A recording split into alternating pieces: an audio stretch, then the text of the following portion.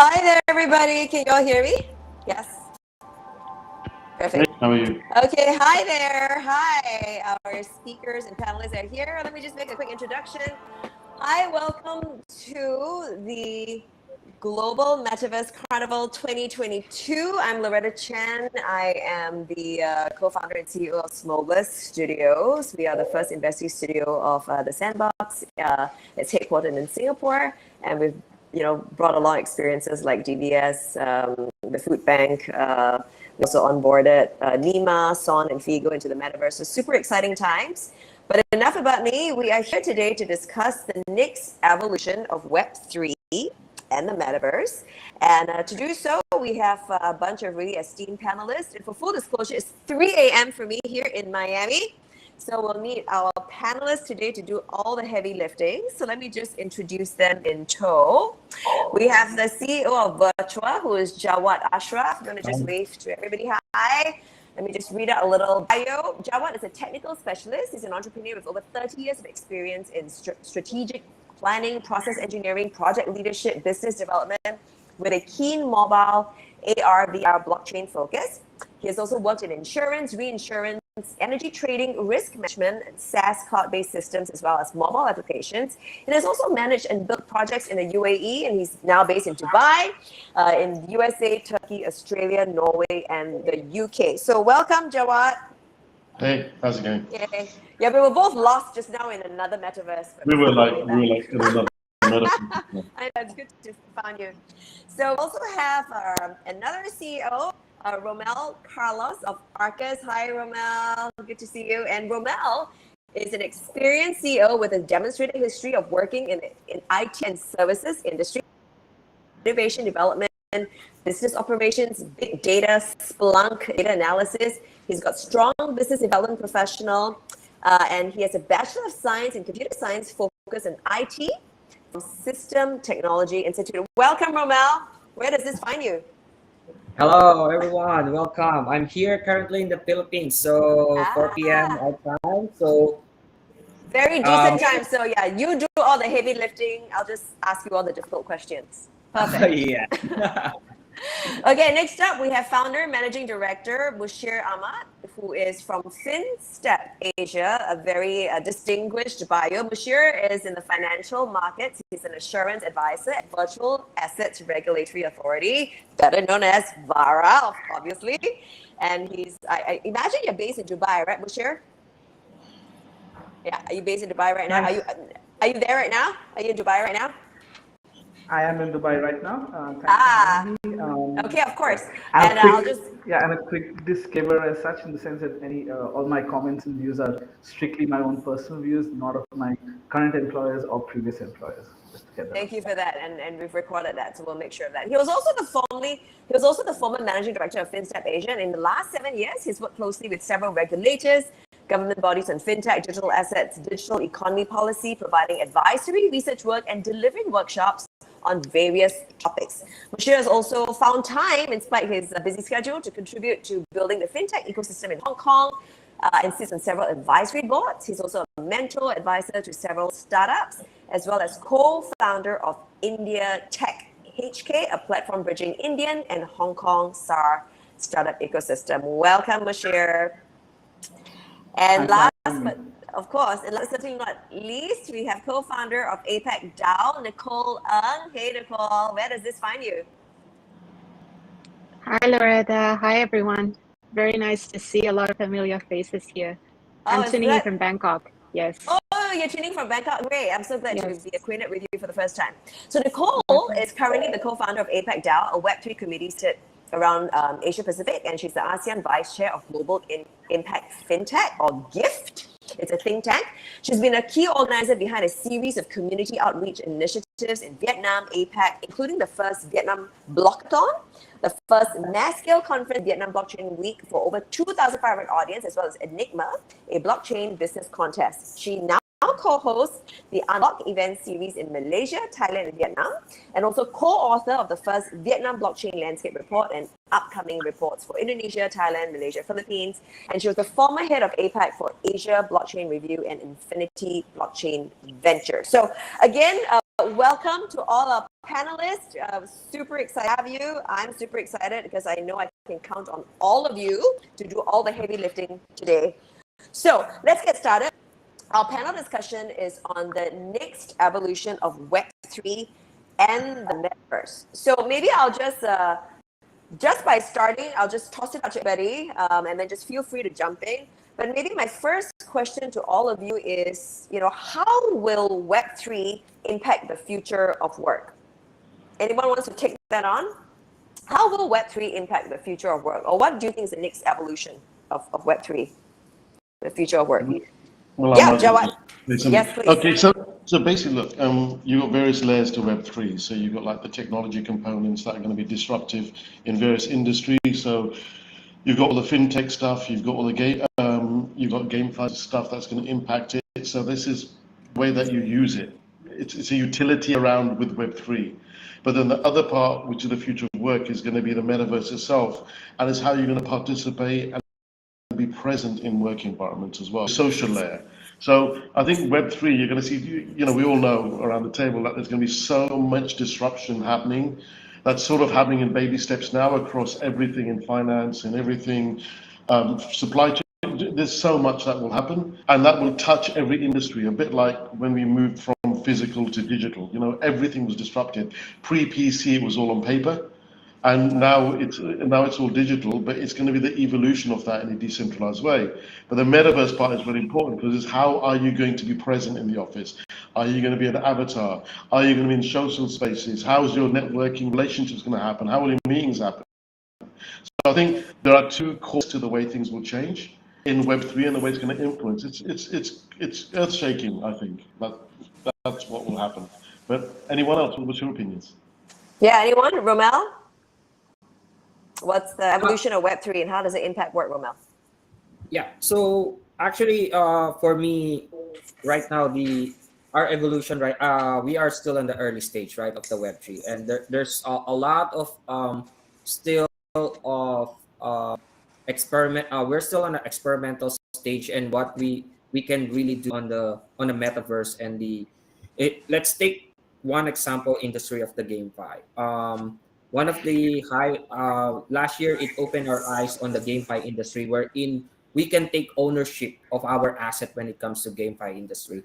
But the real questions on how it's gonna impact us right now, for me as a gamer also, is if this is my professional work, how it's gonna impact me? How am I gonna remove those third party, some other agency that cutting some of my profit from me as a professional gamer? And I think that's how our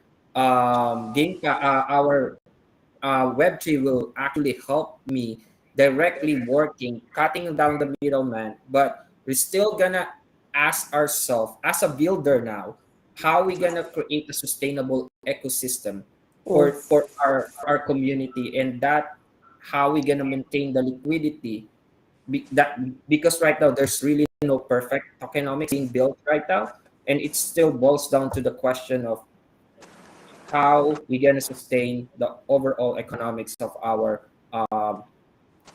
blockchain system by not really diluting the overall economics. And going back to that work, just one industry is still revolutionary, and we need really good builders that have really good vision that can disrupt the disruptive of Web3 technology. So right now it's really more on the experimental stage, and I would say that we really have a good future for the Web3, but let's all help each other to build this good ecosystem that everyone will benefit, and not just for some selective few people that manipulates the system. Yeah, great points. And in fact, I do want to come back to a question that you raised earlier, but before you raised two really good questions that I want to raise to the panelists. But before that, maybe Nicole, you want to offer your point of view? Like, what do you think is the evolution of Web3 and how is it going to impact the future of work or any aspect of life, really? So I think the question around the future work is very exciting because I think, of course, first, of course, it deals with the business, and secondly, it deals with the people, right? because we are talking about the shifting of talents, how we are changing our, I think our habits, of course, also our behaviors these days with Metaverse and Web3. But personally, I think the most interesting or fascinating, I think, model with that comes with Web3 is about everyone can set up their own economies right now. I think this point has been stressed quite a lot in a lot of, by a lot of the speakers, especially Yatsu from Animoca. And he also mentioned that, of course, the most powerful tool with Metaverse and Web3 is that basically you can form a lot of these microeconomies. You can even set your own kind of governance. You can even come up with your own currencies. You can actually work out on the incentives for the people. Of course, you can actually, kind of have the ownership of the assets that you can generate within your ecosystem.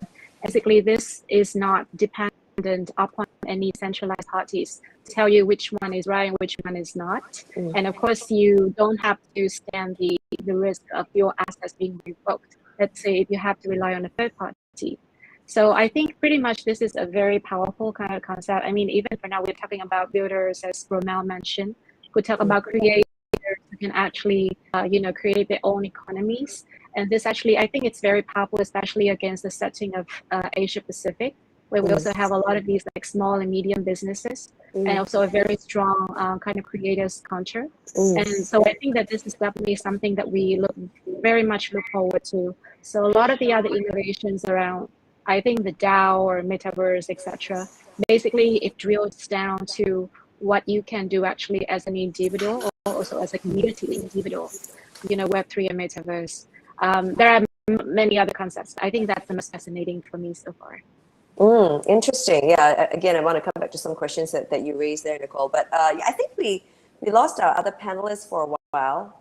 So maybe come back to a question that you raised, Romel. Like, how do we build the system then? Because you're saying that currently there are some bad players, and liquidity has been taken out of the system, right? I mean, obviously, case in point, FTX, etc. Some of these bad players. How then do we rebuild? How do we begin to sort of future trust again after something like this?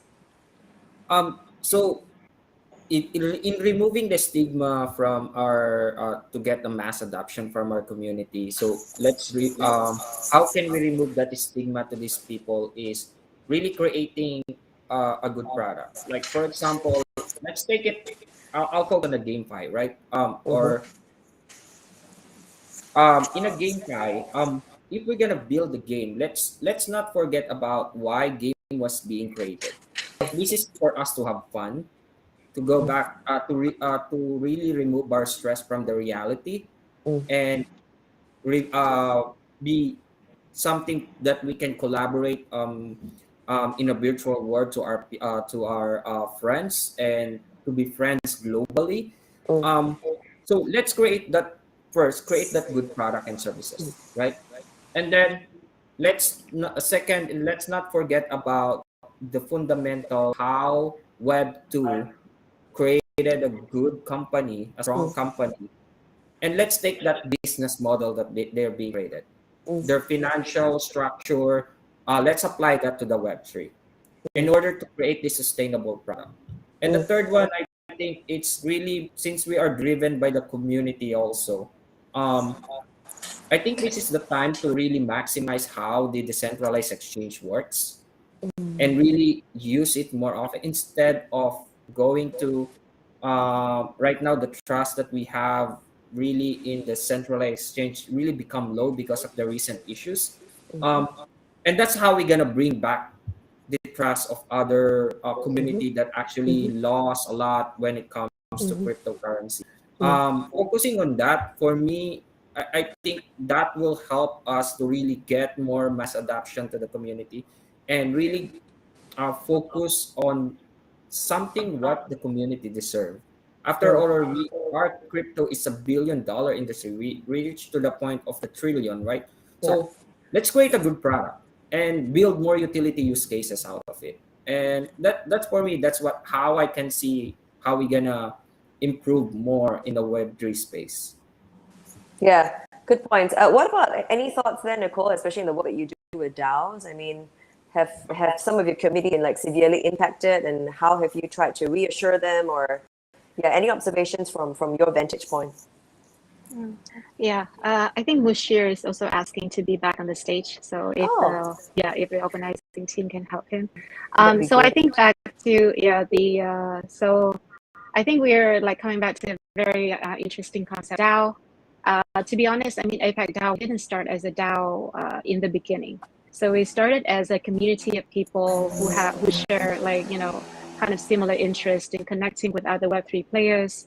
And we are mostly in APAC, and after COVID, we also found it very, I think, very critical to, of course, like to get a chance to know other players and explore the landscape, especially after COVID with Web3.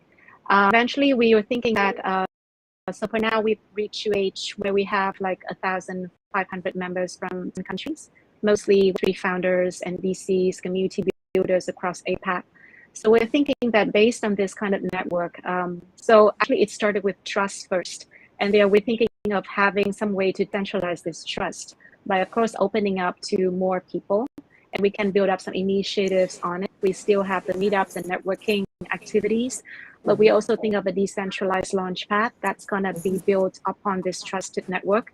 So once we have like a core team or a core network based on trust, we are going to work around the governance, the constitution of the DAO to make sure that, whenever there's any new player that comes in, basically we can, of course, maintain this integrity, also the power of this DAO as a community, intact, thanks to the governance and the supervision of the whole community as a whole. So I think basically, the DAO is not for everyone or not for all business. I believe that it's also very challenging to build the trust, among people, especially after the fallout of it recently. But I think what we witnessed recently is that, of course, a lot of the decentralized protocols are the first benefactor of that kind of fallout. So people are moving from centralized exchanges to decentralized exchanges. They're also going for non-custodial wallets, and of course, like other kind of tools that require you to be the owner, the ultimate owner of your assets. So definitely, I would say that this is something that inevitable, like these kind of market fallouts where trust was, I think, was kind of battered among all of these players. But I think it's a necessary step for us to kind of shift our mindset from the centralized world to a decentralized world. I'm not like a decentralization maximalist, but I believe that basically there's a lot of loopholes with the current systems that if you kind of shift your mindset to a more kind of community-based, also decentralized kind of way of thinking, basically there are a lot of opportunities that can open, and you can also like think about different ways to incentivize people to have more trust to build business. So DAO is one thing, but of course, like everyone feel free to welcome to kind of leverage your own or your community to come up with other ideas. Yeah, well said. And I think so, Bashir. While we lost you for a while, I think I was asking our panelists on how do we rebuild trust in this climate. But maybe I'll pose the two gentlemen, Jawad and Mushir, a slightly different question following what Nicole has just said. So, how, as Nicole did also say about trying to involve the community, it was also something that Romel shared as well. So maybe to both gentlemen, Mushir and then Jawad, well, how will and how can the community play a part in this, especially in such a bear market? How do you think the community, what can they do, for sure? I think the key element when looking at a bear market or otherwise is, as Nicole mentioned, trust is a major factor, right? So when you're trying to build trust, transparency becomes very important, and verifiability, right? The whole element of blockchain being the fact that you could verify something and then have that trust because it's a trustless system was an important element of the evolution of the ideology, right? And I think that's one thing that we need to get back to is how to verify and validate any information that's done, any actors that are done, right? The FTX collapse is a classic example of, again, trust there, right? That everybody trusted what was being done. And so building the trust is going to be critical, but verification and transparency becomes the next part, right? When you look at self-regulation, you also need to, there are two elements to it, or two plays. One being when you're looking at a fully decentralized ecosystem, then it becomes a question of ownership and shared responsibility. Right? So you do need a way where the bad actors can be acted upon, or I'm not going to say punished, but I'm just saying there should be repercussions for any bad act. There should be rewards for those who can highlight the bad actors, right, appropriately. Right? So that becomes important to try to build that story up. Second is quite often in certain circumstances, people push back against governments, authorities, regulators, etc. Right? And there are multiple reasons why they do that, but we also have to find the right balance. The reality is a lot of what's done on Web3 can and may be regulated, right? Some of it already is regulated, and the possibility, whenever it has to do with financial services, that the regulators will kick in. But in the bear market, there have been a significant number of people and investors and users who have been hurt, not necessarily financially, but otherwise as well, right? Because you have the trust in, when you buy an NFT and you think this is the next big thing, you figure out it's a fraud because the validation was not done by the platform and it was just a JPEG, as an right? So not only about the money, but your trust in the system becomes important. So collaborating with regulators in a way that this can be feasible and finding the right balance. Not all things need to be regulated in all circumstances, but being able to collaborate and be transparent what you do and making sure that the authorities are comfortable, right? This is not to say you need to be just be getting everything regulated. It just means that those who can provide investor protection and their duties to provide investor protection and consumer protection are comfortable with what's happening in Web3. And there are a lot of self-regulated organizations in today's world, outside of the financial services world, outside of the regulated world, right? And can we build such things where the trust can be there, both internally in the groups that operate in Web3, but also outside in, because if everybody thinks that this is largely scam, this is not legal or illicit activities are taking place, no matter how much clean the activity is, will always be a shadow upon it. So being that transparency is going to be key. Thank you. Yeah. So Java, what do you think? I think now it's posing all these questions on what can the community do in this climate, but also I think Moshe brought up a point about regulation as well. So I just want to hear your thoughts on both. Is it going to be more the onus of, say, regulation or community? I mean, obviously we'll say a little bit of both, but I just want to hear your thoughts on what is the role of community, what's the role of governance. I think everyone's covered the key points here. It's going to be a bit of everything. Regulation ultimately is going to be very important, or the mainstream will never come to our way. We can't change the entire world's thinking. Right now, crypto is this, and this is the mass market. And if the approach that we take is we're going to educate you on a whole decentralized approach to life, let's wait 30 years. So there's got to be something in the middle, which has got to provide trust in a meaningful way that can evolve into something which actually then works better for everybody. And like Moshe's, even like I'm aware of what VAR are doing, and that they're trying to create a regulated framework for crypto and blockchain companies, but in a way which isn't onerous. But I think a lot of what's going to happen is that then, just as a blockchain allows us to have trust without knowing the details, trust the transactions. I think there needs to be something along the same way for DAOs or organizations, so you can trust the decision making behind organizations in a similarly centralized way. It's almost like decentralized verification of business processes needs to be something that needs to come in as a layer. Right now, if you've got a centralized company, you can have bad actors. If you've got a DAO, it can end up becoming very cliquey and end up being its own thing. I mean, you've seen it with multiple DAOs, and just because it's a DAO doesn't mean they can't collectively make bad decisions. Like that time when somebody bought a copy of Dune, I think for how many millions of dollars, thinking they could make NFTs from it, the DAO voted on it, and then realized after they bought it, they had no IP rights to it at all. They just spent $3 million on a book they could do. So it's like, there needs to be a middle ground, and in my mind it's like the solution is going to be something which is about providing almost like a decentralized collection of DAOs and individuals who can work on a trust basis, who will actually be incentivized, just like miners get incentivized to go ahead and confirm a blockchain transaction. They get incentivized to make sure that these things happen in various industries the way they should do.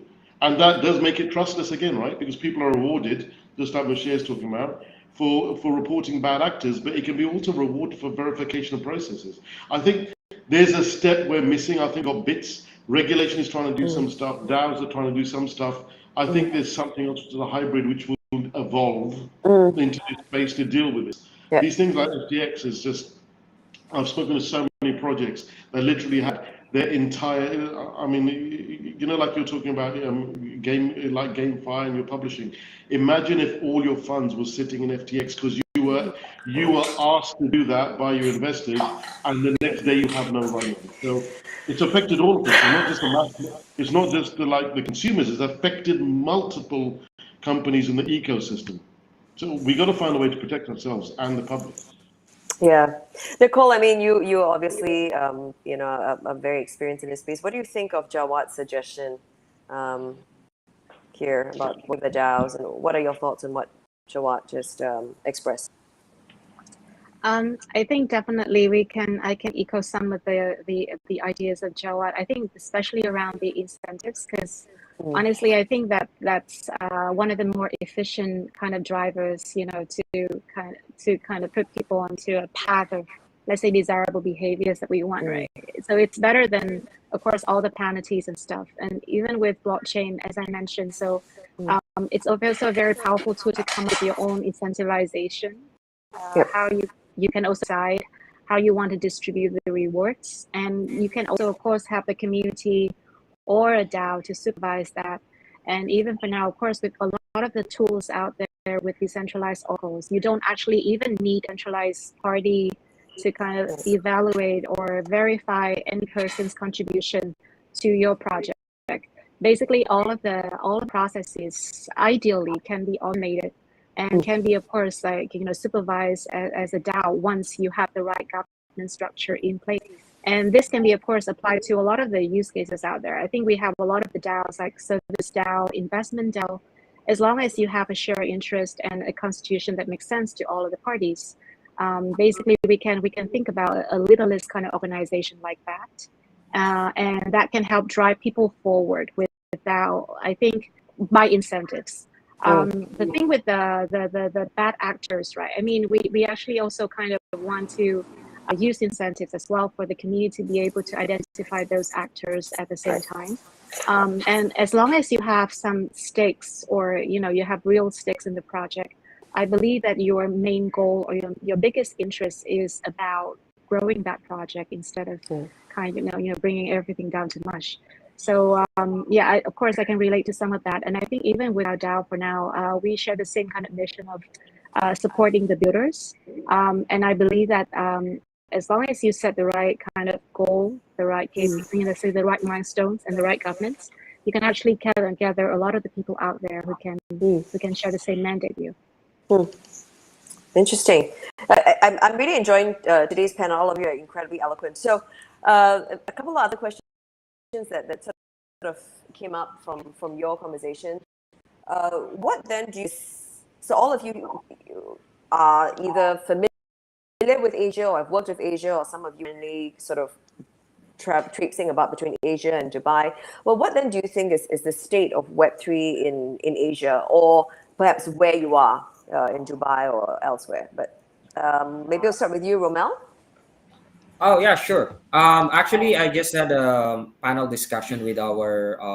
I was invited in our one of our government blockchain education to our community here in the Philippines. So, the state of the Web3 actually, especially here in the Philippines, is really huge. I think the last statistics we have is we have 4.3 or 2.3 million MetaMask user, and we are one of the top country that actually adopted having mass adoption when it comes to NFT and GameFi projects in Southeast Asia. So so in Southeast Asia alone, I was actually traveling this past few months. I met Nicole already personally. We've also been a panel discussion in this Metaverse Carnival way back before a few months ago. I was surprised and luckily to see that personally this from Singapore to Vietnam, Malaysia, Thailand, and Indonesia, the community is really strong, and I think it will grow tenfolds in the next 2-3 years in Southeast Asia. Wow. And we there's a lot of builders now also in this space. So it's really a good position for the other projects also to be really tap the Southeast Asia market and also see the good ones. And the reason why we're also being showcasing our knowledge to the community is to really educate them how to really spot the bad actors. And being in IT, one of my goal by next year is to develop a tool for the community that will create like an AI analytics that will provide them if it's a good project or not, just to help them to analyze the tokenomics, the liquidity, the project. So I think coming up with the right tools also to give from the community is really also one of the best thing, and we need someone that really gonna step up on that, doing that for free, right? And I think by next year, if getting the right resources and funding that I have, probably will focus on that. We already have some ideas and draft some tools about it, and if you guys are also welcome to hear those tools that we're planning to develop by next year. It's really gonna be a big help to our community to bring back the trust, and they know the right project that they're gonna be invested with. But it's really hard to spot. Just to this a disclaimer, it's really hard to spot the recent issues that happened in a centralized exchange. We really don't know, right? It's regulated. It was being regulated by the U.S. government, and we are all surprised of what happened. So Yeah. that kind of this incident is really hard to track. Yeah, no, it's true. Bashir, what about you? I mean, what is the state of Web3 now in Dubai? I mean, everyone, I know Jawad and Bashir, you're both based in Dubai, so I'd love to hear what both of you think. But Bashir, why don't you go first? Because we've been hearing so much about it. Go to Dubai. So I want to hear what you think from where you are. Habibi, come to Dubai. I think that's the shall. way to say, right? Yeah. Well, look, I'm relatively new to Dubai, having spent the last 8 years in Hong Kong, largely, right? So from a Dubai perspective, I think there's a lot of activity happening in terms of across Web3, from looking at licensed regulated activity all the way to having a variety of different things in the metaverse and NFT, etc.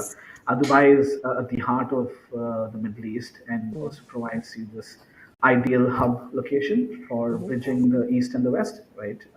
Geographically speaking, it's literally in the middle of the Northern Hemisphere, and that I think is a big advantage that Dubai has. You also have, a lot of parties who are setting up their institutions across UAE and including in Dubai, right, from well-known family offices to big name companies are also coming in here. So I think that's one key element. And then you look at the reach of Dubai. It's 2.5 hours away from India. It's within 3 hours is all of the Middle East, and we're talking about South Asia. And if you just take MENA and South Asia, it's a very young population as well, and a lot of people who are native Web3 players, if you want to call them that. That's a big advantage, and I'm very positive and bullish about the future of Web3 in Dubai. We've also seen positive moves from the regulators as well, and sorry, the government as well, in terms of looking at developing Web3 in a responsible way, but also welcoming in entrepreneurs who are looking to build in the space. Right? So that's on Dubai. Very quickly on Hong Kong as well. I think in line with what Ramel was talking about in terms of Philippines, Hong Kong has been pretty big in the NFT market. But from a regulatory perspective, one of the earliest to kind of start looking regulating the overall crypto market.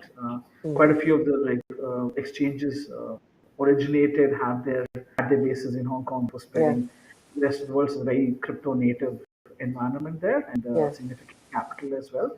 And it will be interesting to see the evolution. I think we are moving back towards also opening for retail investors in the coming months, as in formalizing that process with regulatory safeguards, but as a ecosystem very thriving. And I think once we see the full opening of Hong Kong, they will be a good place for as a hub for East Asia overall for Web3.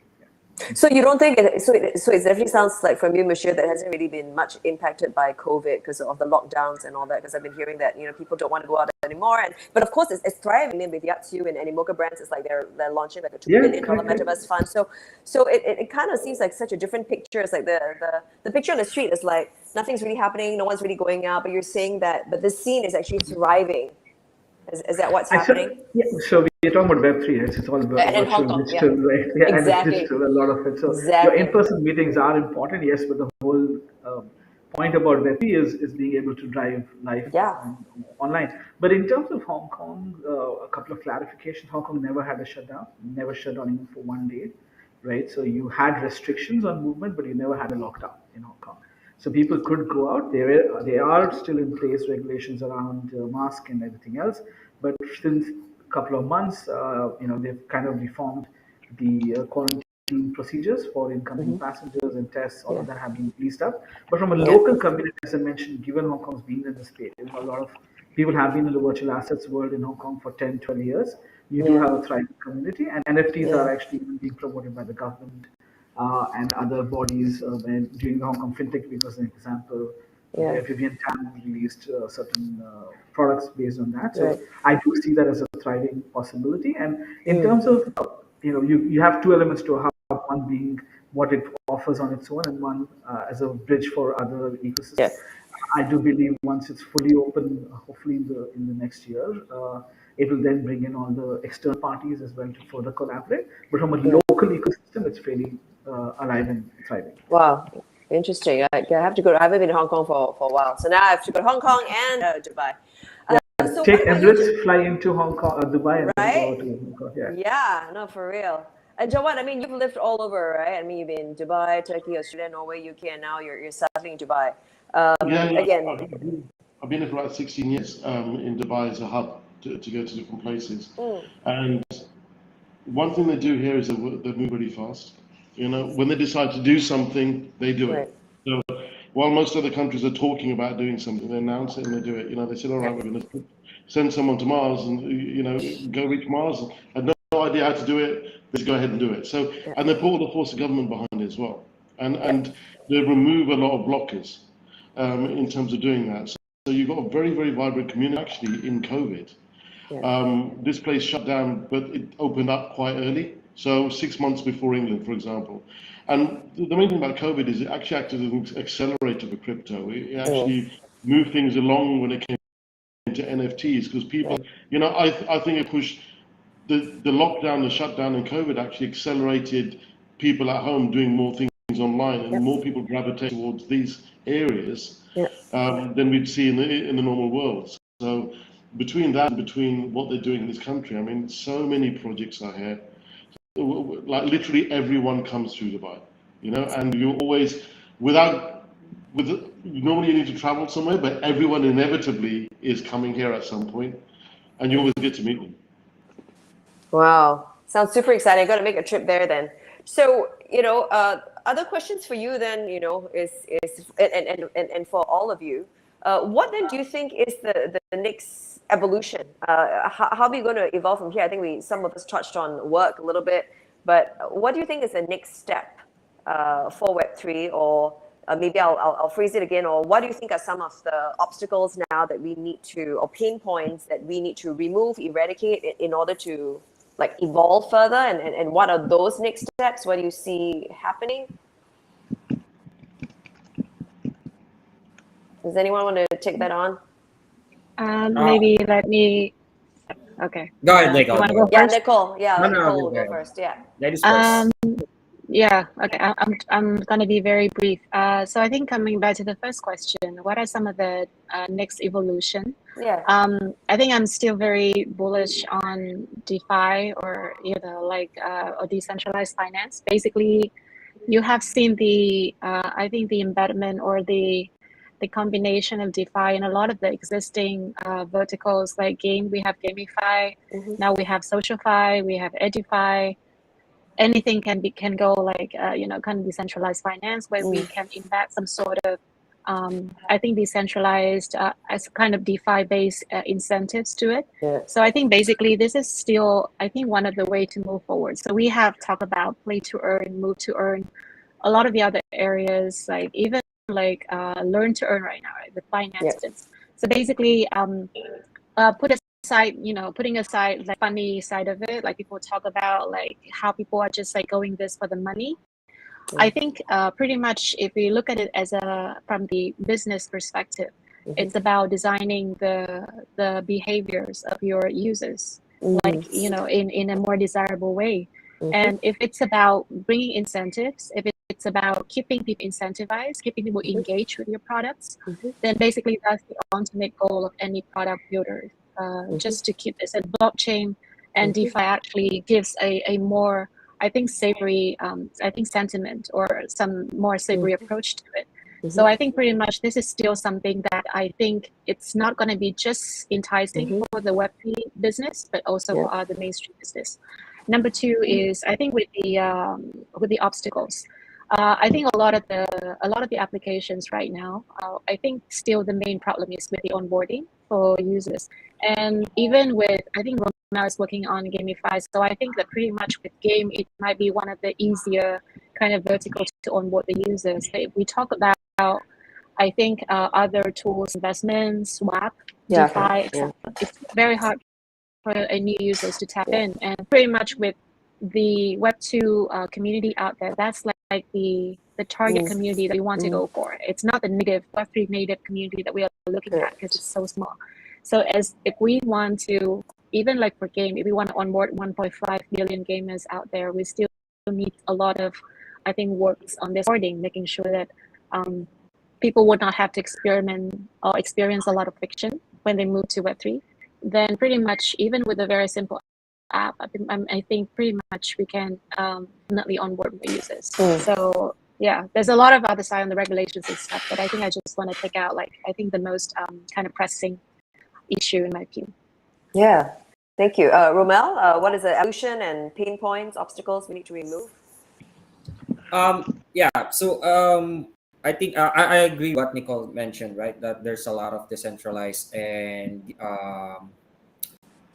finance involvement on the X to earn aspect in the Web3 evolution. And that will give the community the power and the ownership that they are really wanted, and not really tie up in one thing. And the fascinating actually when it comes to technology and building, what I'm really looking is this one metaverse world wherein all this uh, NFTs that you bought into a different games. This is just an example, but seeing them in the one world, right? And if someone will create a project that actually can onboard all of this NFT that came from a project that wherein they cannot use it anymore, but they can use this in this one world.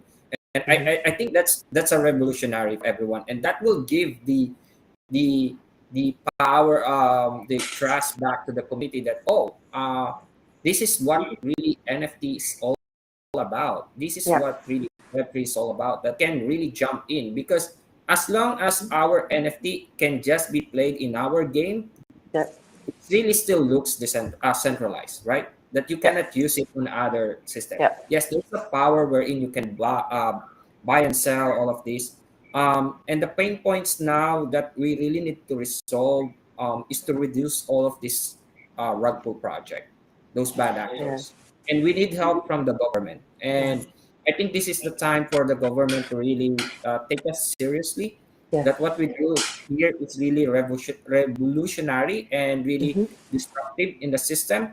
And we need help from them to really streamline this project, this company that being just, it's kind of like a mushroom that really just showing left and right. I think we have 1,000 of project, and only 1%, 5% being left for the bull after the bear market, right? Wow. And then another new project coming in. It's kind of like in and out, right? It's just like they taking all this money from the community and then hit and run. So um, for me, I take it seriously, and if Philippine government really require us to get all of this Sure. what do you call that, documents, permits, that what we need. Yeah. By the way, we also secured our SEC license here. Mm. So very now the government is slowly taking us seriously, and Yeah. hopefully that in the next coming years there will be more serious regulation that will be implemented in this space, because we really I really love technology. That's Right. how I fall in love with the Web3. It's the Right. technology behind it. You're So right. I need to roll Rommel out when we do VC pitches. I need to roll Rommel out because that's effectively what we're building. So Rommel, our metaverse that we're building in Virtua, is a metaverse which all games developers can connect their projects to, and NFT projects can connect their projects to. We've already done this with Cardano and made an island for the community. We have multiple projects who are looking to have NFT utility, bringing them into the metaverse, using, and not only just, it's not just games. It's like give the community a place to Yeah. be. So if you've got a project, we like Dead Pixels, a bunch of them. Like we took all the Cardano main picks. We spoke to the teams. They have their own villa styles, own crypto styles. They're going to have brand hubs where they can come in and people can leaderboard to the game engagement. But then also your NFTs, we're encouraging a lot of people, companies to build on top of us like an OS, and then take the NFT and take it into another game. Because if you look at things like Steam, people Yeah. take a game and they mod it. But imagine if that became, you make a game, right? But then you can provide the royalties in it so that another project can change the avatars and even theme the game a bit, change some of the gameplay, publish it as their own game, then you get royalties. So you have your game here, but flavors of your game are published by other NFT projects to give them utility, engage the community, and tether in the metaverse. So that's sort of where we are. I mean, like we've been building, we have about 250 people. We've been building for about 5 years. Wow. So Oh we've wow. got a whole bunch of good, yeah. So we've got a whole bunch of this, and we've just, like any, this is what I think the future is, because I think the future of Web3 needs a space first. We're all fragmented. We're all over the place. Yeah, We need well, a place where people can come with trust. let's connect after this meeting. I'll share you some of my insight on how you're gonna build that. I was actually an innovator, and I worked in IT industry for 17 years, and I was one of the pioneer of the big data. So I really love. Let's connect, and actually, I'd love what you're doing. I really wanted to also be part of that revolutionary that you're doing.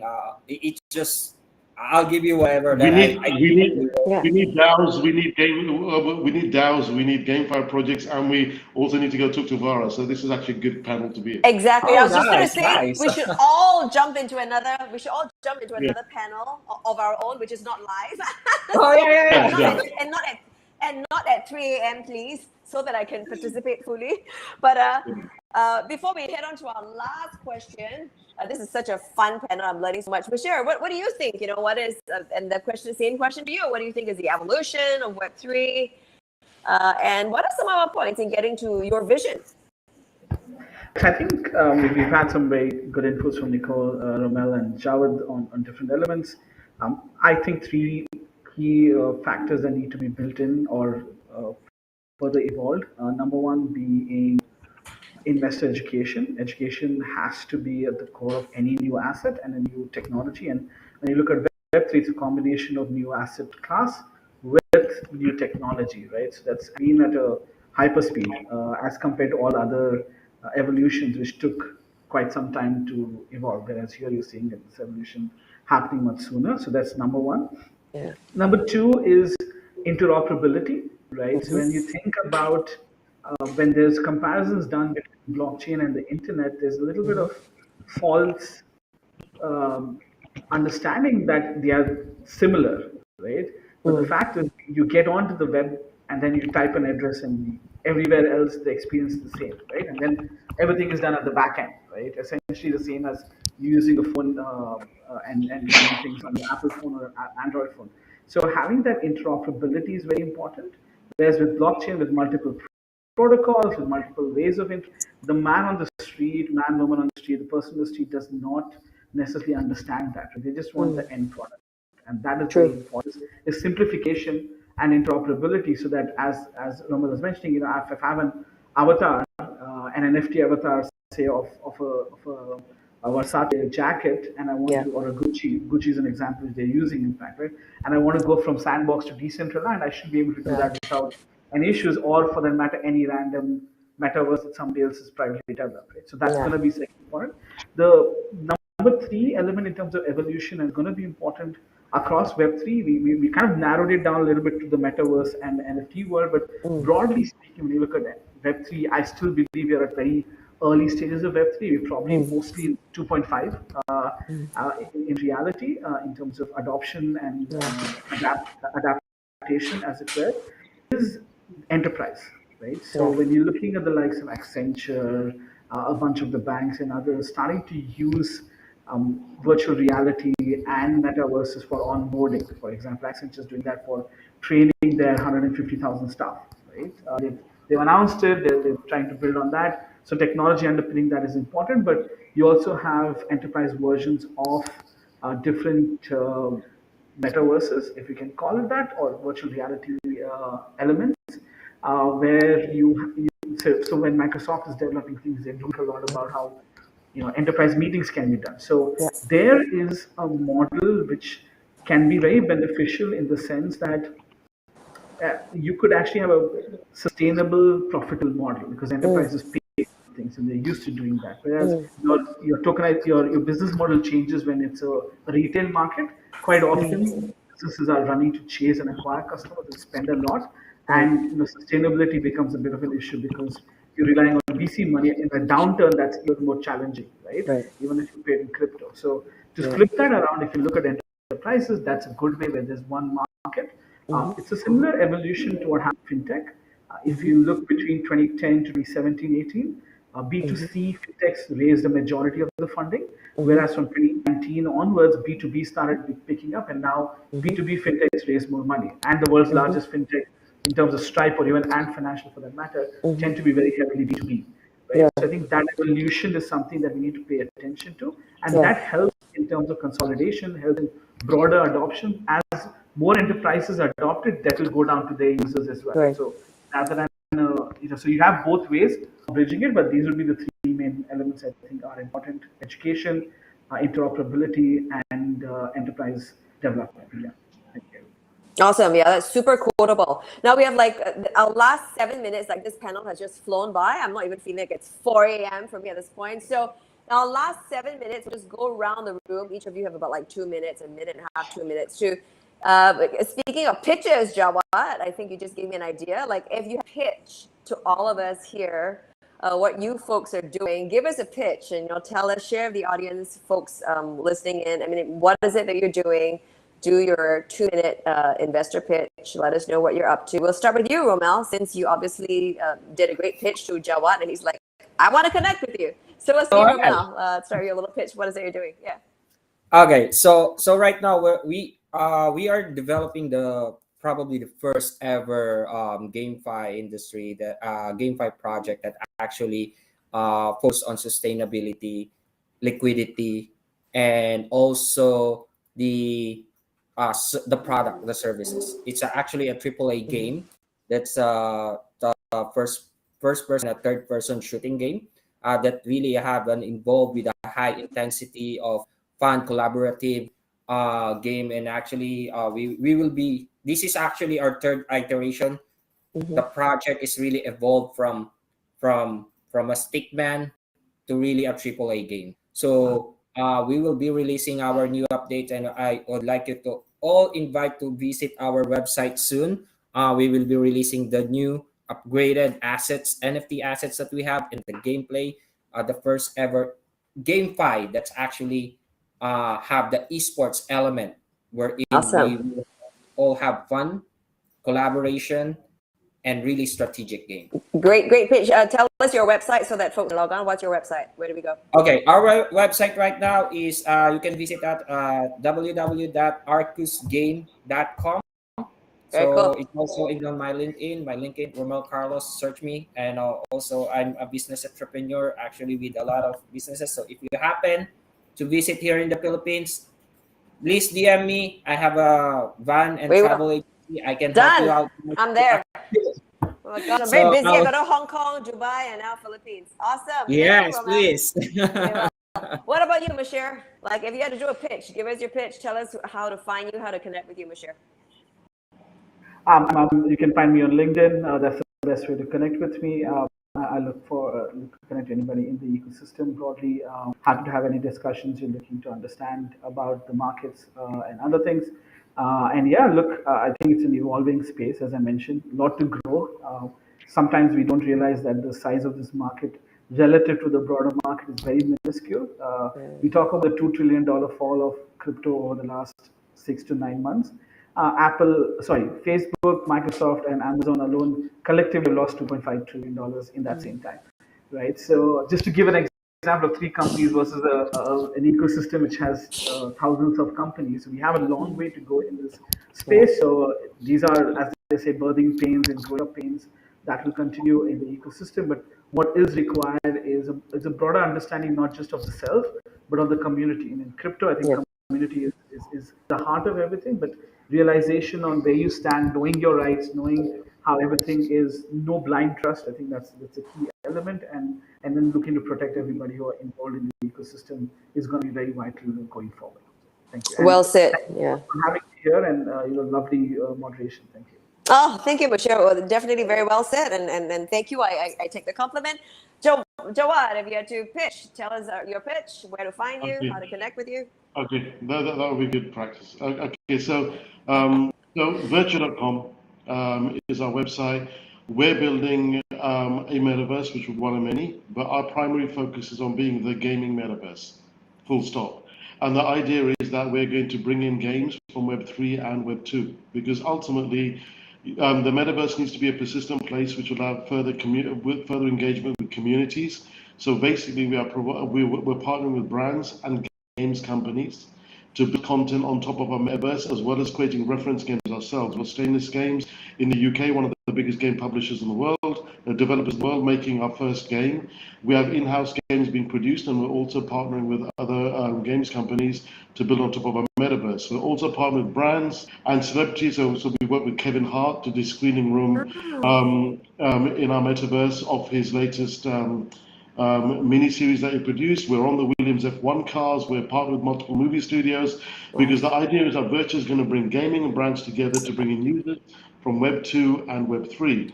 Web 2, persistent virtual world with DLCs. Web 3, metaverse with NFTs. But at the end of the day, the players will all come in if you can create one place where everyone can mix. And we won't be able to do that just engaging the Web3 audience. We've got to bring the world in, and that's what the virtual metaverse is about. So you can connect with me in LinkedIn, and just come to our website, and we do have our big land sale happening on Monday, which will introduce a monster version. You've got a villa, but opposite Jurassic Park sort of place, with kaiju, Kong, Godzilla, Goliaths, monsters roaming around. So what we're doing is very different, and it'll be tethered by games. So we're building something different, and I'd encourage everyone to pop over and have a look. So there you go. That's my pitch. We're so excited.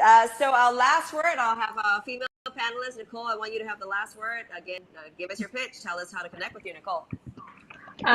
So yeah, I started my blockchain journey as a community builder. I have always been a community builder, and I will always be a community builder. So I started my blockchain journey back in 2017.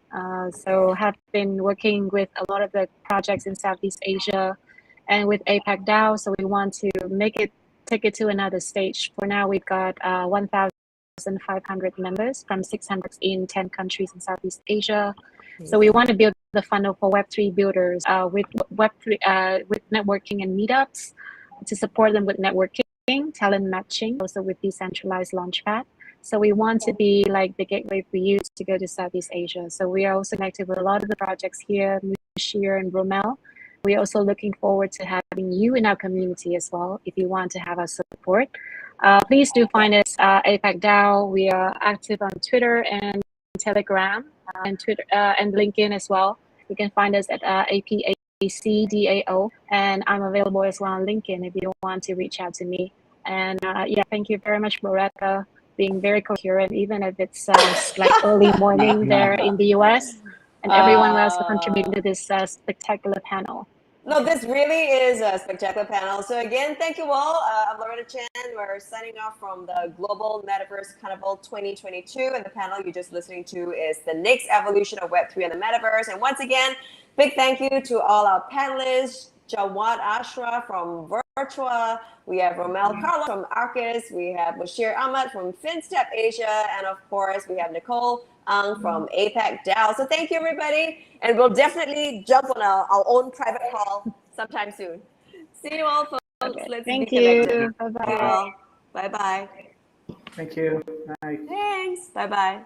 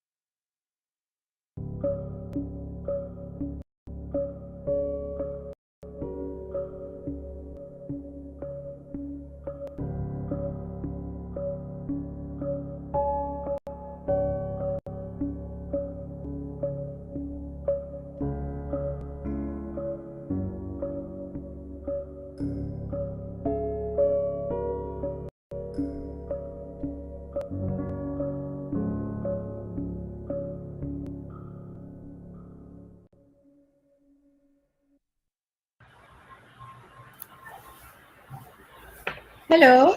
Hi. Am I audible? I hope Hi so. guys. Okay, so we have. Guys, hi. Hello. Hi. Hi, good to meet Am you. I hope Hi so. I guys. think there is a lag for some So, reason. Okay. Guys, hi. Hello. Yeah, there's a Hi. lag. Hi, good to meet Am you. I audible? Hi guys. I think there is a lag for some So, reason. Okay. Guys, hi. Hello. Yeah, there's a Hi. lag. Hi, good to meet Am you. I audible? Hi I guys. think there's a lag for some So, reason. Okay. Guys, hi. Hello. Yeah, there's a Hi. lag. Hi, good to meet you. Hi guys. There's a lag for some reason. Okay. Guys, hi. Hello. Yeah, there's a lag. Hi, good to meet you. Hi guys. There's a lag for some reason. Okay. Guys, hi. Hello. Yeah, there's a lag. Hi, good to meet you. Hi guys. There's a lag.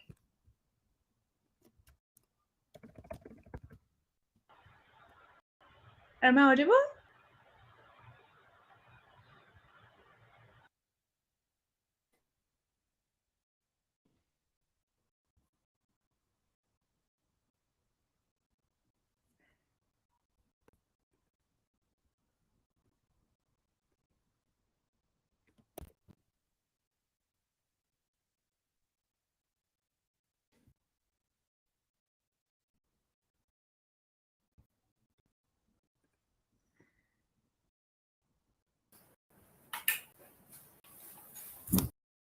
Hey, guys, can you hear me? Yeah, I can hear you. Can you hear me? Oh, fantastic. Am I I can hear you. Hey, Kayesh. Hey guys. Hey, Mike. Kayesh, good to meet you guys.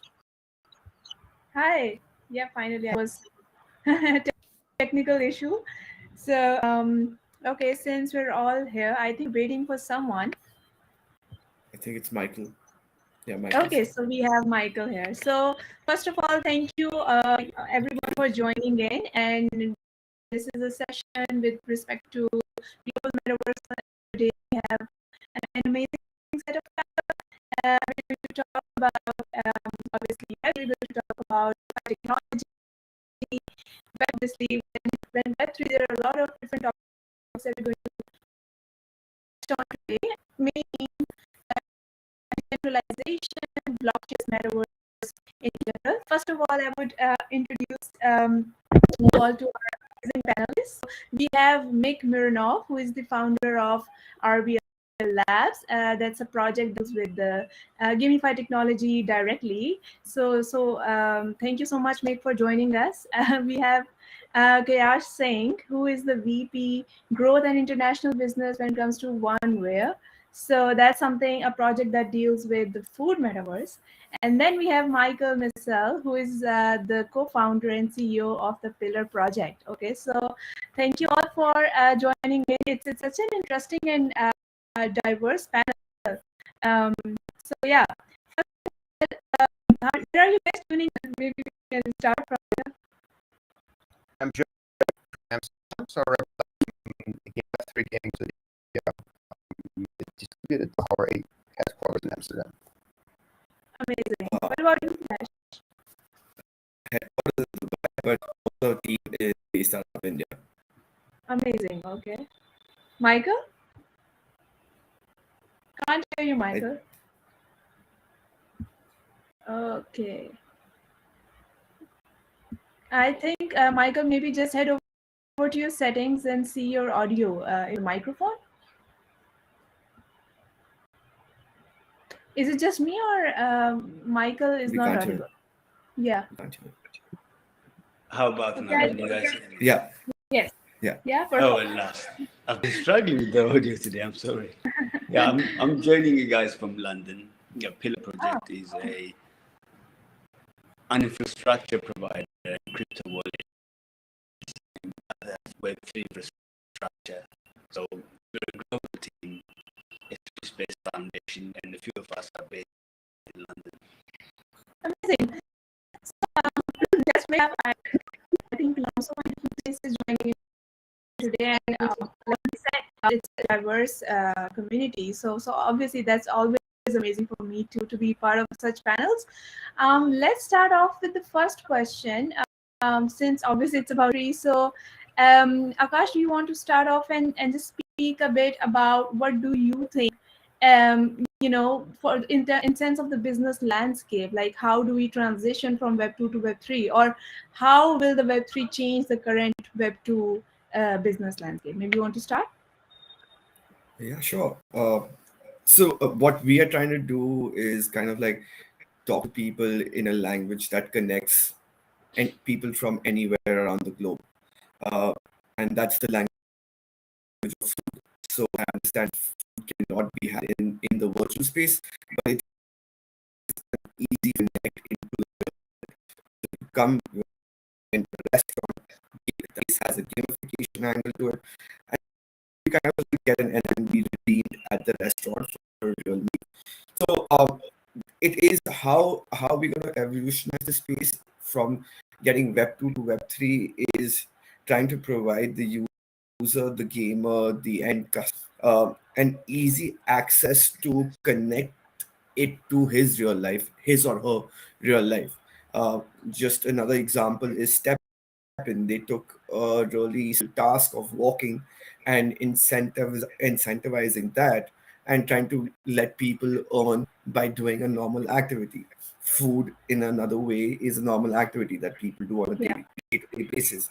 So it's all about how you can connect your project to X that connect to users' daily access. It's like the toothbrush effect.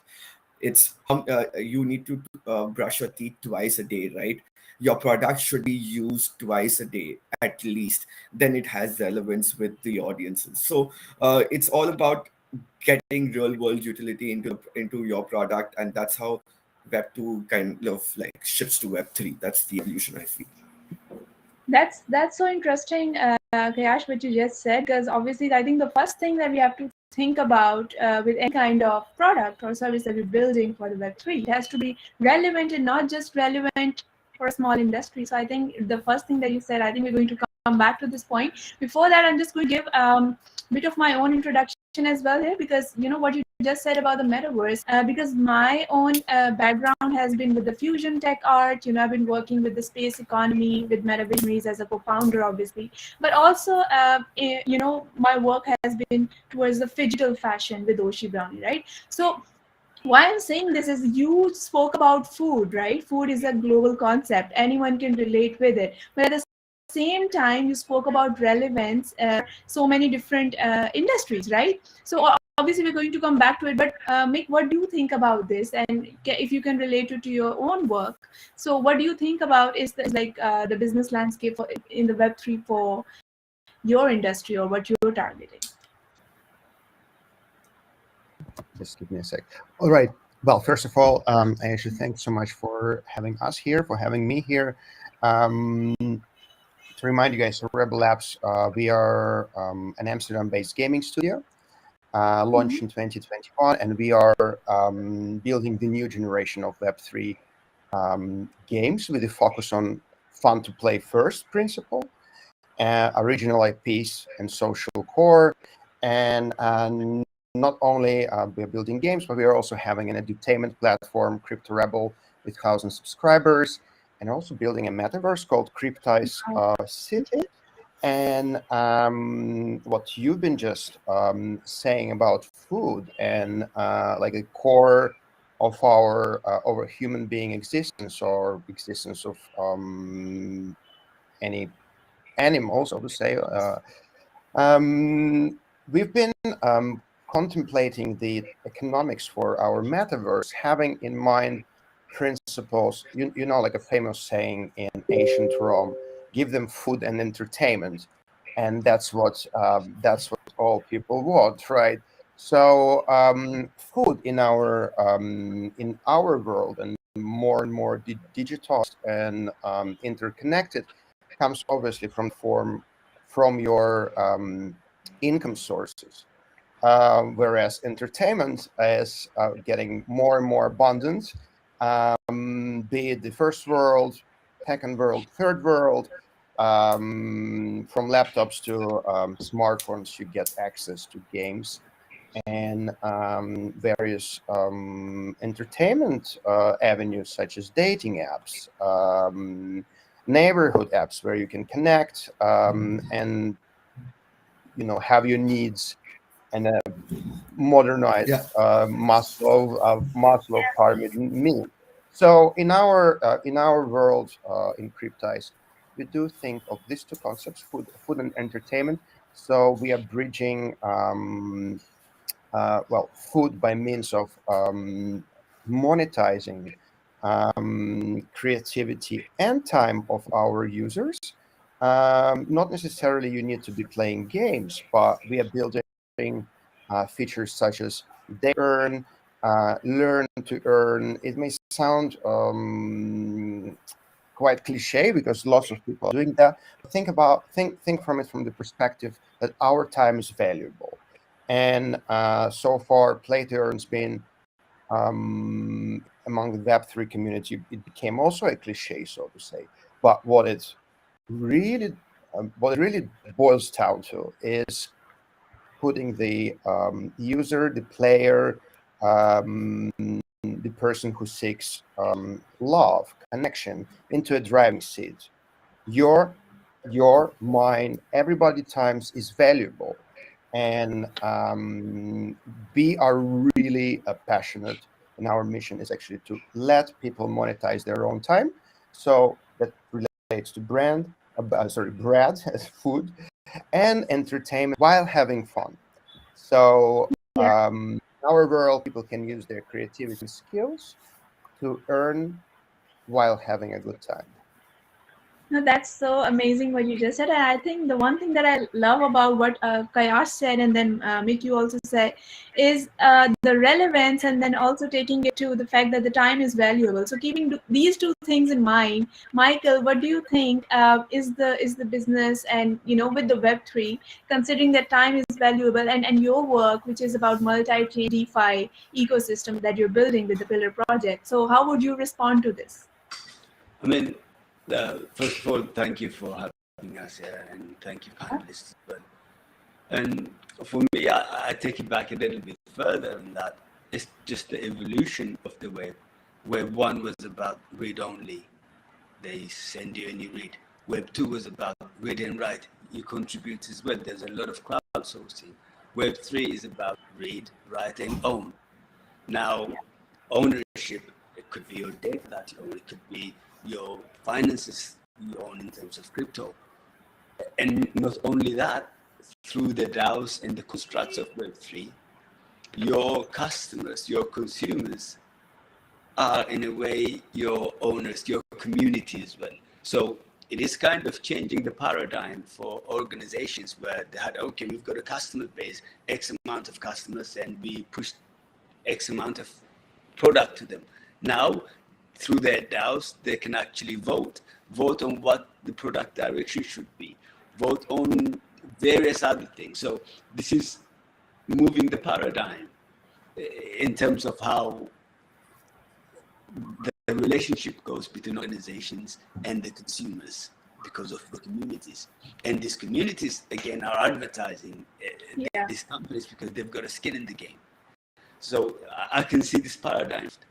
Our place in this is, as Pillar Project, we've got a product called EtherSport, which makes it easy to take the friction out in Web3. Because Web3, it is at the moment for technologists, by technologists effectively. It isn't the easiest thing to use. if you're not from the Web3 world, there are a lot of frictions. Just you have to know which wallet you're using or which network am I connecting to. Do I have to pay gas on this one? Do I have to have the Yeah. native gas on this one? How do I do cross-chain? These are So all many questions. Yeah. frictions that, say, if a typical gamer goes in, they would be thinking, do I need to put up this? Oh, so what we're trying to do in here is, okay, so what do we do? You do not need to do these network switches anymore. You can actually use social. You can actually do not even need to use those mnemonic phrases, etc. So we integrate with other solution providers like game providers, etc., to give their user base a Web2-like feel for the Web3 service. But Michael, like your work, and I read it on your website that you're governed by the DAO, and obviously we're at that phase where metaverse is somehow the idea is established, although we haven't seen it taking much diverse forms as it could have. It's still in progress. So my question to you would be that how is the idea of DAO in your opinion, and also because you're working towards the wallets, you're talking about multi-chain DeFi experiences, how will that translate, or will that be interoperable with the system of gamification, which I think which obviously Mick can talk more about, or Kayash can shed more light when it comes to the metaverse part. But what my question to you is, how will the wallets be integrated with the gamify, and if you can give your perspective on that. I mean, that's the thing. Wallets by themselves, they are a friction point, because you use a certain wallet. Oh, I'm connecting to this EVM network or this other EVM network. I have to know what I'm doing, etc. So what we've done is, with this sport product that we have, a gamer can join by logging in using their email address, where in the background they would have a wallet. And abstraction is the key. Abstracting these things, and when, say for instance, a gamer on mixed platform needs to do a certain few transactions, on the current Web3 they have to sign all of those, and again that is a friction, asking the user to do so many things. So what we've done is we've created a technology where all these things are abstracted away. A user clicks once and they do, because these things happen in the background for them. They'll be centralized and self-custodial. That's the key. Ownership of your content, ownership of the in-game assets. I don't know if I've answered your question. Yeah. I think you have, because it's so interesting what you're doing. It's with a twist, and obviously you put your own ideas behind, which we will come back to it more. But Mick, I want to know from you, considering that your work with RBL Labs, it's all about the gamification, and you're working on, I think, 2 active projects at the moment. So maybe you can, talk to us about it. How was it to, get into it, where you are with it? So yeah, we would love to know. Oh, we can talk a lot about it, about our journey and the products we're building. Yeah. It's going to be self-promo, but you touch base on DAO, right? And DAO Web3, has been such a hype, DAO in the context of Web3, and of course, like revamping our democracy, all right, let our community vote, let them be heard, and we are all working on these cool features. Or like, for instance, ourselves. We are building an indie quest called I Know This Place. We showcased it at the Web Summit in Lisbon in November. And it was like the biggest hit. Our booth was the busiest among beta startups.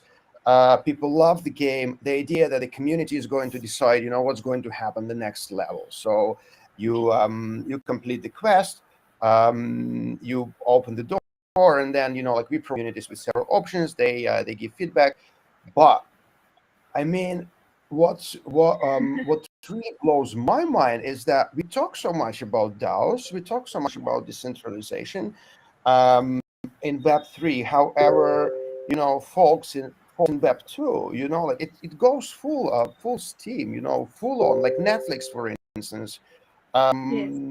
They reportedly plan to expand their preview club, so gonna be letting the viewers to shape content. Well, they call it a content already, right? Movies, series, it's a content for them.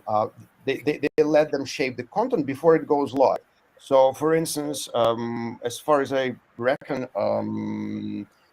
they let their viewers provide feedback on DiCaprio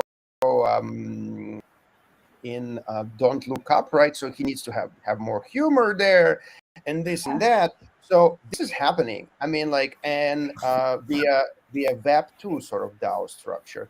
Yes, perhaps it's not transparent. You can't see like the transactions on blockchain, who voted, and like how much tokens they spent, and which smart contract it was. But the model is being pioneered already by like large tech companies. And we look at Reddit, a total of Web2 platforms. Hey, they've got NFTs going on, and they don't even call them NFTs, right? And they do have the voting and upvoting and so on and so forth. So yeah, I mean, it's DAO is amazing, and it's an amazing concept. Blockchain really fits in there, and transparency, and having it automated in a smart contract way. But we really, first of all, we do need to speed up with our innovation, and we don't need to go far to see like really good examples of companies like traditional companies doing this space currently. So what we do, we are building a DAO indeed on a level of our metaverse. It's called Cryptized City. Why Cryptized, you might ask? It's our crypto city paradise. It's an island where you'll meet your favorites from crypto pop culture. Be it an exchange listing manager or a Lambo owner or whoever, Whale, Satoshi, and so on and so forth. So like the characters that we developed already 2 years ago for our collectible strategy card game, log game Legends of Crypto. So DAO plays a big role in there. And we do push narratives, of course. People love storytelling, and we love beautiful stories. So definitely DAO, definitely pioneering democracy, and we'd like to have several models of voting, including sort of mini anarchy, where we let just like a one district where folks be able to decide on pretty much a lot of things. But first, we need to build the core, before deciding that. So we have Metaverse. We are building several hyper casual games. Currently working on making it available in the Apple Store, Google Play, and of course, it's like a puzzle we need to solve here. How do you bring And it back? also, are these games? Sorry, so are these games also available on Oculus? Like, how does that work? Because obviously, you're talking about GameFi, you're talking about Web3. So obviously, Oculus has its own market. Like, how does that even work? And you talked about Netflix, Correct. because I read it that all the product companies are now thinking about gamification in seriously, right? They understand that the consumer wants to be the owner of, and it wants to be in the power of the narrative and how it goes on, right? Because I'm, as a visual artist, I understand where the world is moving when it comes to narratives. The world of traditional art is gone. So that's where we are. Like, this is the reality. Like, people would not watch the films unless half of the film is actually fun play, or play to earn, whatever model you're talking about. It's incentivized, right? So do you want to talk about that? Like, is it just available for Google? No. Or maybe our audience would like to know. Yeah. Right. That's a great question, and I hope our team is on this.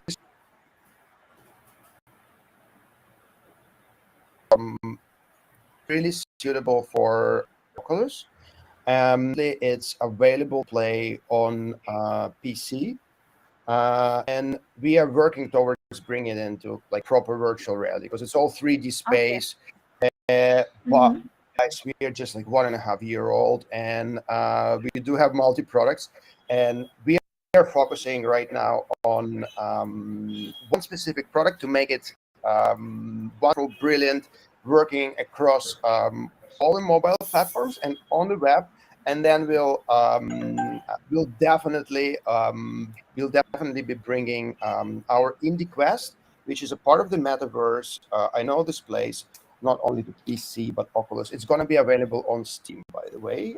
And we just got amazing feedback from Sony, so very encouraging for our team who's been working on this title for a while. Yeah, and I think that's the most exciting part, being able to collaborate with so many different people. Like you just said, we can have our ideals from the crypto world, from the metaverse. Like ideals can be there, right? And I will come back to this question with you and Kayash more, because even Kayash, I think, has been working with chefs, has been working with different restaurants.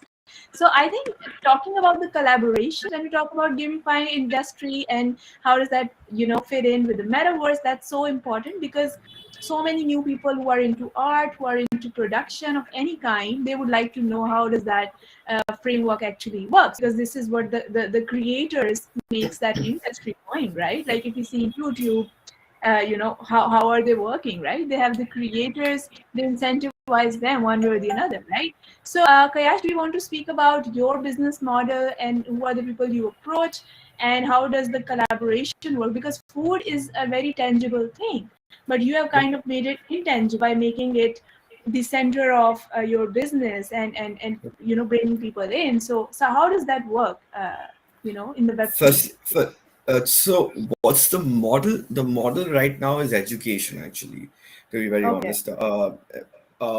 For a Web2 food and beverage industry person, a restaurateur, a chef, a food brand, these people are very new to this space. It's more about educating them and showing them what the benefit is, because I believe and we believe that we're going to move away from a world scrolling. You've been scrolling for the last 5-10 years, and then that shift needs to happen where you need to do a more immersive, more in-depth, more interactive marketing format, and that's where the metaverse comes in. So the first step that we are taking towards like incorporating this sector is we created a play to earn game as such, wherein every product or every Web3 project talks about staking and has set this 3,000% APY, 80,000 APY, and it's all doesn't work in the long run. It's all good in the beginning, and then once the market crashes, everything goes to zero. And we also understood from like the previous games, like Step In and Axie, creating in-game token and creating a governance token. The governance token goes up, in-game token go up, and then both crash after that also. So we've kind of like created this game where we created a staking mechanism wherein you stake your tokens, and instead of getting more tokens, you get NFT ingredients. Okay, you need to combine these ingredients to form dishes. So now these dishes are something that we are collaborating with chefs. We partnered with like 8 chefs already around the world, and we're getting their dishes into the game. So maybe a chef has, like, let's just say an example of a chicken soup. Now the chicken soup has 20 ingredients. The user needs to collect those ingredients, combine them to form the chicken soup. Now they can use the chicken soup to play food truck wars between 3 people. You get your dish, say let's the theme is China. You get the chicken soup, someone gets pasta, someone gets pizza. So what's more related to Chinese is soup. So the person who gets the soup NFT wins, and the other 2 people need to stake their tokens. So there is no giving away of tokens happening in game. So kind of understand the inflationary matters. Now this this dish can be also connected to the real world, wherein maybe the chef says that, or the food brand or any brand that we work with say that, okay, you can get 1 year free supply of food from this brand. The use case needs to be decided with the brand, but yeah, this is what we want to do, is bring through our game, bring real world utility, and also with the metaverse also bring real world utility. So both about actionable results at the end of the day. And also, Kayash, what you just said, I think, when we talk about these new ideas, especially when you're tapping into an industry like food, obviously not much heard of. I mean, I'm listening to this idea where chefs are becoming becoming part of it for the first time. Although I've seen Metaverse being made for the D, I've seen Metaverse being made for, a lot of crazy things. But I think what you just said makes a lot of sense, because edutainment, especially when we're targeting Gen Z, I think Mick will agree that, games are for the young generation. So we have to constantly educate. We have to constantly reach out. If you're not educating the new audiences, like in your case, it's the chefs, it's the food brands, then you can't possibly give them a chance to become part of the Web3. And this is like the portal for them to enter, right? So I think entertainment, especially why I think if there is entertainment, it's just so easy for people to digest new information. I think what you're doing is quite phenomenal. But I had a question, like based on what you just said. How do these chefs then monetize? Because in your case, the creators or the creatives are the chefs, right? They are thinking about new recipes. They are coming to you, and I'm sure most of the people who are listening, they all are foodie one way or other, right? And everyone has like some favorite dishes. So is your idea open to maybe the general public in some form, or is it like an exclusive model where No, it's you are being very picky about people who come on board? So how does no, that work? it's open to the public to view. So let's just take an example of Farzi Cafe. It's a restaurant that has 9 outlets, primarily in India, but also in Dubai, another country in the Middle East, UK, and the US. Now they have nine outlets. Now you enter their restaurant. In our metaverse, you play a game there, which is maybe like a treasure hunt. You collect an ingredient, collect those ingredients, which is in the treasure hunt, and get a dish which you can redeem at the restaurant. But coming up to revenue and monetization, now how are these brands today, or like brand chefs kind of like monetizing their restaurant or their cookbook? They're selling it through Amazon now, or they're selling it to some online ordering app. Now these are two middlemen that take 30% of your pie. The blockchain does not want 30% from you. The blockchain just wants that is maybe like 0.5 or 1% of the total value. Now that's where the monetization will happen. It's like selling right from your website, but in a more interactive, more immersive manner. So at the end of the day, they will see the benefit. That's where the education comes into play. You educate them why this is important. If you want to, like today, you're on Amazon, you look at a cookbook, you really can't look at, you can just look at 1 or 2 pages, right? But you can totally interact with, maybe like show the dish. How does it look? What is the chef cooking the dish? So there's so many things that can be done in a more interactive manner, and I feel they will see the monetization aspect of it in the longer run. And also, Kayash, do you think like NFTs play a huge role when you're talking about this business model? And why I wanted to highlight this question is because obviously we've seen a lot of scams. We've seen huge collections out there, JPEG, and randomly choosing, what character you get. And obviously it's not based on anything, because now we see most of the flipping activities that we see when it comes to NFTs, it's now silent, right? So when you're talking about NFTs, and obviously you have a very interesting structure around food, what do you think? Like, is NFTs a huge part of it? Does that allow you, or is it your idea based on crypto? I mean, there are so many questions, but what I'm trying to understand is why it's based on NFTs, or is it See, the thing is, dependent on? I think we are so new into this space that we have kind of like the people who are in it right now have kind of blocked themselves with the idea that NFTs is equal to money making format. We have to step away from it. It is a digital contract that makes you the owner.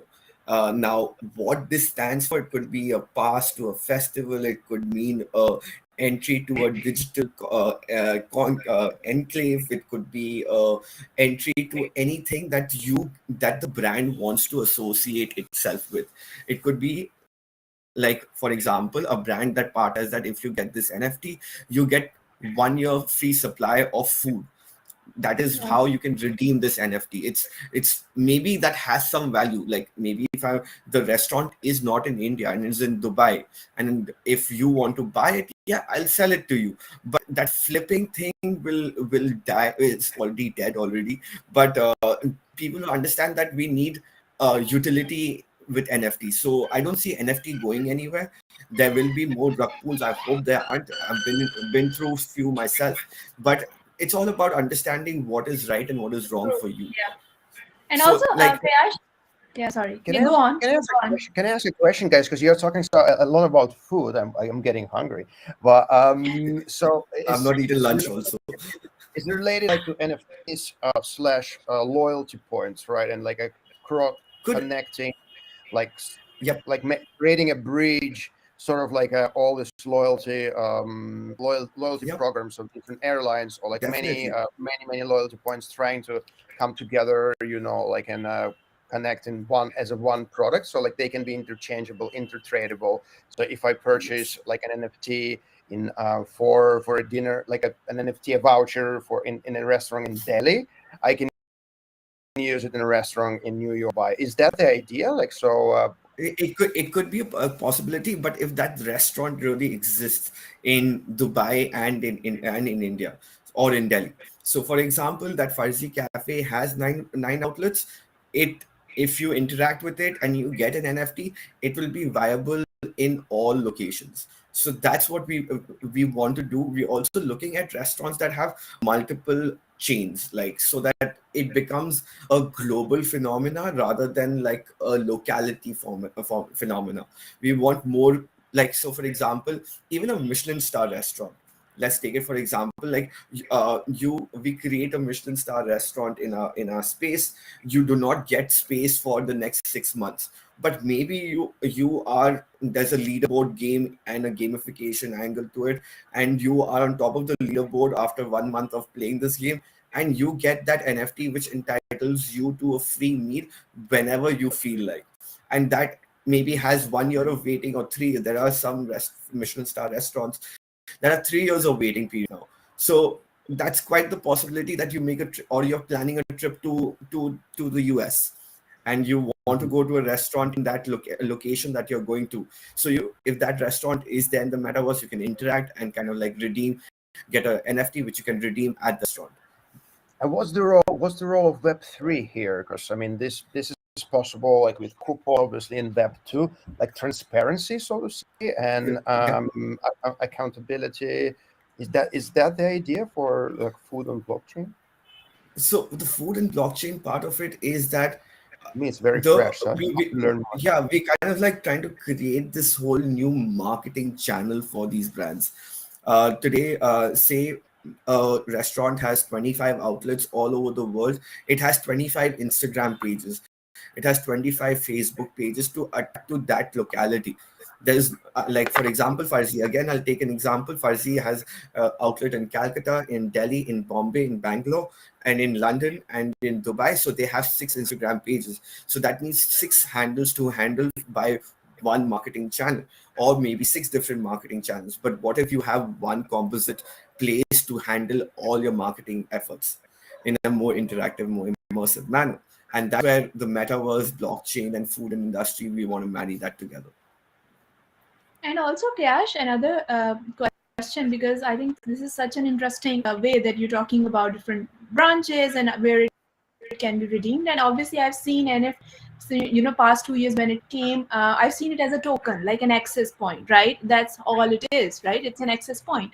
But when people are buying your NFT, if you're like just airdropping them an NFT based on if they want it or whatever, how important it is for you that they should gaining that NFT and not be flipping it, because I think this is what defines the ultimate success in the long run, right? If people are flipping NFTs just to make a quick buck, then obviously it won't stand a chance, because we've seen that phenomena come and go. So how important it is for you that people gain that, so that they think, oh, if we retain this NFT, then in the future this is access to multiple perks associated with their favorite food, their favorite chefs. So Is that the idea, or is DAO into play when it comes to this model? So the DAO will come into play when it comes to the gaming layer, where people stake tokens, collect ingredients, combine them to dishes.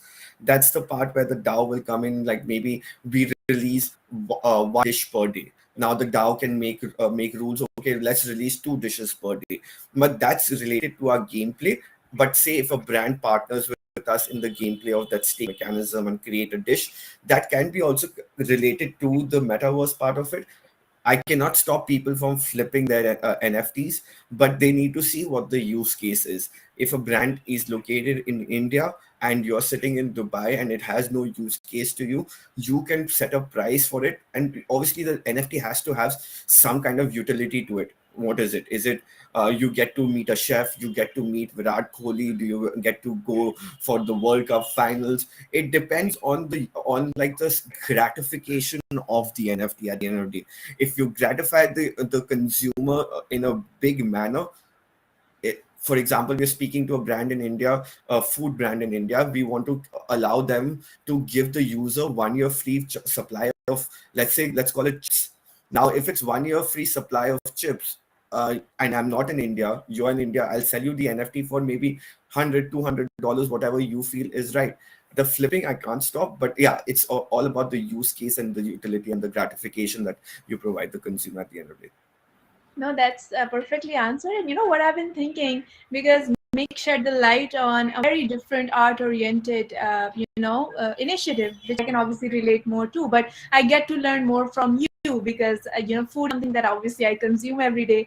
But I haven't thought of the idea of metaverse associated with food in the way you talked about. So I think our audience must be having a lot of business ideas by now. And even I think the panelists that we have, we can at the end of the day collaborate, because the second thing that I want to come to now is just your views on collaboration and interoperability, because Mick also talked about icons being part of the games and people can access it. Kayash has talked about just bringing on board people, chefs from around the world, and Michael has been working on the multi-chain DeFi experiences. So I just want to know your views one by one, like how much was the struggle? You can talk about your journey. You just talk about collaboration and interoperability as a whole. So that's we're going to talk about now. So Mick, you want to start first? Oh yeah, totally. Well, interoperability is a big thing in blockchain, right? So if you've been here for a while, all the bridges and how do we bridge from EVM compatible chains to non-compatible, from ETH to Solana. I mean, luckily now we've got layer 2 solutions like Polygon. We are very happy with Polygon for by the word of action. I mean, they're our investors also. But interoperability and collaboration, I think they're like really, well, they're like such big concepts. And philosophically, if we put it in the context of the metaverse, is to me it boils down to how do we see our future in 5 to 10 years? Do we see our future in one big metaverse that's called Meta, and or we strive to have interconnected metaverses that are built by different people from all over the world, and despite our differences, we are still human beings and share so much common. So, and we are able to connect these metaverses together, and meet there, play, have fun, and so on and so forth. So it really depends on the view, where do we see ourselves and what we want to be happening. Because I do believe as human beings we have lots of power, and this power comes from creativity, from our creative mind, and from what do we want exactly, right? And we all know that Meta has big plans for building their own metaverse, and a huge user base of Facebook, Instagram, WhatsApp users.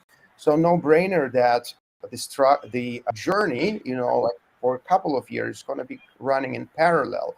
But where do we end up, and what kind of collaboration we are going to have in 5 years really depends on us. We want to see a diverse, multi metaverse world in 5 to 10 years, True. with a real diversity in place. And yes, for the time being, it's difficult to have a seamless cross-chain experience, but it's changing. And it's not like 2017 where it was almost impossible. Folks are building amazing bridges, amazing products to connect all different chains in one wallet, in one SDK. So as a developer, you don't need to think like, hey, so like how do I connect Solana and how do I connect EVM compatible chains or layer 2 ETH solutions in to my product. So getting easier and easier and easier. And we know Polygon is now connected to Instagram. So, well, I put my I delivered won't. my part of the speech. No, I think you've given like an overarching I view, so which was necessary. So Michael, what do you think? Because obviously I still don't understand much about your industry as such, but maybe you can talk about collaboration, how much it's accessible for a general audience, and like how do we see interoperability in your industry? I will give you a use case to make sense of the collaboration I have in mind. Imagine that I live in London. I came to, say, India next weekend. I tried to catch me to go from one place to another and order Uber. Think of it this way. My Uber account is connected to my British pounded. But when I pay the driver in India, the Uber app pays them in rupees, not in pounds. So somewhere in there, there is an FX happening, abstracted away by the Uber application. So what we do with Etherspot, we support, I think, at least around 15 EVM chains plus Arbitrum, Nova, Optimism, so that any dApp from any of them can source liquidity.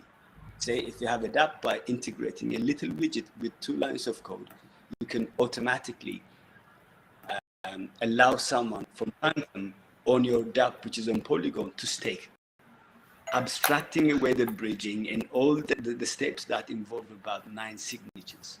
So this is collaborating with the bridging aggregators, integrating DEXs and all those intermediaries you would need for your decentralized system to work. So this is a result of collaboration. Exactly. But without this collaboration and without abstracting the complexities, we're not going to get anywhere. As I've said to you with the Uber example, Uber did say to me, oh, you're in India now, so all you have to do is we've listed 5 exchanges for you to exchange British pounds to rupees. I would have said, heck with this thing. I would just use a normal taxi.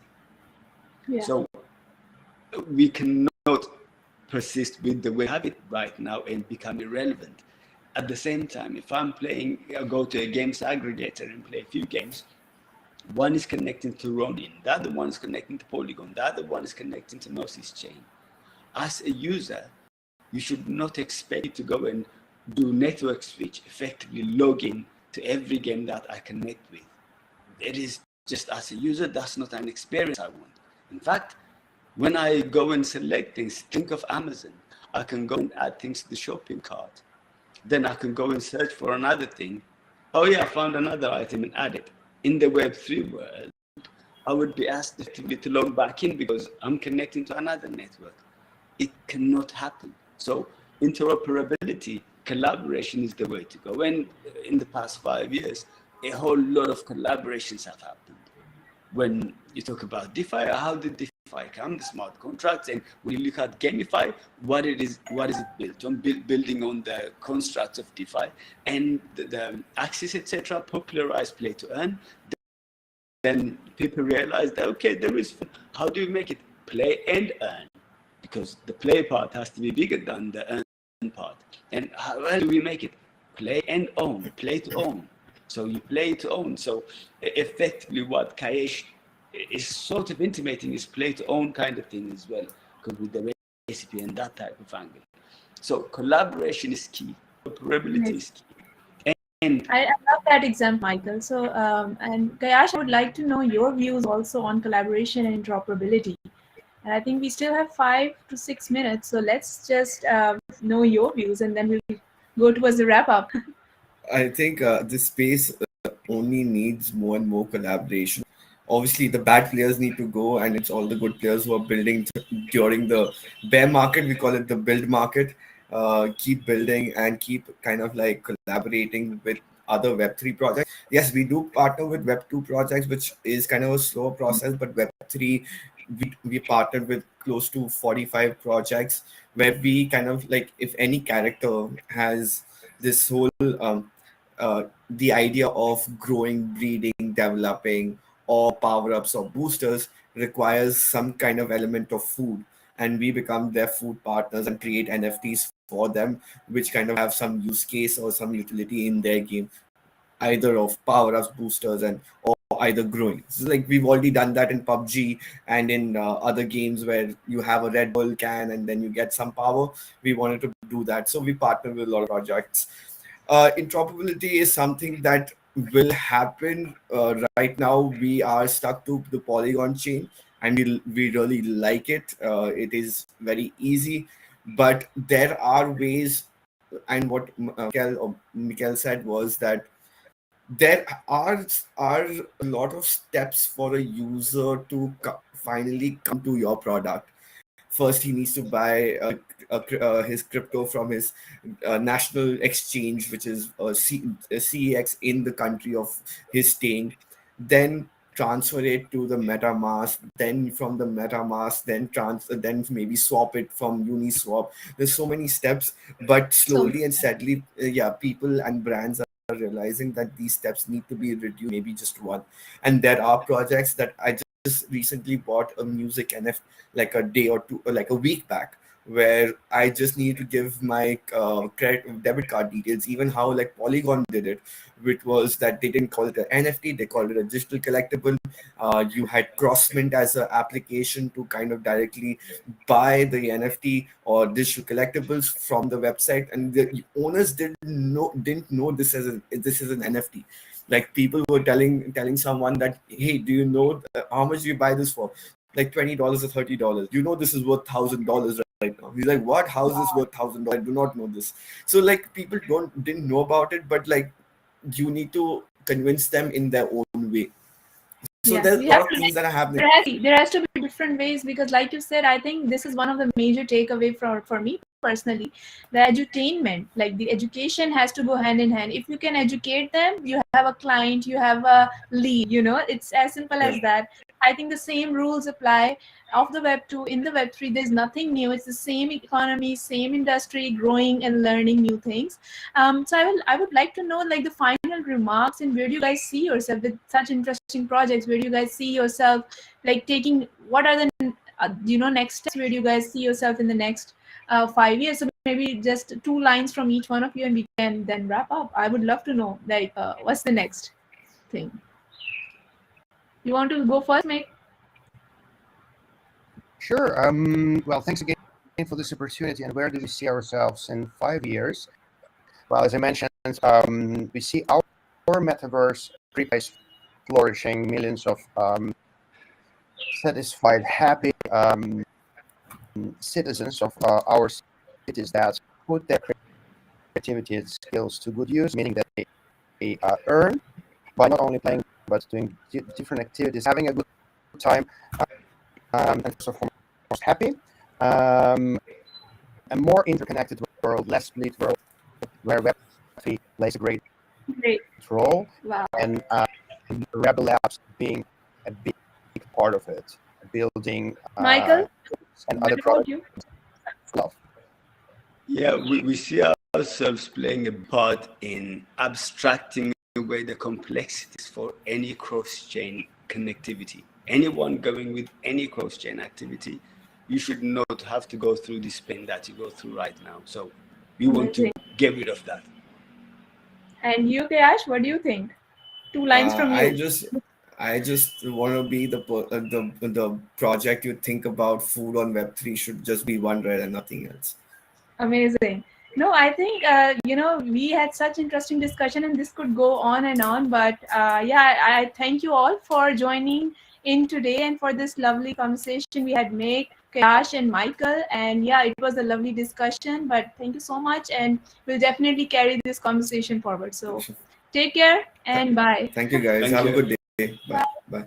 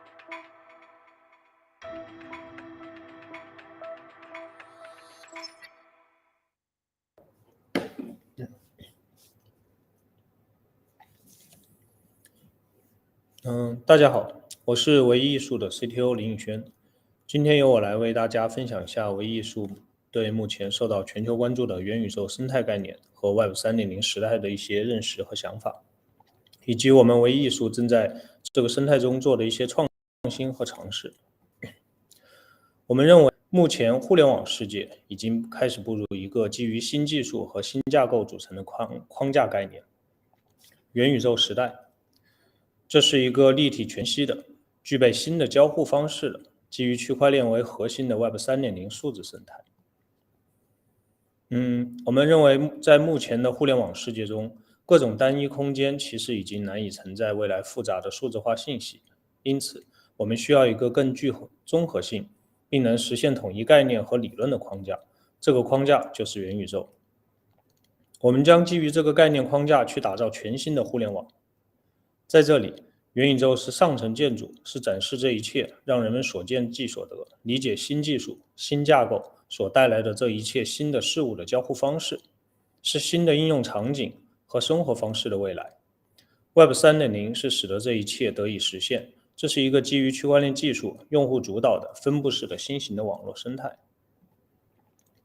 在 Web 2的时代，互联网存在明显的生态界限，这是由于中心化公司运作方式的结果。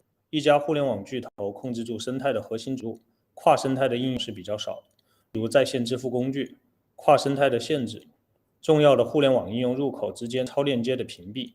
所谓的互联网应用其实已经被限制成了在不同生态局域内的活动，而在 Web 3时代的元宇宙世界， Web 2时代的鸿沟和界限将被打破。 Web 3.0也将真正赋予元宇宙具有闭环运行经济系统的价值支撑能力。Web 3是支撑元宇宙架构，相信元宇宙也将会像10年前的互联网加一样，成为元宇宙加，与各个产业的结合，将会诞生一些新的业态，从而带来新经济，演进为新型的立体智能全息互联网的元宇宙。清华大学新闻与传播学院沈阳教授曾这样定义元宇宙：元宇宙是整合多种新技术而产生的新型虚实相融的互联网应用和社会形态。它基于扩展现实技术提供沉浸式体验，以及数字孪生技术生成现实世界的镜像。通过区块链技术搭建经济体系，将虚拟世界和现实世界在经济系统、社交系统、身份系统上密切融合，并且允许每个用户进行内容生产和编辑。元宇宙仍是一个不断发展演变的概念，不同参与者以自己的方式不断丰富着它的含义。概念模型是从普遍性的现象研究到收敛成为知识的科学方法。从概念模型的视角来看，元宇宙是技术系统、内容系统、经济系统、协作系统和治理系统的叠加。其中技术系统的核心是融合，其技术体系的表现形式应具有开源开放、可编程、互联互通、可扩展、可插拔等技术特点。内容系统的核心是传播，应具有多种内容生产方式、内容呈现模式和内容运营管理等能力。经济系统的核心是交换，需要提供价值载体、交换经济、身份认证、激励机制、权益保障等能力。而协作系统的核心是共识，需要支持多方的协作、分布式、自组织等特性。最后，治理系统的核心是规则，需要提供科技伦理、版权保护、内容监管和金融合规等保障。传统的互联网平台极易产生垄断型组织形式和商业模式，不管是 Web 1.0 的网站，还是 Web 2.0 更大场景的内容交互，都是平台占据着绝对的优势，既控制着内容传播，也控制着基于内容生产的收益。尤其在 Web 2.0 的环境下，一旦形成平台生态，就会以平台作为工具，从所有相关方获得高额的收益。而 Web 3.0 的核心观点是用户和建设者共同拥有的网络。在元宇宙中，可能形成用户和建设者自治的组织形式，其组织规则在符合监管的前提下由程序代码来执行，这就需要利用区块链技术达到最大范围的共识，配合监管，形成元宇宙的健康生态秩序。在数字环境中，物理世界的社会角色将会在数字环境中以数字形态存在，其变革带来深远的影响。比如在物理环境下，税务局承担着十分关键的社会职能。在数字环境下，虽然可以构建税务元宇宙，但其本质就是一段程序。在数字环境下的协作、交易过程中自动完成税收程序。这也是从元宇宙到共同富裕所必备的一个基础设施。随着进一步的发展，对整个现实社会的模拟程度加强，我们在元宇宙当不仅是在花钱，而是应该可以赚钱的，这样在虚拟世界中同样能形成一套完整的经济体系。通过区块链技术来搭建新的经济体系至关重要。资产是物理世界和数字世界的核心要素，是促进经济循环的必要载体。在数字世界中，资产的形态可以多种多样，可以是文字、视频、音频等数据资产，也可是游戏装备、影视作品、数字藏品、数字建筑等数字资产，也可以表现为股票、证券等金融资产。这些资产都可以表现为 FT 或者 NFT。以资产为核心的元宇宙应用场景，才能真正成为可持续发展的产业和生态。只有完成资产的确权，并进行转移、交易和流通，才能形成真正的经济体系。而元宇宙中的道具、装备、UGC 的内容都需要以区块链为核心的元系统提供注册、登记、交换、交易等功能。区块链的技术属性将为资产提供存证和确权等支持，金融属性将成为资产提供载体和表现形式，同时为基于资产的价值交换提供保障。社会属性的组织治理模式也将加速数字资产在元宇宙中的交换和流通。其中 NFT 技术是一个产生在前端开放共治的区块链上，相比产生在后台封闭的数据库来说，具有更大的互操作性和透明性，为构建元宇宙经济提供了可靠的数字资产容器。在各个平行元宇宙空间中，众所周知，唯艺术一直深耕文创领域。在传统的艺术领域中，艺术家依赖画廊作为一级市场的地位，评论家和交易商作为艺术品宣传者的身份，为艺术品营造二级市场的流转。而这个过程中，由于重要资源掌握在少数人手中，常使得艺术品的发展和曝光被少数人控制。艺术品交易商等中间方常获得远超于艺术家本人在作品售卖过程中获得的经济利益。对此，为保护艺术家的利益，不少国家也确立了艺术品追续权制度。该制度旨在保护艺术家能够从艺术品在二级市场的转售中获得一定的利益，而区块链技术在某种程度上能够很好地践行该制度的可执行性，为激励艺术家创作。目前，不管是国外的 OpenSea 平台，还是国内的唯一艺术等类似的收藏平台，都是在通过区块链技术的手段，将追续权制度贯彻到平台 NFT 作品的流转中来。这也是在实质上通过 Code is Law 的方式来实施区块链技术的真正落地。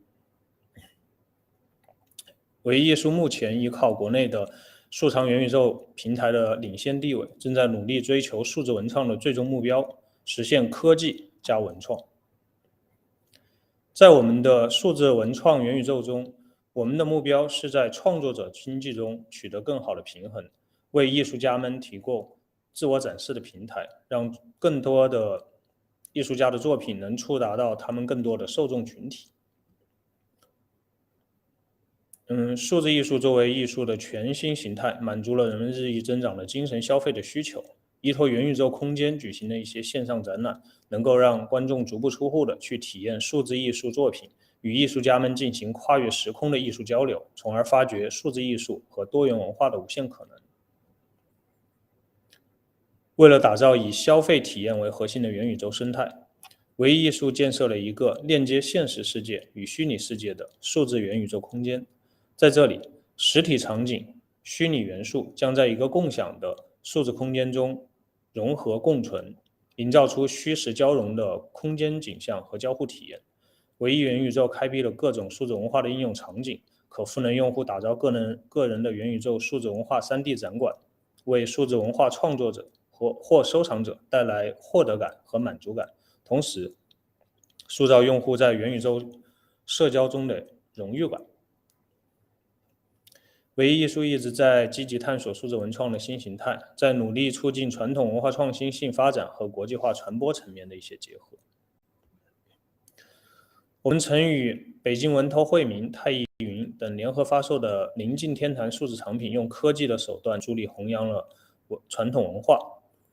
我们使用了单款发售加盲盒组合的创新玩法，吸引了Z时代人群的关注。在发售当天，抽签的人数甚至超过了百万量级。也曾携手敦煌美术院推出了敦煌系列艺术系列动态数字的艺术品，上架即售空，且备受人民日报、新华社等数家央媒的火热关注。人民日报称此举将古老文化借助新兴技术活起来，带来全新的敦煌玩法，让大众更好地领略敦煌文化的艺术魅力和文化价值，使千年敦与时代接轨。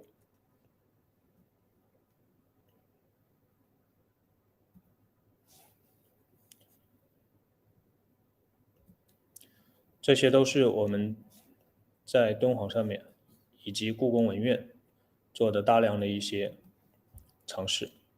我们相信未来的元宇宙是多种多样的，有个人的元宇宙，有企业的元宇宙，有不同场景的元宇宙。这些元宇宙将构建出一个新的数字社会，一套新的数字经济体系。相信随着 XR、数藏、区块链、云计算等一系列基础设施的发展，多元宇宙正在到来。我们唯一艺术也在为互联网用户和数藏玩家量身打造了数藏主题的元宇宙空间和各类元宇宙的主题展馆。最终，在数字文创结合的元宇宙空间里，数字文创可以大胆地运用到游戏、娱乐、社交等更多场景中，创建起一个可以持续发展其真实价值和社交价值的环境。最后，尽管元宇宙它不是一个技术词汇，但却需要复杂的底层技术逻辑支撑。目前我们需要更大、更聚焦的概念、场景和商业模式，拉动新一代信息技术进一步的融合，从而去构建面向数字化生态的基础设施，以支撑元宇宙复杂的应用逻辑、业务创新和商业模式。这也正是说明元宇宙是下一代生产力的一种创新。元宇宙它拥有5大特征：持久性、同步性、可用性、经济性、互操作性。综上所述，元宇宙的数字共识生态的集成逻辑表达是以区块链技术为核心的可信数字化价值交互网络，是基于 Web 3.0 技术体系和运作机制支撑下的数字新场景、新产业、新生态。这将会是数字环境下催生大量创新商业模式，形成数字空间新范式的起点。谢谢大家。以上是唯一艺术 CTO 林宇轩今天为大家带来的一些信息分享。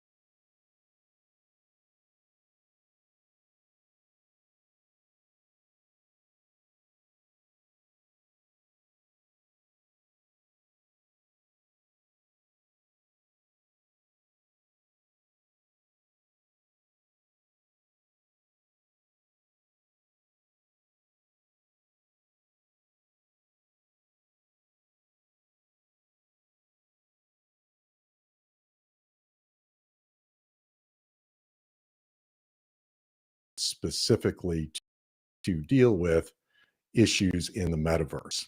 And that's true. And so right now, courts all across the world have applied the laws that exist on the books and relate to the physical world and try to apply them to this new world of the metaverse. And sometimes that can be a great challenge. There are countries that are a little bit ahead of other countries around the world when it comes to adoption of the metaverse and laws in the metaverse. And in general, if I were to generalize, it is countries in Asia that appear to be leading on adoption of the metaverse and adapting their law to this new world.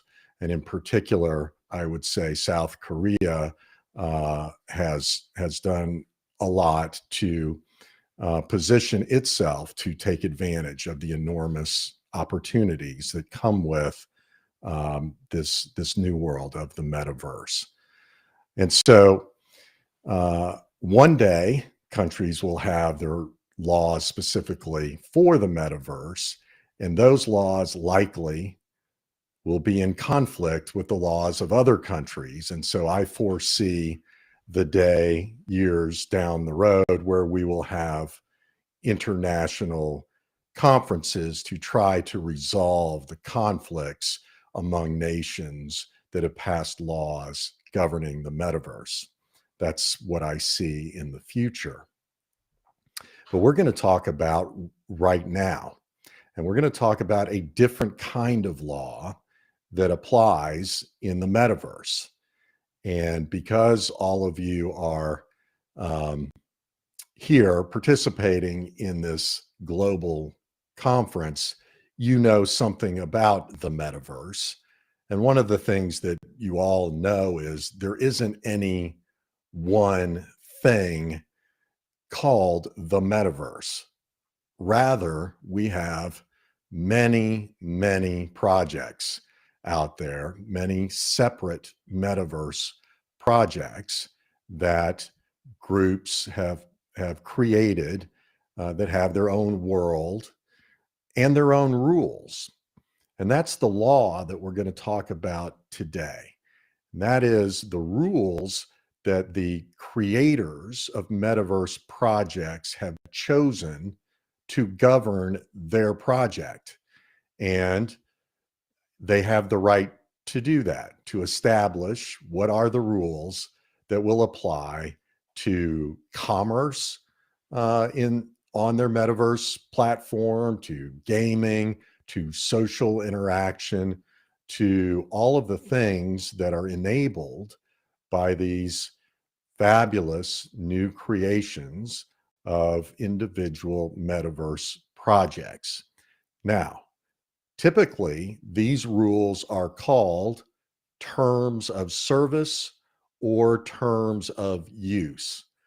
Here in the United States, and I would say in most countries, those terms of service will be enforceable in the event there's a problem or a dispute or a question in the metaverse project.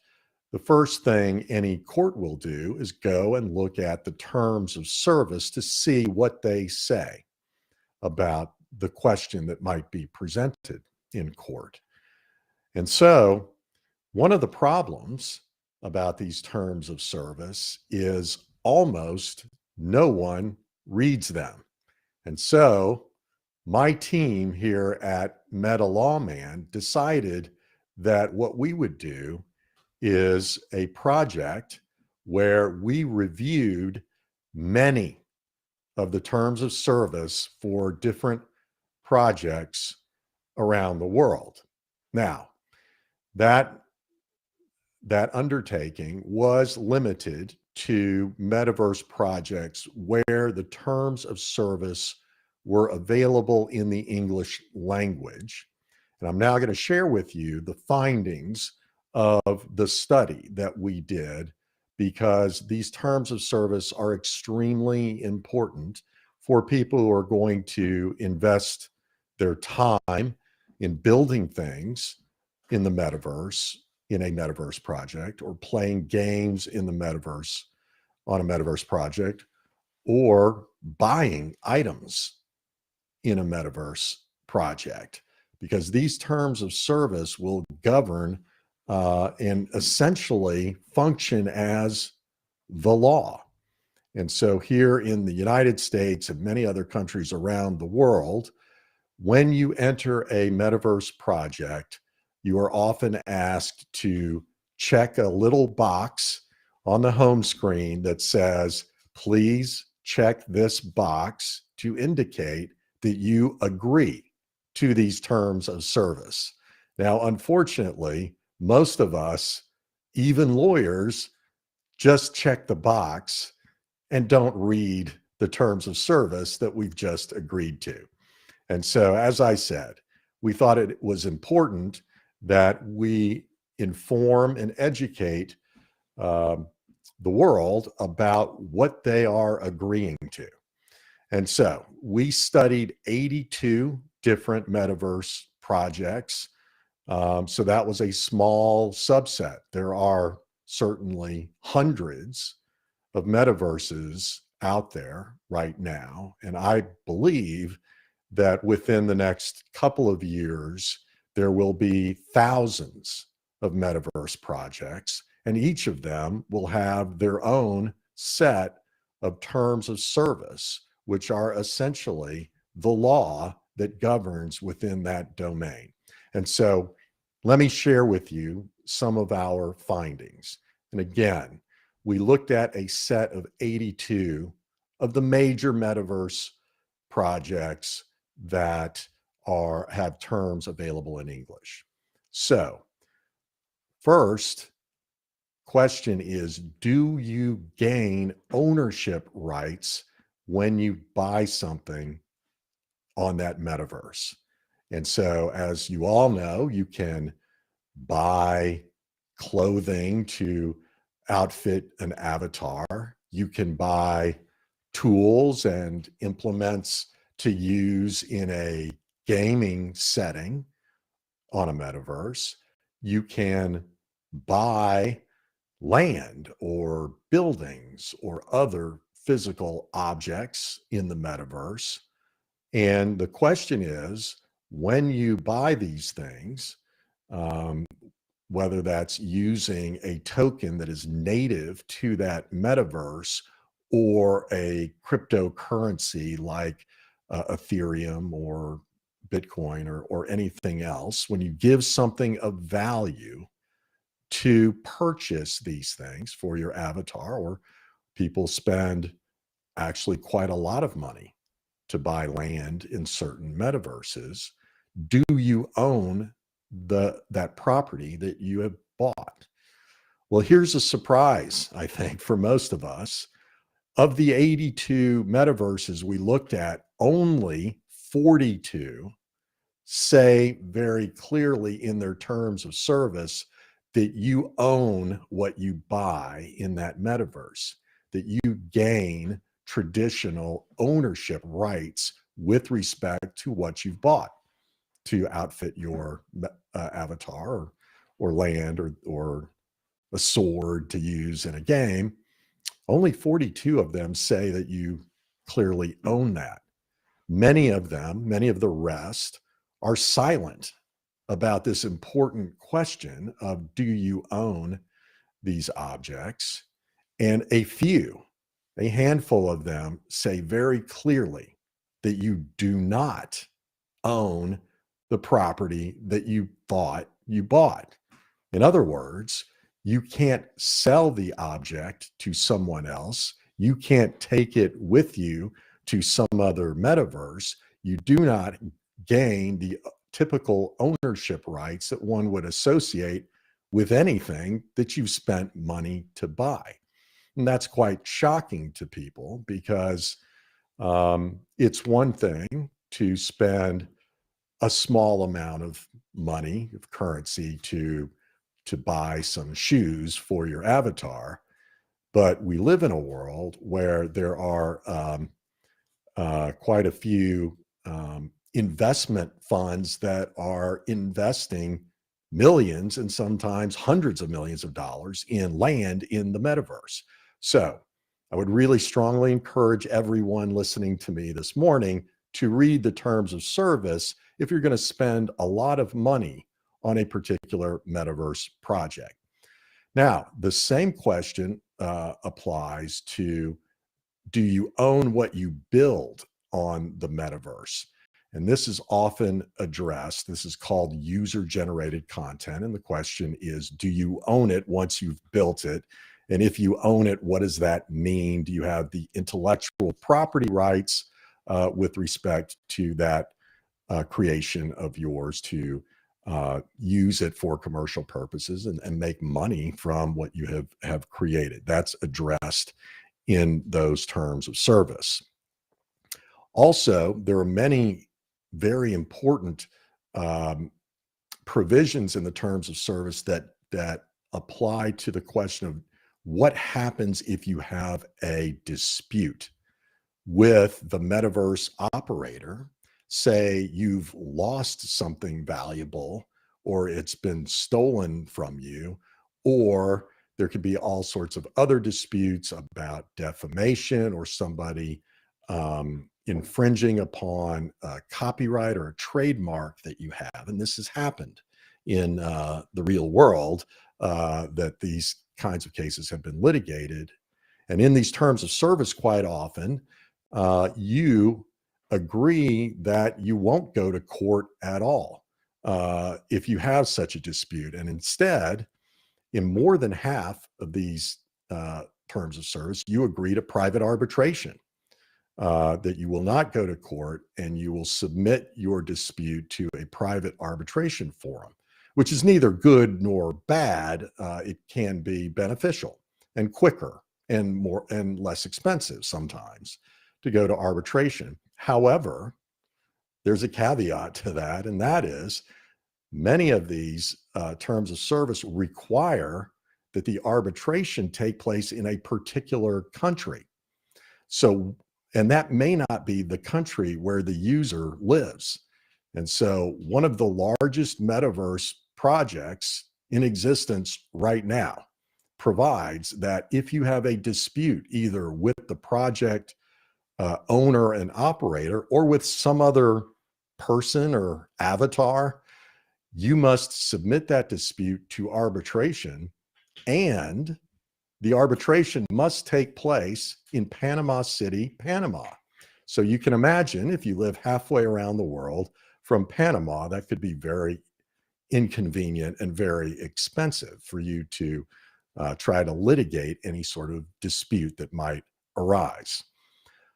Another thing to consider is that virtually all of these metaverse projects have content moderation policies, which mean they have rules that dictate what you may say and how you may express yourself, either in writing, in a chat room, or verbally as your avatar is speaking, or even in art that you may create. And some of these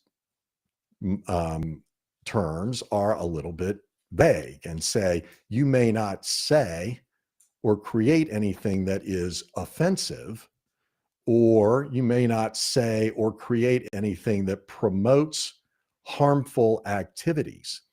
And the problem, while these concepts are reasonable, the problem is they're a little bit vague, because what might be offensive to one person or in one culture may not be considered offensive in another culture. And so before you invest a tremendous amount of your time and money building something on a metaverse project, you should consider whether there's a danger that anything that you're going to do, say, build may be considered offensive by the people who do the moderating under the moderation policy. And the other one that catches my eye is those things that that promote harmful activities is a little bit vague as well, because as you all know, some of the metaverses we're talking about are gaming platforms where people are invited, developers are invited to create their own games. And quite often these games involve, combat and physical violence and crashing of things and killing of people and harming things. And these are harmful activities, literally. And so while one would assume that that's not what the metaverse platform intended to prohibit, there is this language that creates some ambiguity, let's say, about what you are permitted to do and build and say on these metaverse platforms. So it's really important before you invest your time and money to understand what these terms of service say. Now, another issue that is something to consider is almost all of these metaverse platforms permit the metaverse operator to change the terms of service at any time. And many of them, most of them say, we, as the owner operator of this metaverse, may change these terms. And if you, the user, continue to use the platform after we make these changes, that means you have agreed to the new terms of service. And so while I always advise everyone to read the terms of service of the metaverse project that you're going to take part in any way, so that you understand these things, the reality is you need to look out for changes that happen after you've started using the platform, because many of them do not require individualized notice to every single user to say, hey, please note we've changed a certain section of the terms of service. So it's important that you be aware of that. Also, one of the things to consider within the terms of service is the commissions that are charged on transactions within the metaverse project, because often people who intend to spend money in a metaverse project as an investment, for instance, people who buy land with the hope and expectation that that land may increase in value and they might one day sell it, not only do you need to read carefully the terms of service to make sure that you own that land when you buy it and you have the right to sell it, but you also need to understand that there are commissions that are associated with these transactions in most of the metaverses. And of the 82 metaverses that we looked at, that commission rate ranged from 2.5% all the way up to 30%. Meaning, if you were to sell a piece of property on a metaverse and you find a buyer who will buy it for 1 ETH, in reality, you may receive only 0.7 ETH or 70% of the sales price, because 30% is a commission. And then, of course, you must consider all of the taxes that might apply. And so in the United States, we have concepts like sales tax and use tax that might apply to transactions in the metaverse. And there are also gas fees in order to have the transaction recorded, assuming that the metaverse is recording transactions in these assets on a blockchain like the Ethereum blockchain. Now, interestingly, not all of the metaverses operate using the Ethereum blockchain. There are other blockchains, and this is generally disclosed in the terms of service, that transactions in assets on the Metaverse project may be recorded on a different blockchain with different characteristics and different speeds and different costs. So you should be aware of that as well. And so finally, I'll sum it all up here with having these findings in hand after my team read these terms of service for 82 projects and kind of documented the key provisions. This was a large undertaking. Many of the terms of service run to 30 pages long, and sometimes they are literally in fine print. And so it is quite an investment of time to read all of these terms of service. And so we proposed, when we found such divergence among the projects in the terms of service that apply and how disputes are resolved, and whether you have ownership rights of what you buy and what you build and what the costs are to transact, and all of these issues.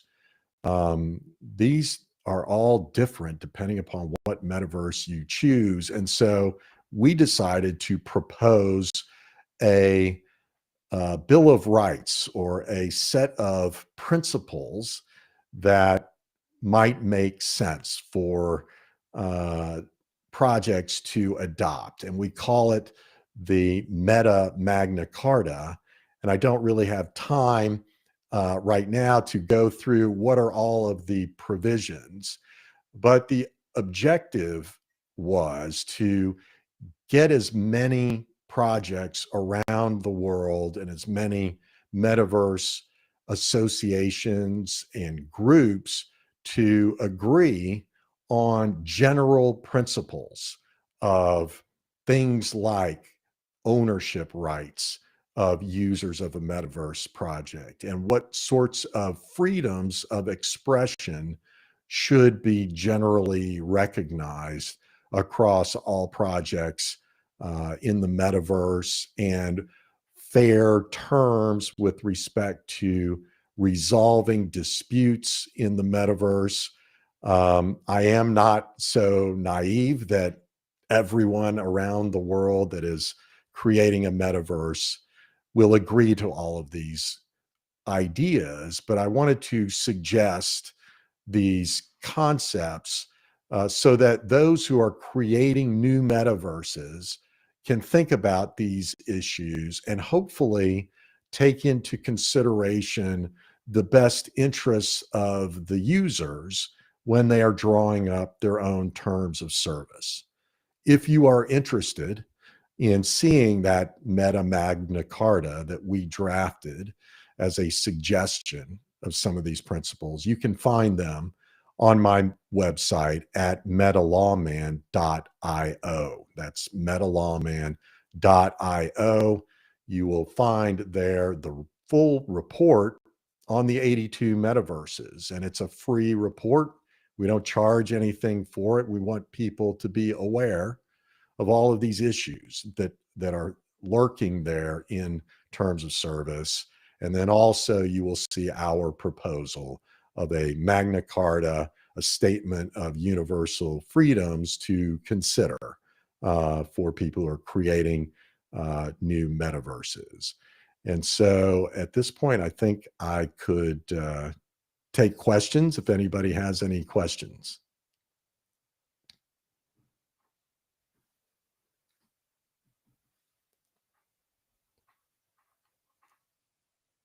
All righty. Don't believe I'm seeing any questions, so I'm going to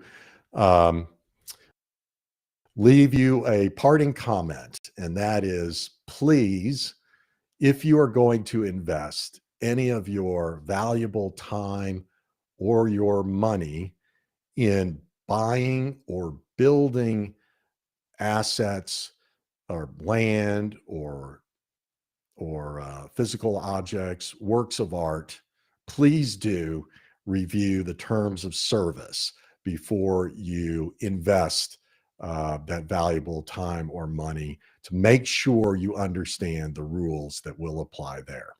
So thank you very much. Again, my name is James Murphy, and you can find me on Twitter and on the web at MetaLawman. So thanks very much.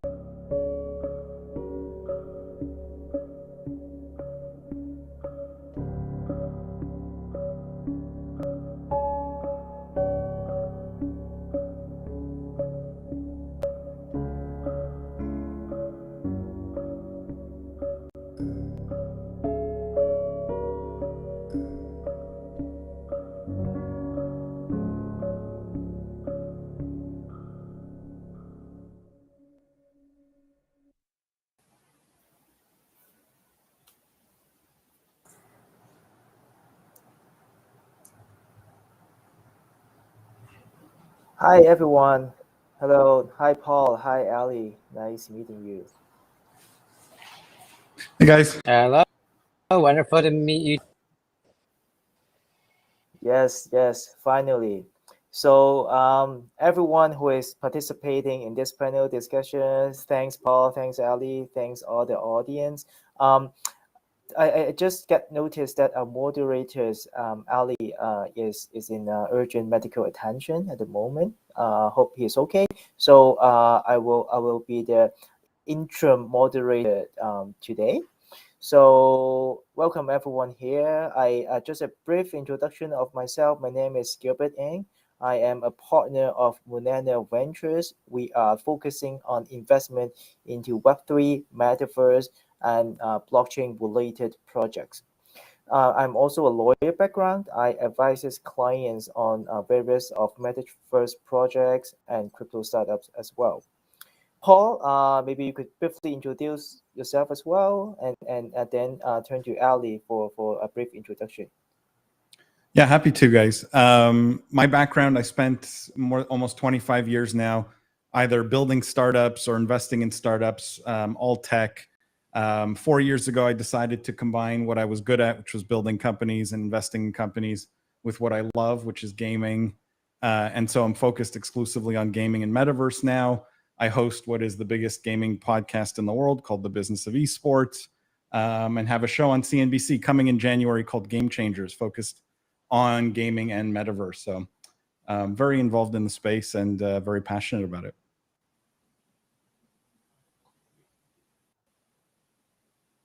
All right. And thanks so much for having me, partner Blockchain Founders Fund, venture capital firm. We've got over 100 portfolio companies, all across everything from, layer ones all across the tool, and we're a Singapore regulated.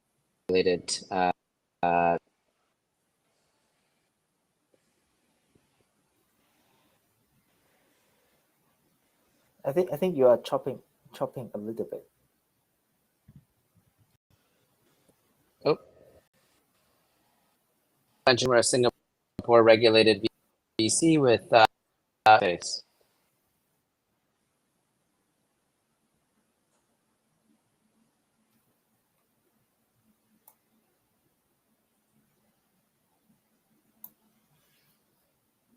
Oh, while Ali is fixing his internet, so today we have actually 4 topics on investing into the metaverse. First is the state of metaverse, and then we have growth hack strategies for startups, and we have whether it is suitable for ordinary people to invest into metaverse, and in metaverse projects, what are investors looking for? Hi, welcome back, Ali. All right, hopefully that works better. That's work way better. Thank you. Fantastic.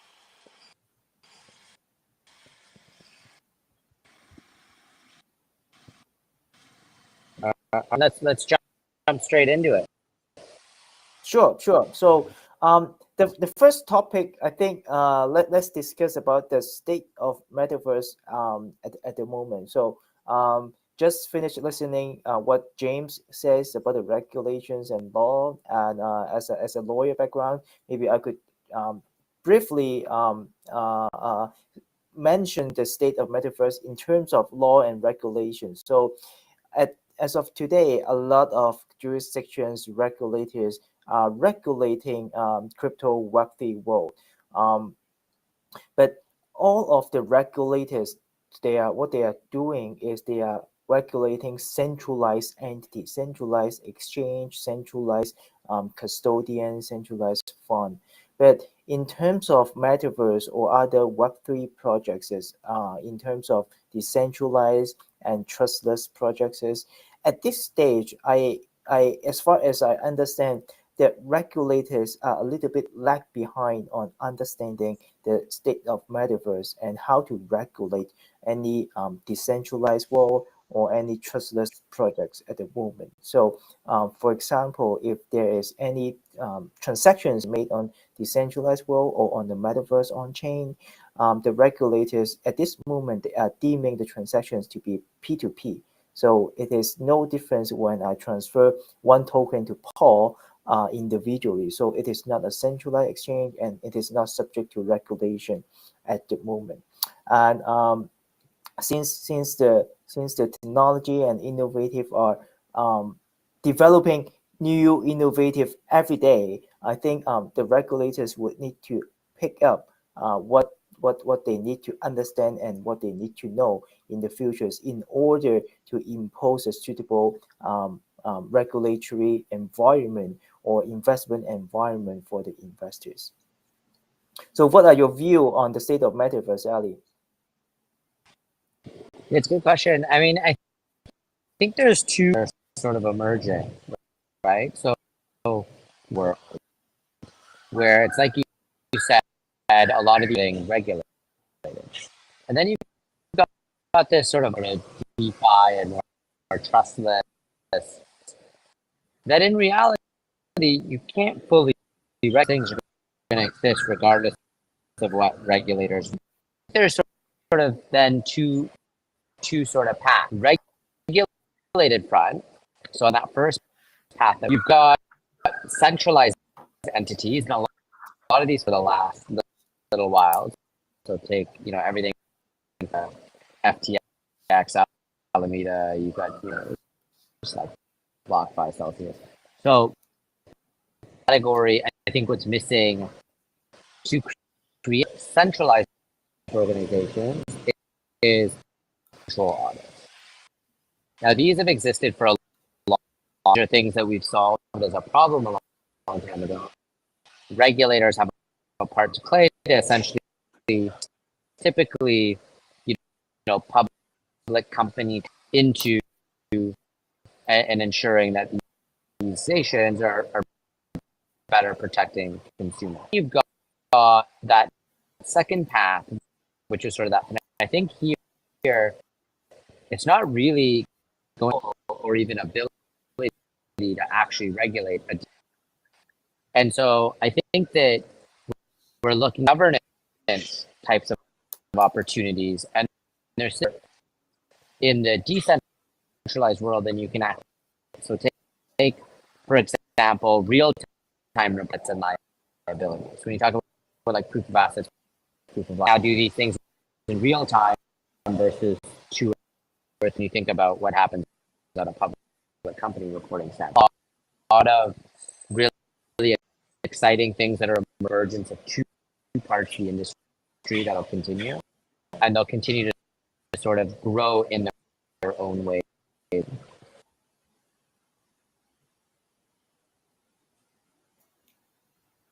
Thank you. Thank you. I didn't get all of that, but can I take a step back, guys, for a second? Because I think we're making a big mistake and doing everyone a disservice here. And the thinking is, why are we tying metaverse to crypto and Web3 and anything regulation in the first place? They're not related in my mind. It's as if someone told us, go build Disney World, and we spend all of our time talking about what payment, like what credit card payment terminals we're going to use. Like, I think there are bigger problems to solve here. And I firmly believe metaverse is not a crypto thing. It's not a Web3 thing. This is crypto people latching on to something because they have no other use for their solution. And I think anything trying to regulate metaverse today makes no sense. Like, what are we regulating? The only metaverses that actually exist today and have any value or any traffic or any audience really are games. It's World of Warcraft, it's Minecraft, it's Roblox. Like, we're gonna start regulating those. If you look at Sandbox or Decentraland, the numbers are pitiful. They're embarrassing. Even we're talking a few hundred daily active users, and so we're putting the cart way before the horse here. What are we regulating exactly? This is not a crypto thing. It's not a Web3 thing. We want to create virtual worlds. We want to create alternate realities. Talking about regulation, I think, is just way too soon, and it's not interesting. Like, we're managing successfully as an industry to make the most exciting, promising new technology, new thing, new form of entertainment, new form of recreation, whatever you want to call it, the most boring thing ever. Like, who cares about decentralized this or crypto that? It's unrelated. Yes, I actually 100% agree with you. It's not subject to regulations. And I think one point I 100% agree with Paul is that at this moment, I think gaming is most relevant to metaverse at this moment. So in terms of investment, just wondering, Paul, do you think it is what are the metaverse projects investors are looking for? Is it do you think gaming would be one of the top priority for investors, or other subjects or topics would be interested by investors? Yeah, I mean, I can tell you I'm most interested in the gaming side of it because I think the metaverse, capital M, will evolve out of gaming in some way. And so investing on the gaming front, and we can dive a bit deeper there, what that actually means is interesting to me. I also think there's a lot of technology that still needs to be built. I called my company Holodeck because it's an old Star Trek reference, and I believe that eventually human beings will build holodecks, essentially rooms that can create any reality you want. But there's a lot of technology that still needs to be built there, right? How do we engage all of your senses, not just your vision, right? How do we engage smell? How do we engage taste? How do we engage touch? And so as a tech investor, there's a lot of interesting things happening there that over the next 5-10 years, I think will play out.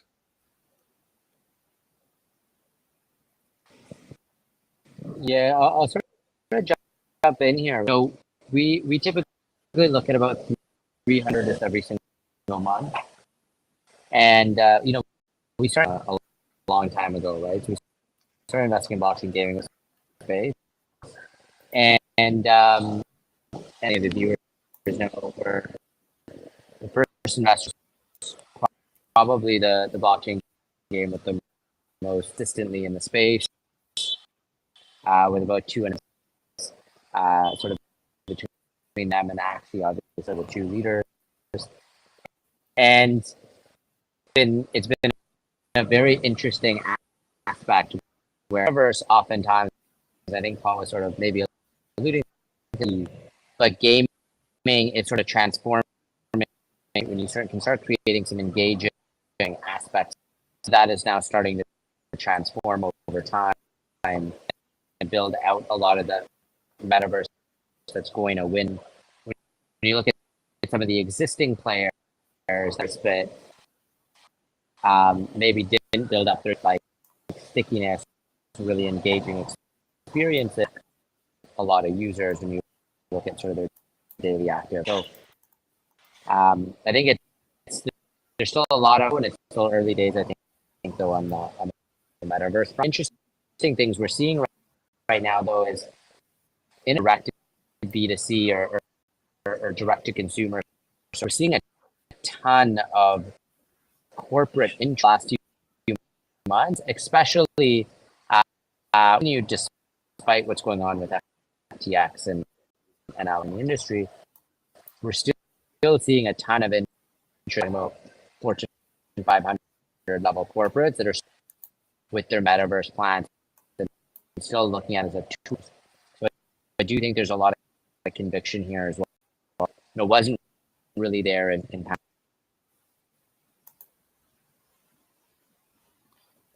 And yes, I actually agree both of you. In my own investment portfolio, other than gaming, our fund is actually heavily invested into various infrastructures or technology related to metaverse. For example, if it is in gaming, we do not invest in single game. We are investing in the infrastructures or SDK or the development of the game built in the metaverse, or any technologies scalable or helping to different projects to build in metaverse as well.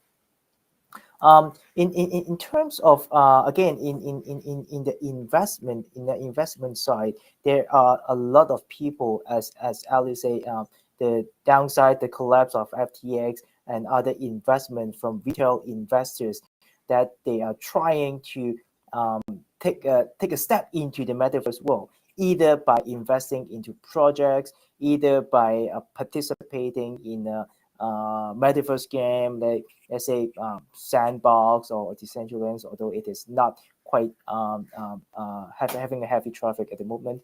But what do you guys take on the ordinary people, or not being in the industries, people investing into metaverse, either in projects or participating into the metaverse world? You're talking, Gilbert, about like ordinary, like retail investors? Retail investors, that's right. Should definitely not be investing in metaverse or blockchain games, or I mean, you're talking such a high risk profile. I probably wouldn't advise anyone unless you have a massive amount of disposable income or wealth. I wouldn't advise it. I think, again, I always come at it from the gaming angle, and for me, it's, you know, the first question, if I was a retail investor and I was looking at a project, it's, are there gaming people at the core of this project? If it's crypto people, you stay far away, I think. Like if it's because the reality is almost all of these blockchain game projects are glorified cash grabs, trying to sell some token. The games are god awful. They're terrible. They're the shittiest games I've ever played. And the hurdle of needing a crypto wallet is so high that you automatically reduce the number of people who can play that game. And so, like, my firm view is probably 99.9% of all the blockchain game projects today are going to go to zero. So I would definitely not recommend people put money there. Traditional gaming, that's more interesting.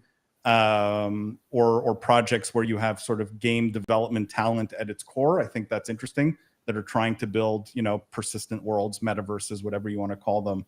I think that's interesting. But the reality is, I think from an individual investor standpoint, it's a relatively tough space to play, other than sort of investing in core tech startups.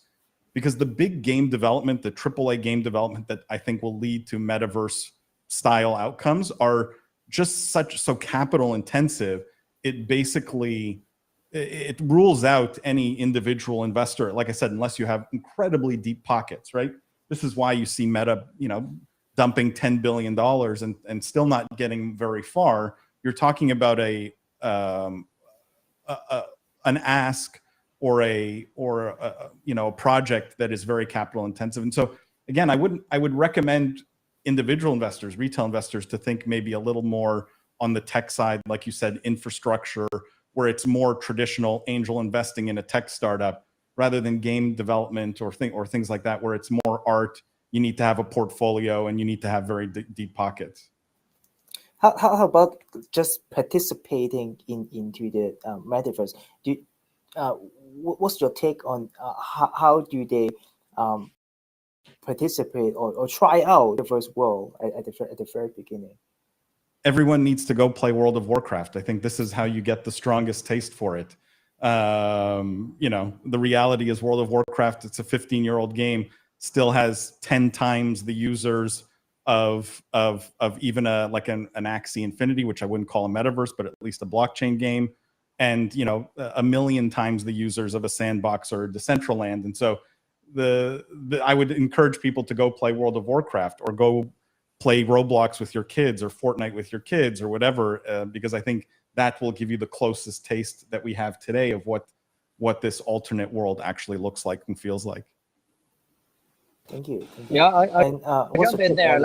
I think none of that's necessarily aligned with how World of Warcraft is clearly a Web 2. Very big differences between Web 2 games and Web 3 games. Understanding actually how economics sort of are layered into gaming space, and so they're actually very we're quite bullish still long term Web3 gaming, but we do also believe that 99% are not good games, not good experiences. Take this from the perspective of we sort of give that as an example, and we now own assets within the game. I think there's still. I think we just lost Ali. So.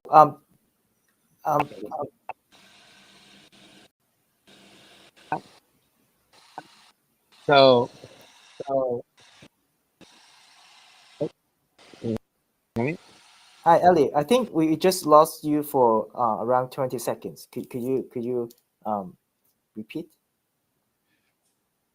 Yeah, I'll disagree even without Ali here. It's really hard to be bullish on blockchain games. For the most part, again, I've never played a good one, and I play a lot of games. But I think crypto people lose sight of the fact that there has to be a clear benefit to the gamer. And most gamers really don't care whether they own an NFT of the sword or not. It's not like the sword's portable, right? This is the promise of every Web3 game. Hey, the gun you earn in this game, you could go use it in this other game. I mean, no one's doing that because no one can do that. That's the unfortunate reality. They're all essentially closed ecosystems, and there's no incentive. That's the worst part, right? Activision Blizzard absolutely doesn't want players going and playing a game, an EA game, with an item they earned in their Activision Blizzard game. So they're closed ecosystems for a reason. And so what's the benefit to the player other than this huge friction point of needing a crypto wallet and the game being based on some tokenomics that makes the game unfun, right? They're all like inverse Ponzi schemes where some people put in thousands of dollars and then someone in a third world country can make 10 cents a day playing the game. Maybe that's the use case for it, right? In developing countries, third world countries, where 10 cents a day makes a big difference in your life. But I don't see it. I don't see the benefit to the gamer, and gamers so far have categorically rejected any NFTs, Web3, you name it, integration in games because the benefits aren't clear. That's the big problem. And why Yes. I hate the infiltration of the metaverse with these similar concepts, right? Like, why are we're already ruining something that has, that doesn't need to be ruined. Yeah, well, I would take a slightly neutral stance on the gaming. I believe that play to earn, this category, is extremely overrated. I think play to earn is just ruining the nature of gaming itself, because as you say, gaming, when people play Web 2 games or other gaming, their purpose shouldn't be earning anything out of the metaverse or out of blockchains. The gaming itself is to have fun, is to have maybe socialize with your friends, have challenges. But play to earn is kind of degrading, of killing the actual purpose of gaming. But having said that, I think blockchain gaming may have their advantage as well, because when adopting different gaming or connecting different gaming on blockchain on chain, the interchangeable or interpolable items, let's say NFT, when you play one game, you gain let's say a sword in one game, and that sword can be used in another game, could be a more dynamic, more fun to play with multi games at the same time. So I would be more neutrals on the utilities of on blockchain on this. Yeah, it's a beautiful utopian picture. It's just not realistic, because I don't think the game developers, you're not incented to allow outside. It's like if I open a restaurant, right, and I put a big sign out front that says, please bring your outside food, your food from other restaurants, your food from home, and please eat it at my restaurant. Like, no restaurant's going to do that, right? In fact, restaurants put up the opposite sign: no outside food, because they want you to buy from their restaurant. And I just don't think that there's incentive to open these up. And so I agree with the utopian sort of beautiful picture of interoperability, and everything I earn in any game can be used in any other game. And it's just not realistic. And I think more importantly, gamers don't care, because you said it, Gilbert, and I think you hit the absolute heart of it, which is fun has to be at the core of the metaverse, has to be at the core of gaming, which I think is the same as the metaverse. Fun has to be at the heart of it. If it's not fun, people don't come back, people don't find a reason to use it, and these metaverses essentially die, because there's no reason to go back. If you're not having fun, there's zero reason to fire it up and spend any time in this alternate reality. That fun has to be the big driver. That's the most important thing in my mind. True. 100% agree.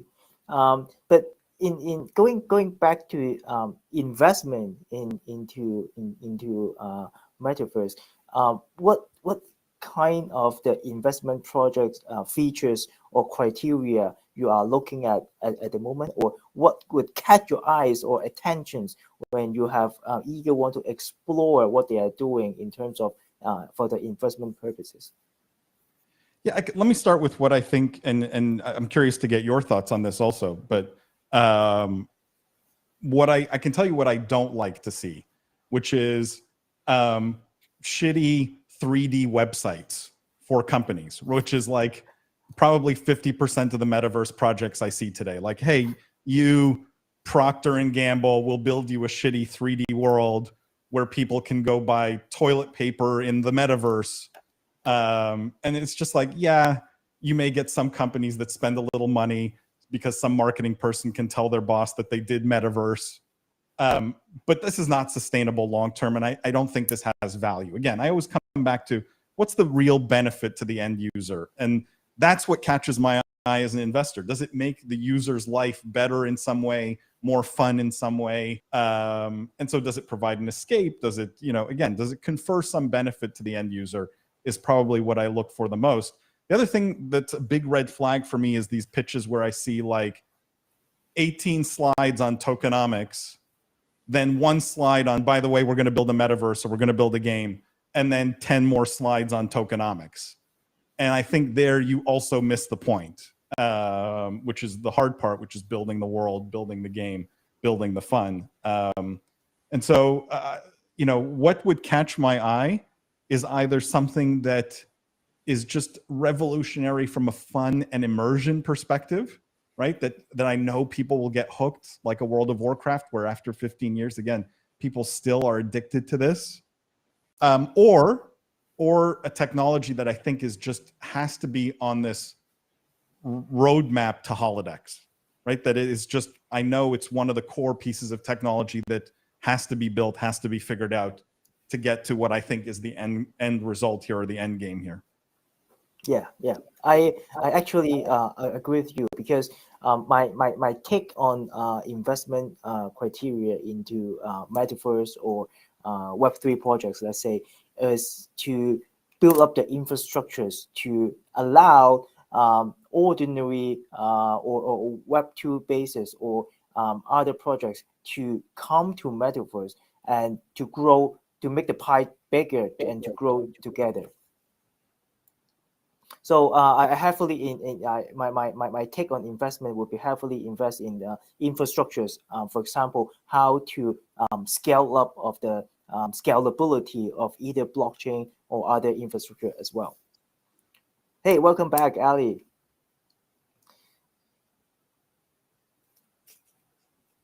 Could you hear us?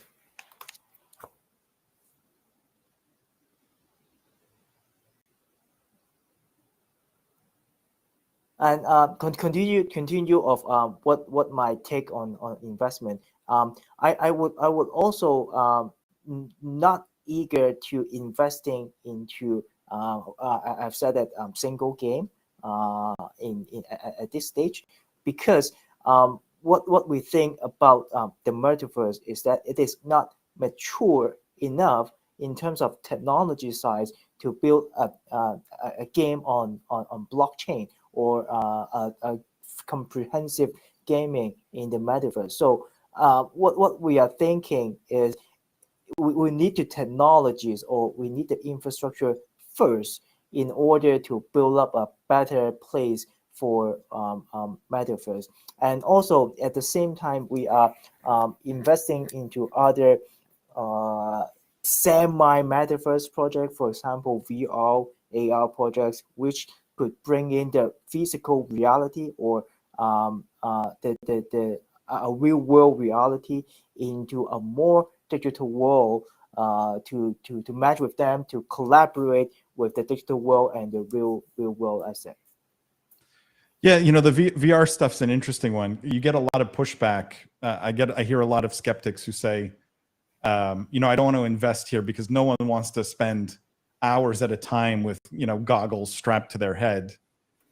Meanwhile, you know, they'll spend 3 hours flipping through TikTok on a tiny 6-inch screen. And so, like, I there's so much pushback against something on your face, and I think that's just wrong. I think their VR technology will get better and better. I also think it gets better to the point where you don't need the goggles as an on-ramp to the metaverse at all, that we will be able to create these alternate realities in, you know, room scale size kind of installations. But the goggles will get so small, so light, to the point that they will be totally unobtrusive. And so that VR tech and the stuff that powers it and the stuff around it, and I think is also interesting, because they're the on-ramps. And if we believe that people will spend, like, the average 12-year-old or 13-year-old today will spend 10 years of their life plugged into a metaverse, those on-ramps become important pieces of the ecosystem. Yep. So if let's turn to another topic. If you are advising startup projects who wants to do metaverse projects or penetrate the metaverse world, what kind of advice for them? For me, my investment background, I would say the fundraising will take the very important part at the very beginning of developing a project, because you will need help from investor on their network, or maybe on the brand name, on their marketing, on their skill set, on various stuff to develop the project at the very beginning. So I think the first step would be find the right investor who could help you to begin with. Yeah, I mean, I think if I'm in a really early stage startup, now is a tough time to be raising money, I think. Valuations have come back down to earth, which is a good thing. There's a lot more skepticism around anything crypto and Web3, which is a good thing. VCs are still gun shy, even though they have committed capital. It's just the nature of human beings. And so, it's definitely not as frothy of a fundraising environment today as it has been. I always think good projects, good companies will find dollars, though, right? Like regardless of the environment. So my advice to startups today is focus on what benefit you are conferring to your end user. Be able to communicate those benefits, and I think you will get VCs interested. There's still a lot of money out there dedicated to funding metaverse projects. And we saw like Animoca commit $2 billion just recently, right? Like a few weeks ago. And so, there's a lot of money out there. There's a lot of excitement. I'm in Dubai, and here there's essentially a government mandated sort of metaverse strategy where they need to create 40,000 metaverse jobs. And so there's a lot of opportunity and a lot of dollars out there. I think as a startup, it's always focus on the benefits, and the good money, the smart investors will find you. Yes, definitely. And I think this is actually a good time for building a project during this bear market, because if when there's a bull market, I have seen tons of useless projects. They are only based on NFT, based on profile pictures, based on just having a catchword of metaverse, catchword of Web3, and they're trying to raise 30 million, 40 millions. And this kind of projects have no definite futures except for the trend having the trend of metaverse or Web3. So this is a very good timing to flush out all the bad idea, bad projects, and to have the good projects remained, and to build a better metaverse or investment environment. Gilbert, I think you're 100% right. Couldn't agree more there. And if you look historically, I've been doing venture a long time, 20 years. Like the best vintage companies usually come out of recessions. So I definitely shouldn't discourage people from starting a project if you have real conviction that your project's a good one and has real value and benefit to your customer, to your user, because these are often the best results. Yes, 100% agree. Well, one of the questions I would like to ask from your very experienced ventures experience. So, what is the most important features of a founders that you will look at? For example, how or put it another way is how to evaluate a founders of a project and see whether you are going ahead to bet on the project.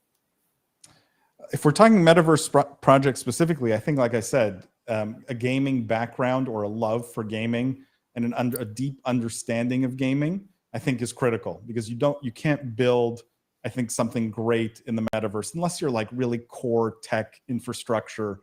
You can't build something great that touches metaverse unless you really understand the fun component and the gaming component. And so I always look for people who have a real passion around gaming. I think otherwise it's no different than, picking For some reason, Paul is out of the picture as well.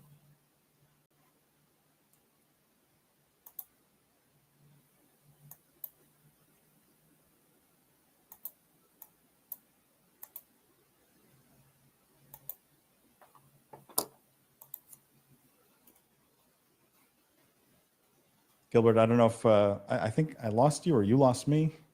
I'm not sure as well. So I think we just lost around 20, 30 seconds. I was just saying that, you know, fundamentally people with deep knowledge, huge work ethic, a track record of success if possible, that's always a bonus, right? If you've done it, this is your second or third startup, that's always a lot safer of a bet than your first. And people who you know, founders who really understand and are well connected in that industry, right? So like if you're tackling metaverse, if you're tackling gaming, you need to be well networked. It's hard to succeed otherwise. And so those are the kinds of profiles of people I'm looking for. I see.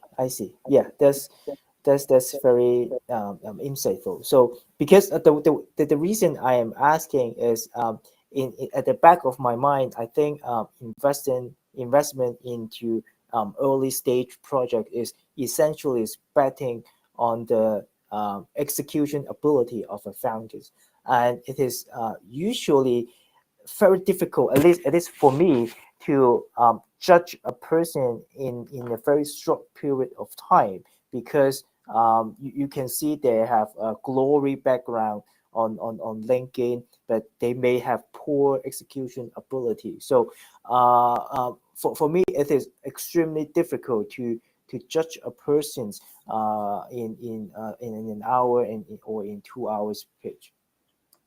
For sure, and hopefully, you know, to me, this is why raising money takes 6 months or 12 months usually, and what I tell startups to plan for, because I'm not going to meet you the first time and write a check, right? Like there's a dating process, there's a getting to know process. You have to be able to trust the person.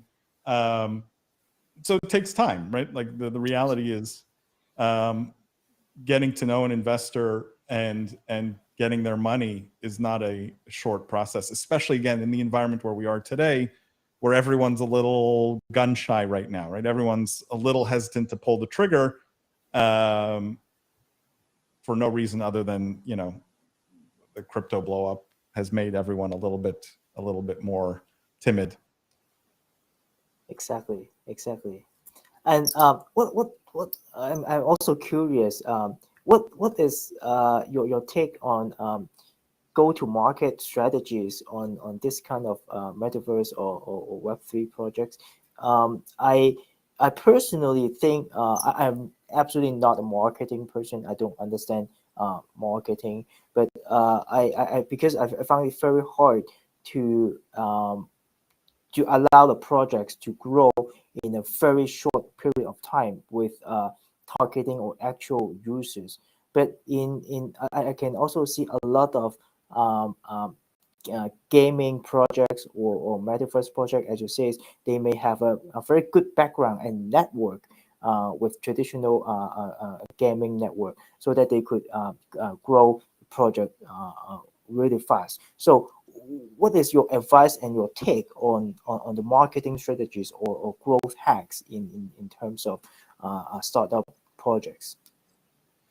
Yeah, you know, user acquisition is always at the heart of the problem of these sort of plays, whether it's metaverse or games.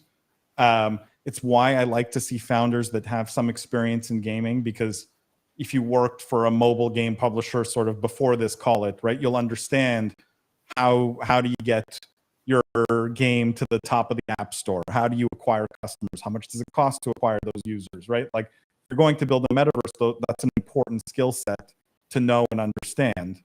And so I like seeing that. And to me, this go-to-market's sort of no different than the go-to-market for a mobile game or a game in general.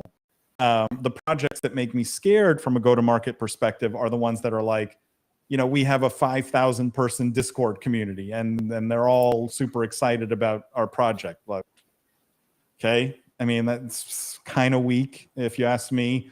Or like the super hype like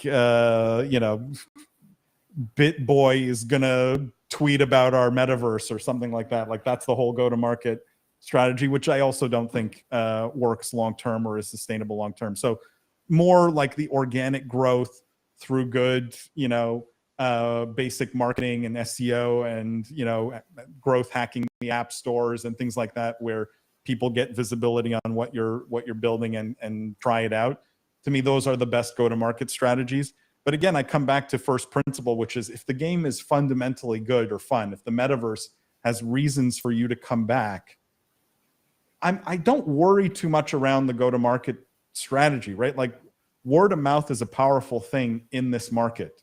And all of these products, whether it's a game or a metaverse, they're the same to me, are inherently social.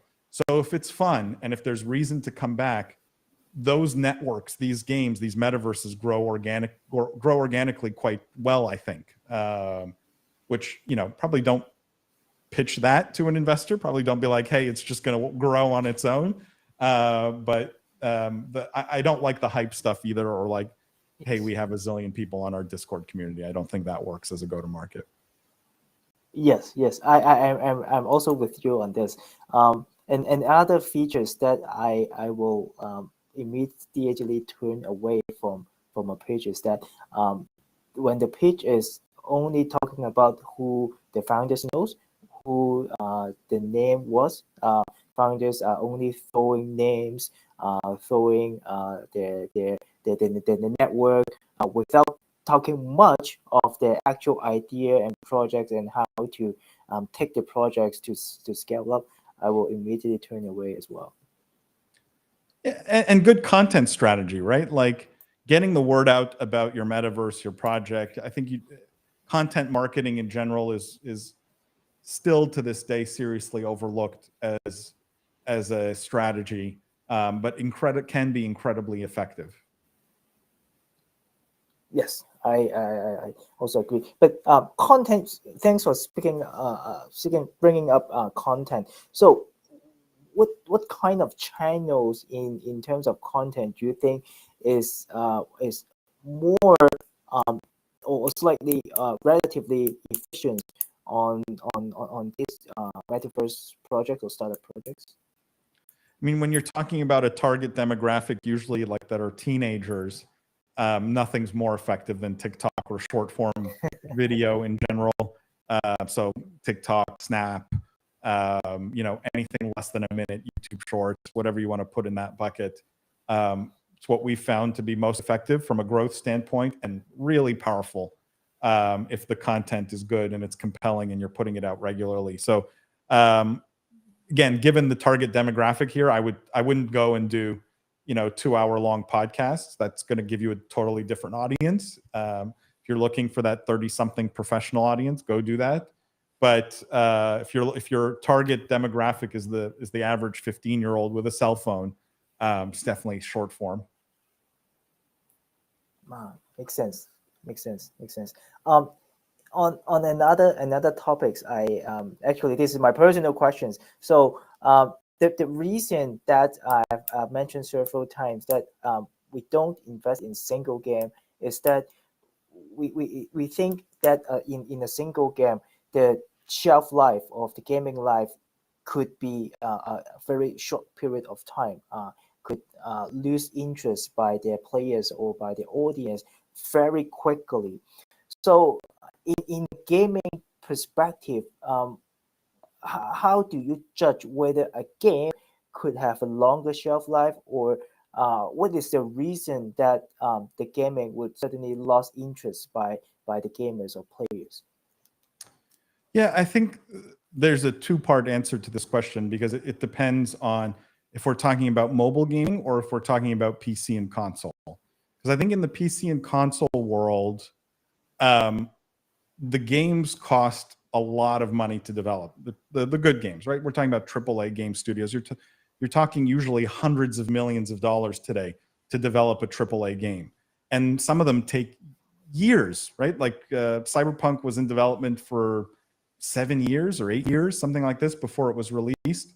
And unfortunately, even though the cost is high and the development cycle is high, success is not guaranteed because you're talking about art, right? Games are art. It's not that different from investing in Broadway shows or movies. And art is fundamentally subjective. And so you could spend $200 million in 7 years building a game, and the game could still fail. People could just not like it, and no one plays it, and all of your investment is lost. And so those games, I think you have to invest in a portfolio if you want to invest, because art is subjective and it's a classic sort of venture. The one or two big hits pay off the rest of the failures, right? It's kind of a venture model when you're investing in games, ironically. For mobile, it's a little bit different. Mobile, the shelf life, is short. People are looking for novelty. No one plays a mobile game repeatedly for years on end. It's quite rare. And so you're looking for really effective at getting lots of users quickly, monetizing quickly, and then disappear. And so there, it's speed of output and the science around the monetization of those games and how quickly you put out games and how quickly you kill that works best. And so, like I always point to a company called Homa Games, it's a French publisher of mobile games. They put out, I don't even know, 5 games a month, and they're methodical, like from a maniacal standpoint, they're methodical in terms of how they measure the performance of their games, how they monetize them, and they kill them fast if they're not, generating enough users, generating enough dollars per user, whatever it is. So the mobile gaming is a different animal altogether. It's about quantity and it's about throughput. And so those strategies are more important than investing in a portfolio. I see. That's actually explain a lot of the investment strategies of a lot of VCs. So thank you. Ali, welcome back. We lost you and we continue to discuss. So I'm very curious from your take. What is your take on or advice on the for investors when they're trying to invest into metaverse? What criteria and features you're looking in those things? I think the question, I think for us as a more institutional investor, go a lot deeper, right? So we look at about 9 different things that we're measuring every time we look at a startup. Barely answer all of those questions always, depending on what stage they're at and sort of how far they're along. Much more comprehensive process. I think if you're a retail, I think that one of the big problems in Web3 gaming or metaverse is that a lot of these try to launch assets, whether it's land, cards, or like different things in game, before they even launch a product, and that's nearly always disastrous. Some of these products, at launch, and if you like it and enjoy it and it's addictive, it's like fun. Right? That is sort of a much comparing, is this something that you would want to especially own more in-game assets on or not? But otherwise, I think it's quite difficult from a retail standpoint, just because you don't typically that institutional investors are getting to the founders and the team and being able to might not be able to access always publicly. And how do you suggest ordinary people or retail ordinary people to participate or have a try on or have a taste on the metaverse? I think it's the same with the blockchain metaverse. I think that it's sort of probably heard of, like, you should go try it, right? Like, even if any of us in the panel have inbox, go make your opinion. This is technology. You need to go try this for this, sign up, go through the process, see what you don't like, and start thinking about, are these things that are solvable? How are they solvable see, and I think that'll help you to start forming a much more informed opinion on how to approach blockchain gaming. Like I think it's actually very critical that people try these things and start economics and how it really operates. And I'm not saying to go put in a bunch of money into it. I mean, a lot of this stuff, $1, $2, $3, like it's not we're not talking about needing a ton of capital. And I think it's more from like an education learning perspective first, so that you can actually create your own.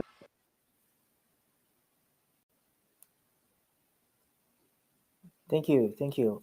We only have 2 minutes left.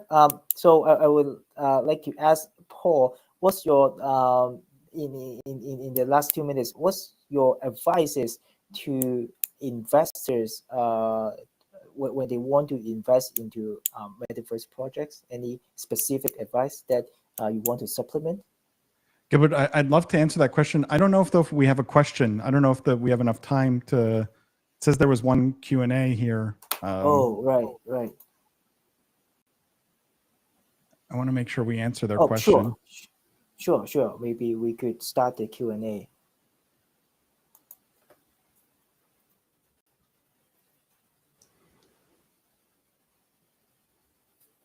Hi, Mr. Sebastian.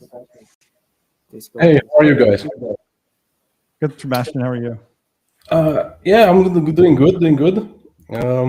Nice to see you guys. I have a question. What do you recommend? Because statistically, there is a lot of rejections when there comes to consideration when the projects are applying for funding. Majority of the applications get rejected. So, what is your recommendation for the projects to get through the process successfully? I'm happy to give my thoughts on this. Getting no's are part of the game. So like step one, accept that 99% of the people you send it to are going to politely tell you this is just the reality of raising money as a startup, and it's not something you should be offended by. I famously told Airbnb when they were Air Bed and Breakfast and raising their seed round to go take a hike because I didn't think their product was interesting. So like, we're also not the smartest people in the room, and we say no to good deals all the time for whatever reason. So try not to read too much into the no, and just accept that you're going to get a lot of no's. I think how do you stand out is it's really not that hard, right? Like, trying to make an effort to get to know the person you're pitching, making sure you're building those relationships before you're asking for anything is also really good, right? Like if the first interaction with me is, please invest in my company, and it's sending me a pitch deck, you're going to get a less warm reception than if it's like, hey, I listened to your podcast. I love what your thought on this was. Do you have 15 minutes for a call or a coffee? I have questions, whatever. And build that relationship, and 6 months later pitch me your company after we've got to know each other, I think always helps. So it's doing what the 1,000 other people who send pitch decks don't do, which is a little bit more effort on the relationship building, a little bit more effort on being persistent and staying top of mind and top of my inbox. Sometimes I just see something, I don't have time to deal with it, it disappears in my inbox, and then I never think about it again, right? And there are people who are persistent and stay on top of me, sometimes for years, and that can go a long way. But nothing's a guarantee, so expect a lot of no's. Okay. Yeah, and to add on to that, I would. Sorry, go ahead, Ali. Yeah, I would just say, like, try at a world class level, like even if you're pre-product, right? Think about what you're trying to get across in the deck, right? And when you're emailing over a deck, I think a lot of startup from a deck. That's not what it's for. It's all you're trying to do is get someone hooked to get on a call, right? Very different objective, and you're trying to basically set something very clear and very short in there. That's called not necessarily raise investment. Like once you're on a call, then you can raise and work on actually your pitch, right? But I think the first objective is how do you get someone on a call? And I think a lot of startups mix that up.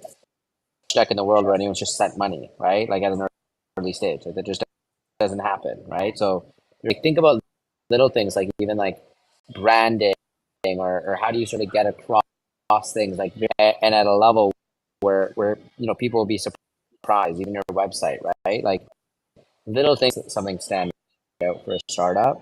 And so I think those are a few little things as well. Okay, cool. Yeah, and on top of Paul and Ali, I would say having a very positive attitude when you purchase is very important, because I've seen projects or pitches having not too positive on their projects, which is a very devastating attitude. And on top of Paul, and in addition of what Paul said, I think having a no is not the end of the day. A lot of projects is actually turning down one project, but they also refer the deal flow to their friendly VCs or friendly investors, and share your project to other VC as well. So having a no would maybe open another door to another investors too. So I think this is very important. Yeah, I guess that answers the questions for a lot of projects that are watching this. And thank you guys for the information. Thanks, Sebastian. Thank you. So I think the time is pretty much up. Thank you, Paul. I've learned a lot. Thank you, Ali. I've also learned a lot from you. And I would like to thank all the audience here or participating here. Thank you, everyone. And Gilbert, thank you to you for jumping in Thanks as so much. moderator. You did a fantastic job on such short notice. Thank you. Appreciate it. See you Thank all. you, guys. Bye-bye. Bye-bye. Thanks. Bye-bye.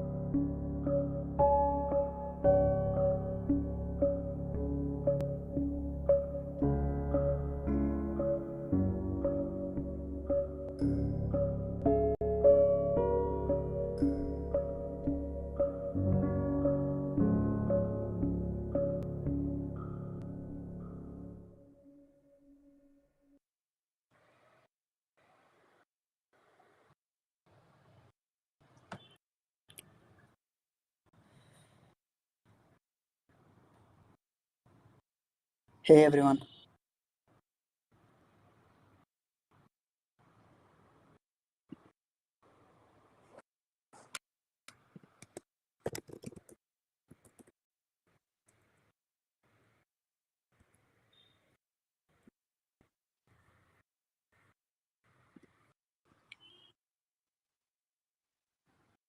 Hi everyone. I hope you guys can see my screen.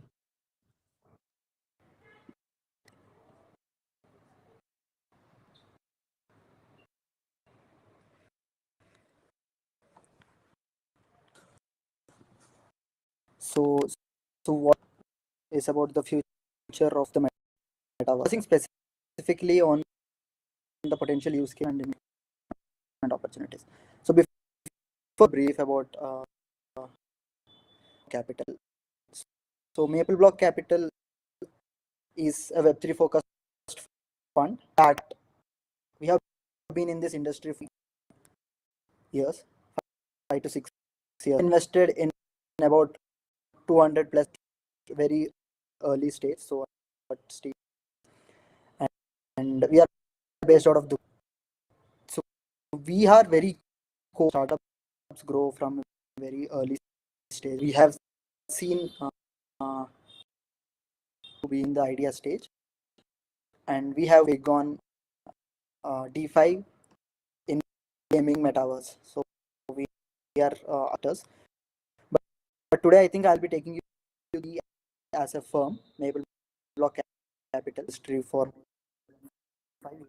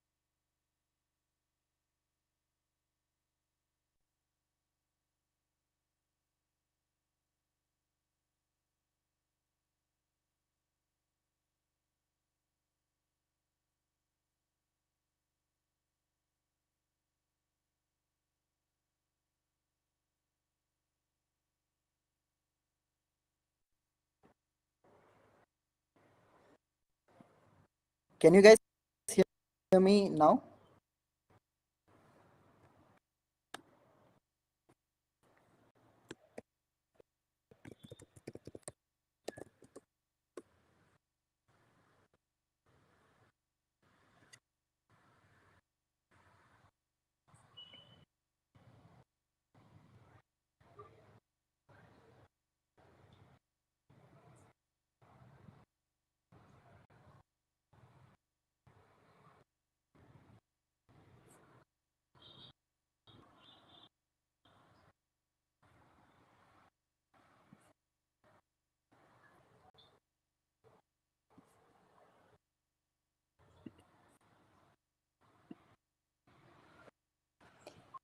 Yeah.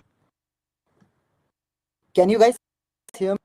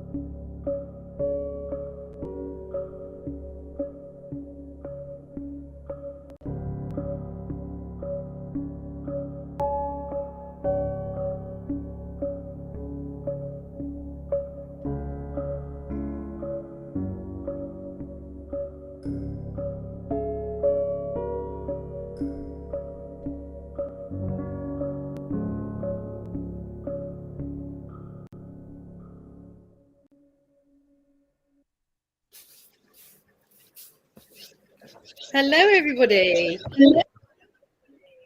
Hello, everyone. Hi, Jackie. Hi. Hello. Nice to see you all. I'm assuming that we're live right now, so I'm going to just start talking. This is a great panel for the Global Metaverse Carnival, and we're going to be talking about investing into the metaverse. And I'm joined by an absolutely stellar group of people, starting with our wonderful Paul from Decasonic. Say hi, Paul. And then we've got On from coinintelligence.com. On has done so many things that I don't know which one to say. So I'm going to say coinintelligence.com. And then we have Kevin Ready from Ready Capital. And everybody is full of great thoughts and insight into metaverse investing. And I just want to encourage the audience to ask any questions you want to. We know that you can type questions into the chat, and then hopefully we'll have time at the end of this session to answer any questions, or just type them as we go along, and I'll see if I can bring them in. I'm your moderator for today. My name's Jackie Bors. I'm the CEO of Demoso, which is a PR and marketing firm that is specializing in Web3, blockchain, cryptocurrency, NFT projects, and everything that's brilliant in the metaverse space. And so I'm super excited to be bringing this panel to you today. So what I'm going to do is I'm going to let everybody introduce themselves from the panelist perspective, and then we'll just zip into some conversation. So let me hand over first to the wonderful Paul from Decasonic. Jackie, thanks for having me today, and very excited to be here. I'm Paul Su, CEO and founder of Decasonic. Decasonic is a Web3 native, Metaverse native venture fund. We focus on pre-seed, seed stage investments, writing $1 to $4.5 million checks into the top founders. By background, I'm an investor operator. I've been in technology since the dot-com days, so 20 plus years. Was a VC on Sand Hill Road for the 2000s, got my operating experience in Web 2, joined Zynga, the makers of Farmville and Words with Friends as an early employee. Saw that through public offering. With those IPO proceeds, I bought my first Bitcoin in 2013. Was angel investing, managing friends and family money until 2021 when I closed this venture fund last year. So we count some family offices and other accredited investors as investors in our fund, and we're just looking to collaborate with all of you out there. Thank you for having me. Fantastic. And over to On. Yeah, thank you. So I'm On Yavin. I'm the founder and managing partner at Cointelligence Fund, a crypto VC fund focused on investing in the metaverse and blockchain-based games. Most of our investments are games, actually. And a little bit about myself. I'm a serial entrepreneur. Started my first company before I turned 20. Since then, started and developed different companies in different industries, offline and online. 17 years ago, started investing in startups as an angel investor, did one exit. Half of the startups are still alive. Very, very happy to say that. And a little bit more than 5 years ago, I started Cointelligence as a research company. We've analyzed more than 1,100 different blockchain and crypto companies.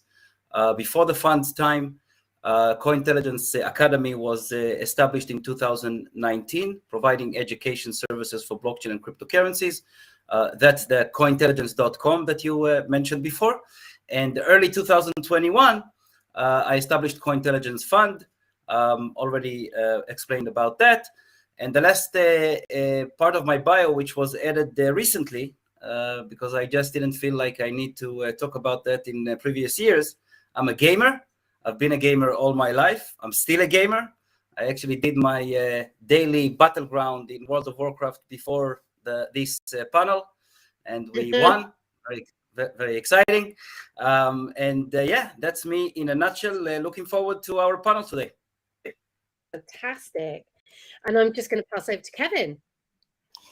Thanks, Jackie. Hey, Paul and Alan, great to be here with you guys. And I'm Kevin from Ready Capital, founding partner at Ready Capital, and I've been in the industry for 26 years. I actually got exposed to decentralization, distributed computing concepts in my master's thesis way before Bitcoin use case. Went to management consulting, strategy consulting with Pricewaterhouse, Accenture, and Booz. Made partner there, and also was a founder and CEO of a cognitive enterprise security startup in Silicon Valley. And following that, being an angel investor and advisor in a Web2, high-tech startups, and started doing more. Again, I've been played with Bitcoin, and again got more involved with as an investment advisor in 2015 with the DApps ecosystem growing there. And past 3 to 4 years, been mostly focusing on investing and advising mostly in GameFi, SocialFi, economic models with Web3 enablement, kind of bridging the gap between Web2 communities and bring them onto Web3, Metaverse, or pretty much mostly for intersection of AI, Web3, and Metaverse ventures. And our focus investment thesis is basically startups in seed stage, but mostly with the MVP with traction, meaningful traction, or the founders already had a proof of execution with some exit, at least one exit, successful exit. Fantastic. Back to you guys. Thank you, Kevin. So as you can see, we have a panel with a massive amount of experience from all angles, from being entrepreneurs themselves through to angel investing and through to running funds. So we really have the best of brains when it comes to metaverse investing. So I'm very excited to start talking to you. So let's just chuck that first big, as Paul put it when we spoke before, elephant in the room question. I mean, how is everybody feeling about investor confidence right now with all of the fallouts that we've been seeing and market or our sort of this sort of industry's markets in turmoil? What do we think about what's happening? So I'm happy to start with this one. To be honest, Jackie, there's nothing new. I mean, we see the same thing that happened with previous cycles, with previous crashes. Obviously, this time it looks much more horrible because crypto was adopted by so many 500 Fortune companies, financial institutionals, and major banks, and so on. But to be honest, this is not different in any way compared to the Mt. Gox bankruptcy and crash. It's if you ask some crypto OGs, they will tell you that it's not even as bad as it was back then. So it all depends on who you're asking. Having said that, I have to say that I am frustrated from the fact that too many investors stopped investing completely. I know because we have more than 35 venture partners beside us and 2 others. We can't find any venture partner that is actively investing at the moment. So that's we're actively investing on. So, yeah. That's right. That's very good. And lastly, I would like to add that I think it's time for people to understand that they cannot continue gambling with crypto if they are not able to do the proper due diligence, if they are not able to make smart investment decisions. They should stop investing, and they should stop recommend others to invest. So that's my take on the current situation. That's interesting. You think that people have been less than careful when it comes to their current investments? Jackie, it's not a matter of I think. I know 1,000% because when I talk to founders and they prove to me that they actually got an investment from that investor or that investor, and then I go to the investor and I ask them, why did you invest in them? They are anonymous. They are not even willing to disclose their identities as founders, which is outrageous in my opinion. And when you talk to all kinds of crypto fanatics, they will say, yeah, crypto is all about anonymity and all that bullshit. I'm so much against it. And as soon as the founder says that, it means to me that they are going to try to either scam or rug pull, or just hide all kinds of parts with regards to their investment and with regards to their operations. And I'm sure that investors are doing it because I see it on a regular basis. And besides that, I also see investors investing in projects that are clearly violating regulations and laws. I see investors that are investing. Oh, we've lost your audio there. Oh, sorry. Sorry. So I think I clicked by mistake. So they are investing based on the other names. They don't even do the due diligence. I mean, it's absolutely horrible. And don't get me wrong, it's not all of the investors in the industry, but it's too many of them. Yes, and isn't that the sort of thing that you see very early on in any kind of market or industry? There will be a few of those early people that kind of spoil it for the serious people. But don't we generally find that because of these fluctuations, we find that generally the cream does rise to the top? Jackie, I think you're bringing up a good point. What doesn't kill you makes you stronger. The four of us have been battle tested through prior market cycles, but both in blockchain, but also in general technology, whether it's 01 or 09. This will happen again. So for everyone out there, take the lessons right now. Learn from your own mistakes. That's knowledge. Learning from the mistakes of others, our industry, that's wisdom. What gives me optimism and why we're still continuing to deploy is that the mega trends for metaverse, for Web3 adoption is still intact. The corner of the industry that relies on speculation and leverage, that's probably going to get washed out. In other areas of Web3 and metaverse, digital loyalty and membership entities, commerce for digital goods. Onset of us, he was playing his game, but before he logged on that adoption of gamers coming into the metaverse, gaming impacting the world is still intact, and that gives us optimism.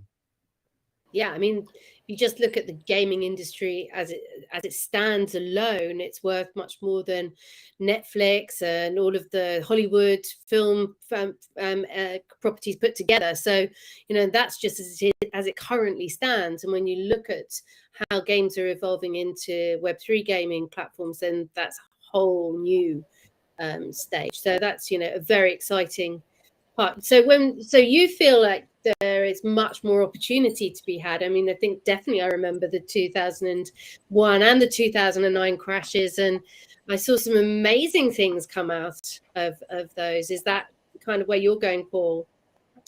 The best venture funds were created during downturns like today. There are opportunities of a lifetime. The healthier ecosystem is intact today. People also forget that innovation is an exercise of failure 99% of the time. It's that 1% breakthrough that requires leaders with our respective expertise like ourselves to roll up our sleeves, co-build with our founder. And that opportunity is never bigger than it is today. So well said. And certainly, I mean, I was just speaking to a really exciting new startup, which is 26 seeds behind it, and the principles have come from GTA and 2K games, and it's a really stellar team. And one of the things we were talking about this morning was the fact it's so important to go with the credibility of the team and the founders and everything that they're trying to create, because there's a lot of really interesting and good things happening in Web3, and it's a shame that we've seen a lot of media cynicism and speculation that doesn't really help in this current climate. Yeah, absolutely, Jackie. I mean, basically what Anand and Paul was saying, to add to that, basically it's like any other bear cycle, right? Obviously, in the crypto, this is the worst bear cycle we experienced, and obviously the last year FOMO investing is not happening, and nowadays pretty much all investors I know, we are all doxing the founders and making sure that actually these founders actually can execute with some or at least a proof of execution with that they can actually develop the product and the idea they are sharing, and get some actually traction and build a business around it, right? Even some meaningful traction, slightly even community focused traction, and that's something that definitely going to be for the next couple of years at least. Again, the bull cycle, we obviously will, there will be again some form of investing in 2025 probably around that time. Until that, I think as Paul was saying, we've seen again and again, and the best company in the cycles, right? Most resilient founders and leaders, and they're the ones who try to be multi-decade, companies. So I think for us as an investor, it's less noise, things of deal flow, more, and also we get to take a little bit. There's no pressure on the FOMO side, and basically we are the investment cycles are longer right now, and also we're looking for a lot of diligence. So any right now who are looking to approach an investor, better to be prepared with not just white paper website, but proof of execution that you can actually build, develop your idea into a product and get some traction. So yeah, let's dive in a little bit more into that. I mean, what are you looking for when it comes to your investments? Say, I mean, On has referred to doing much better due diligence. What sort of due diligence would you be doing? Our business has been actually, even in the last year, something similar. We've always been, over multiple cycles. One thing is we want to see the team is everything, right? Everybody knows that. And so the founders have executed successfully in the past. Are they coachable, flexible, scalable in terms of life cycle of the venture? And if not, where are the gaps? Do they have the right team, or at least they have ability to have the right team? Look at that, and also are they, can they pivot quickly if they don't, especially crypto changing all the time, right? It's much more faster cycles than traditional ventures, and so are they flexible enough to quickly pivot, or we see that look at the team, and again, we're not really purely just poking holes, but also we're saying where can we help them, right? Where can we actually kind of fill in the gaps, as long as they're dedicated and resilient and really in it for the long-term innovation for teams that they can scale with markets and put with markets. I mean, that's a really good point. I mean, at this moment in time, you will see people coming to market with a lot more resilience, there's a lot more startups which will be definitely coming to the market as a result of the many layoffs that we're seeing. So we're going to see some really interesting new startups. What stage are you starting to invest? You mentioned MVP stage. Are you looking at sort of very early seed, or are you looking at Series A? What kind of stages are all of you looking at in terms of your investments? I'll just quickly say that we will basically do only seed. That's also kind of a mature seed with the MVP with some traction, just to show that unless the founder is already executed past successfully, then we will go with just having a decent team and a decent, And On?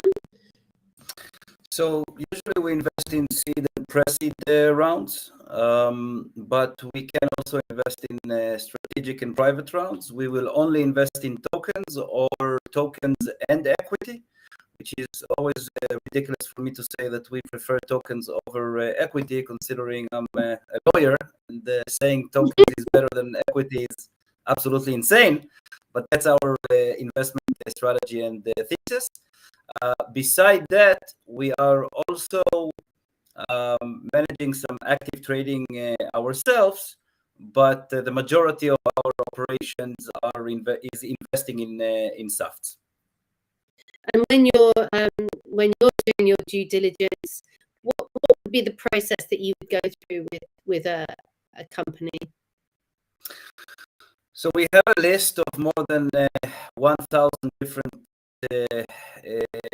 things that we're checking with regards to each project, and there's also subcategories under that. It all depends on the specific project and when the project when the founders started working on the project, because even if it's in the seed phase, for example, there are cases when the founders just started like a month or 2 months ago, and they basically have a deck and nothing else. In other cases, they're raising for seed, but they've been working on it for a year or even 2 years. We've had cases of projects that were developed for 3-4 years, and they were raising the funds for the seed round as well. So it all depends on the stage of the project. We've had cases that we've done due diligence in the last few weeks, and we actually played the games themselves as a part of the due diligence. And obviously, that's the most fun part of our work these days. And I have to say that 2 of them were actually very good games, in my opinion. And I really enjoyed testing them myself personally. And beside that, it's so many different things related to, as I mentioned before, the regulation and laws part is very, very significant for us. If the founders chose the wrong jurisdiction and they're not willing to fix it, there's no chance that we will be investing. If the founders do not have the proper knowledge or past experience with regards to blockchain development, token economics, planning, everything around the marketing, and more specifically crypto marketing, which is completely different than any other type of marketing. I know I've been doing it hands-on with different teams myself over the years, and the list is very, very long. But I have to say that the most important part, and that's most likely what most investors are talking about, it's the team. It's the team, and you're always investing in the team members. Everything that is written on the deck or the business plan or even the token economics is can change in the short term or even the long term. But usually the team or the core team, the co-founders, should be there always, and that's the most important part for any investment, in my opinion. That's great to know. Paul, the teams sort of sit very high on your list of priorities when looking at your investments? Absolutely. I'll add that the double click on team would be for us superpowers, and because venture is such a industry of power laws, exponential expertise does matter. So the difference between a top 1% performer and a top 0.01% performer is making the Olympics versus winning the gold medal. And I know Kevin and An also have their world-class track records. I think we're used to passing on 99% of the deal flow that comes in because that bar is so high. Today's market is a market of substance over hype. That's what due diligence uncovers. That's what real identities in our founders uncovers. The reputation does matter, and setting those expectations and delivering on those expectations, a track record of exceeding your expectations really matters. And I think that those are other 3 areas that Kevin and An mentioned, but wanted to share with the founders out there because you might be a world-class expert in a particular area of metaverse, game mechanics, very emerging area. It requires 7 years possibly of playing Roblox when you start as an 8-year-old. Right? So there's an aspect of, this isn't about just funding 40-year-olds. Find that superpower, find that expertise. Metaverse game mechanics, that could be a superpower that does win part of the metaverse. And so we do get refined in that way as we do our due diligence. And I do say that to encourage everyone to personally reflect, with authenticity, define their superpowers and then present it to the world. And you say with authenticity, and I think, because I have a panel here which is so experienced, I think you can sniff out a bit of hype and, to coin it a little bit less, more fruitily, BS when you see the team's profiles. But I think a lot of people are very humble as well, and they don't actually realize that they have superpowers. They might have been part of a previous team that delivered something and probably maybe even do themselves down on their own abilities. And I think a lot about CTOs here. And Jackie, 100%. And there's always the realism balanced with the optimism that venture investors are building towards. How can you stretch your goals? How can you stretch your capabilities, your team dynamics, so that you can achieve the impossible, and yet not say, you're going to roll out of bed and become a gold medalist champion who's going to defeat Elon Musk, right? I think that there's always that balance, and it's never easy. That matching of substance and hype is such an art. I do share that to this group, this community, because being open and honest about here's the substance, it's evolving, we're accelerating into this path of growth because we found something along our superpowers. Generally, that's how disruptive innovations are created, and so that's what gives us optimism about today's markets of, again, it's a market of substance over hype. Sorry, Kevin, I jumped in there before you.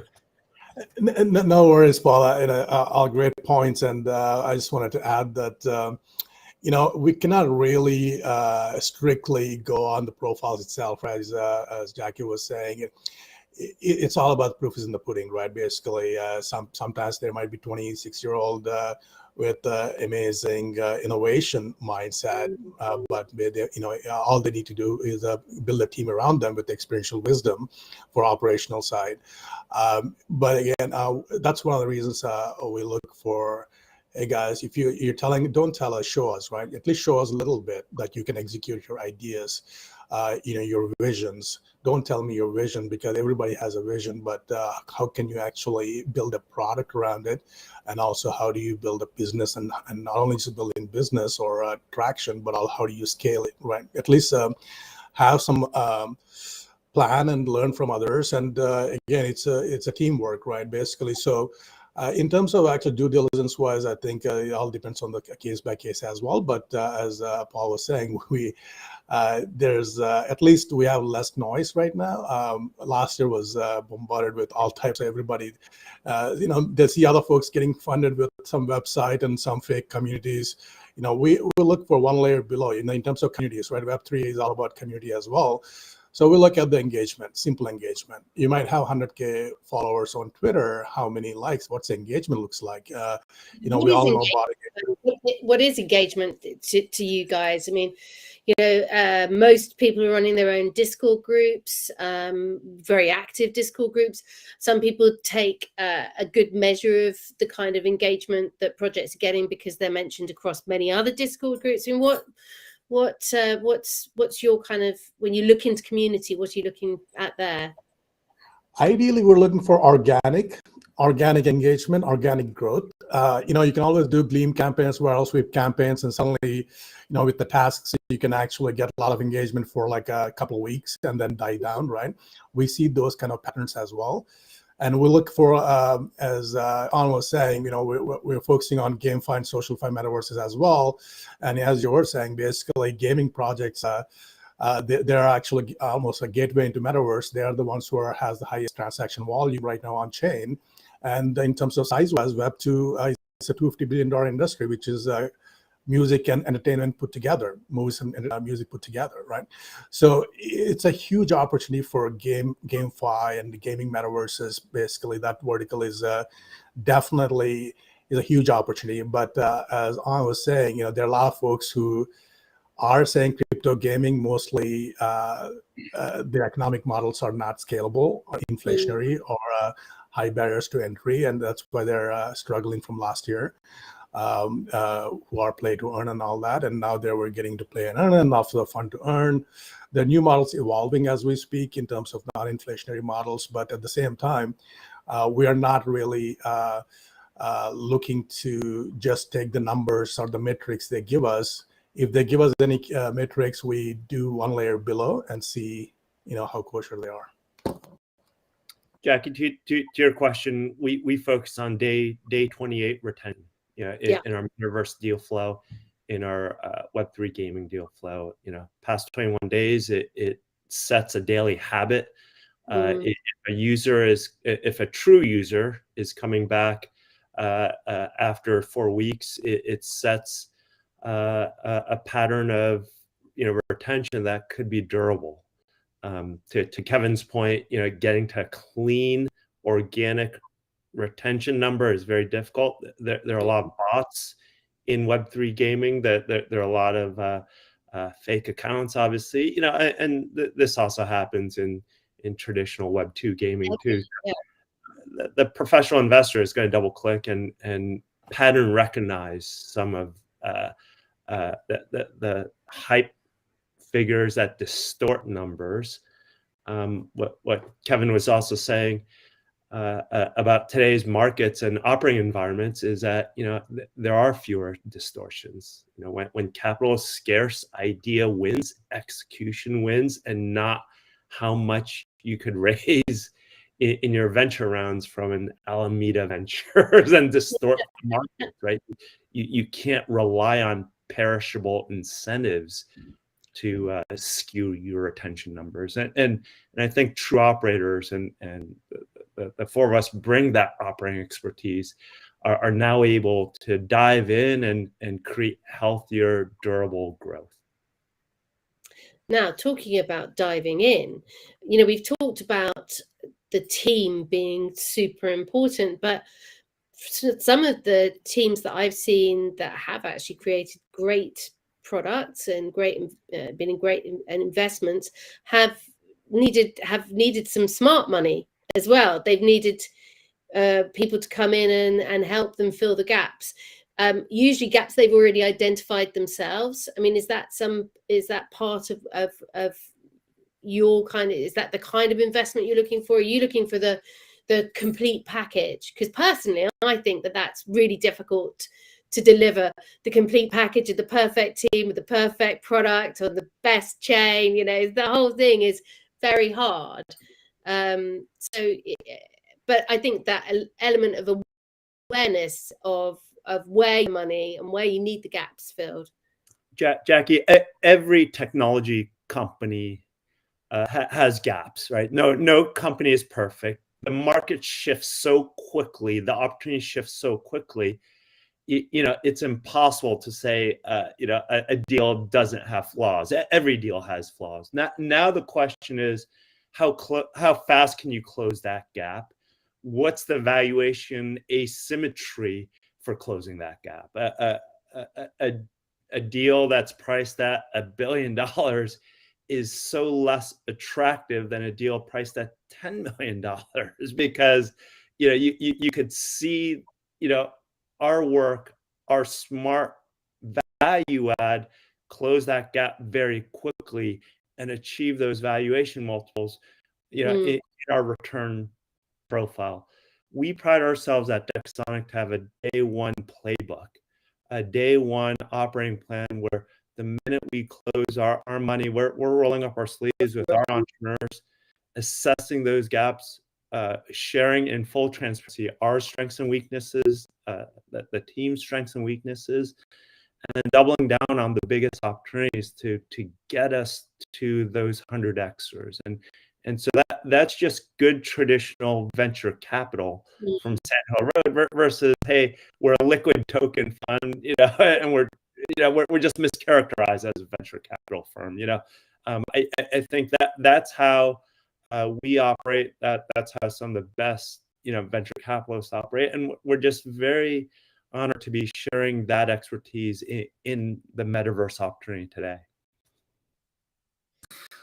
I'd like to add to what Paul just said, that, and actually I'd like to warn founders that are listening to us, because unfortunately I realized I myself and my team members are very, very active, and when we invest in a project, it's not mandatory, by the way. We don't tell the founders that it's a must. It's completely up to them. But if they are interested in getting help from us, then we can definitely help them a lot. It ranges from connections to auditing almost anything that they're doing, and helping them to improve it. Everything around crypto marketing, as I mentioned before, which is so important. And it's up to them to decide if they want to get the help from us. But I have to tell you that from my personal experience, especially in the last few months, and especially following all the crashes and the bankruptcies, most investors out there will promise the founders the moon, and they will disappear on them as soon as they realize that they have better options, that they are not going to see profits so quickly from this or that project. And even worse than that, there are some investors that are promising the moon, and they're not able to deliver anything that they promised. It's so outrageous, and it really upsets me when I see it. And in the last month, I've seen at least 7 cases like that. And when I talk to the founders and I ask them, okay, but why aren't you being a little bit more aggressive and demand that? Because you actually have evidence in writing that they promised you the moon, they promised to help you with this and that.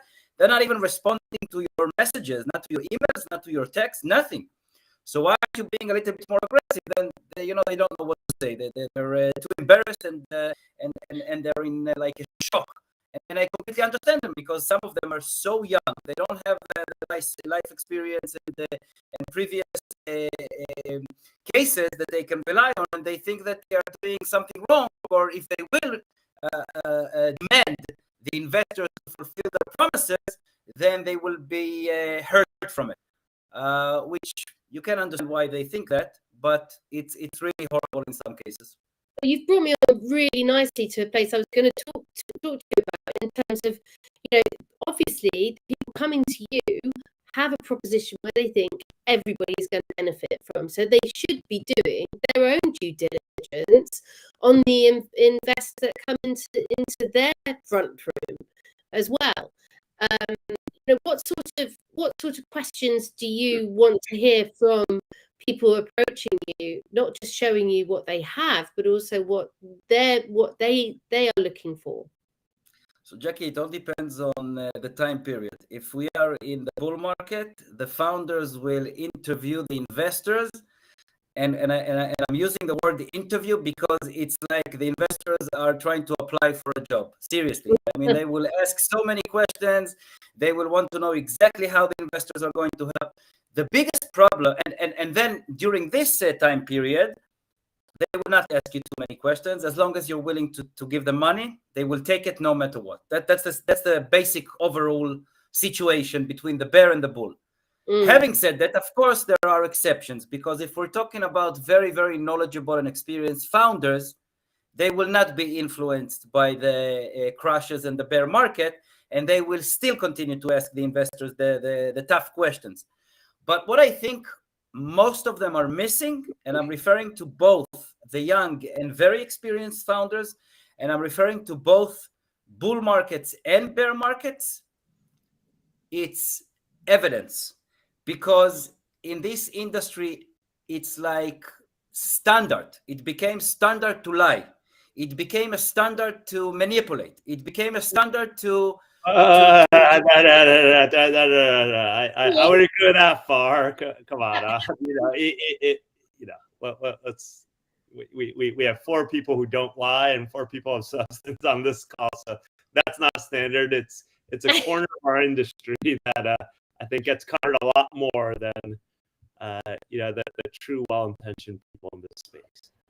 Yeah, So I completely disagree with you, and I think that it has become a standard. And I actually personally, I actually personally, look, I'm not referring to you, Paul. If I referred to you, I would actually say it to your face, because that's the kind of person I am. I'm not saying things I'm not implying things. I'm actually saying them, and I actually called out scammers in different opportunities.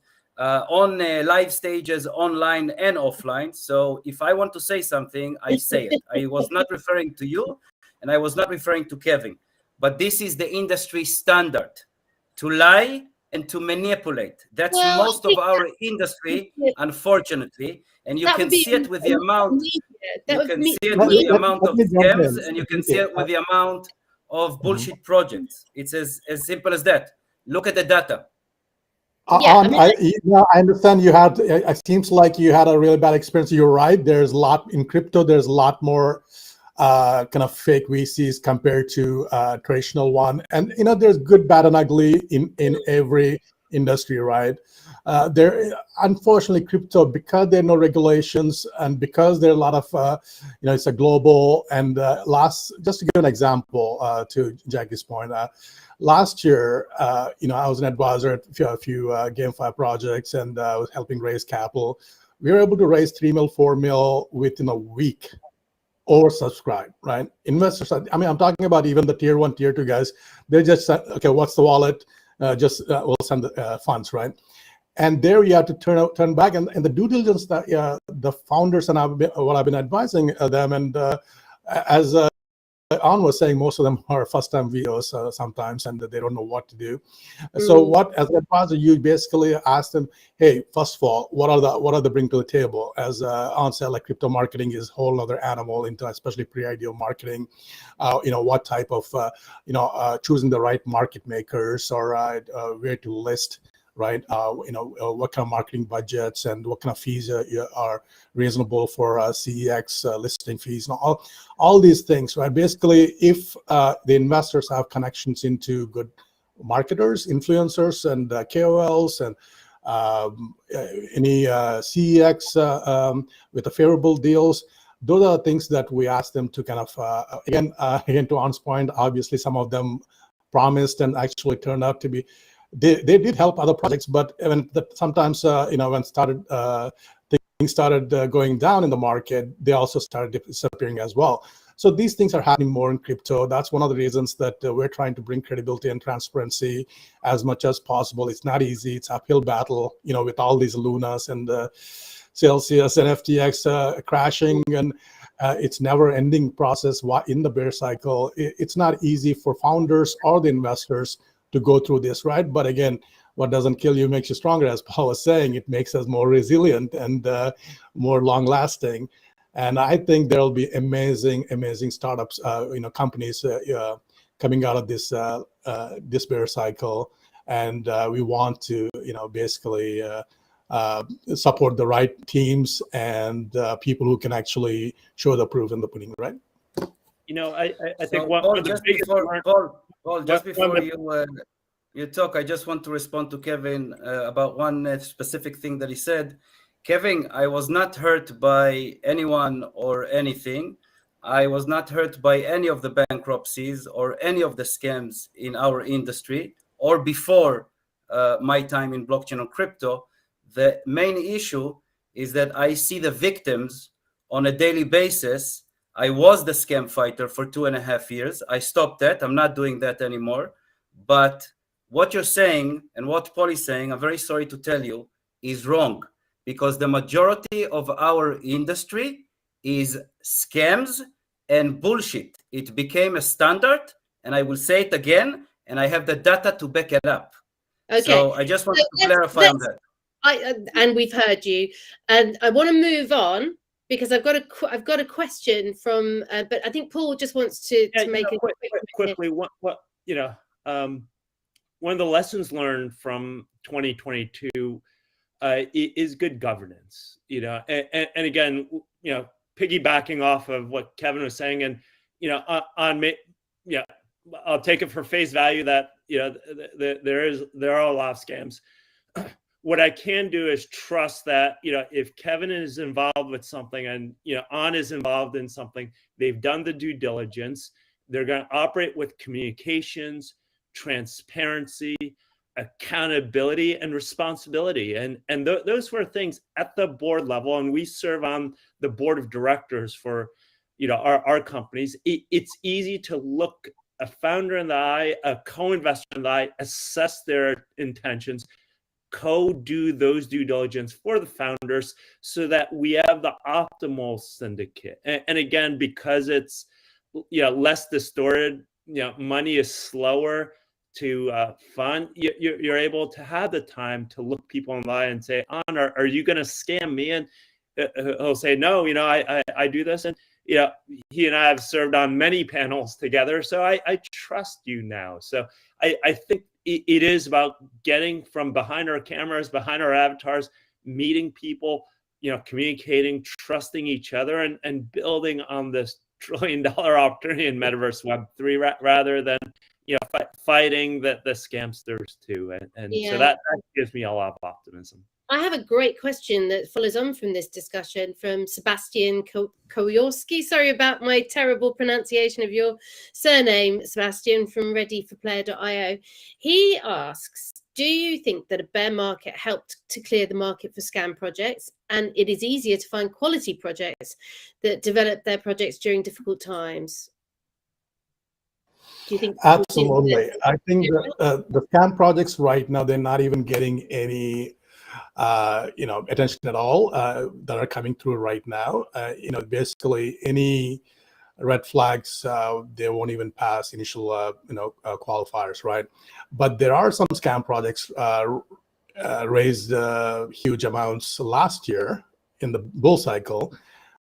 Some of them are still surviving. Some of them did the rug pulls already, and some of them using their treasury like their own personal portfolio and buying real estate, all kinds of things on their personal names.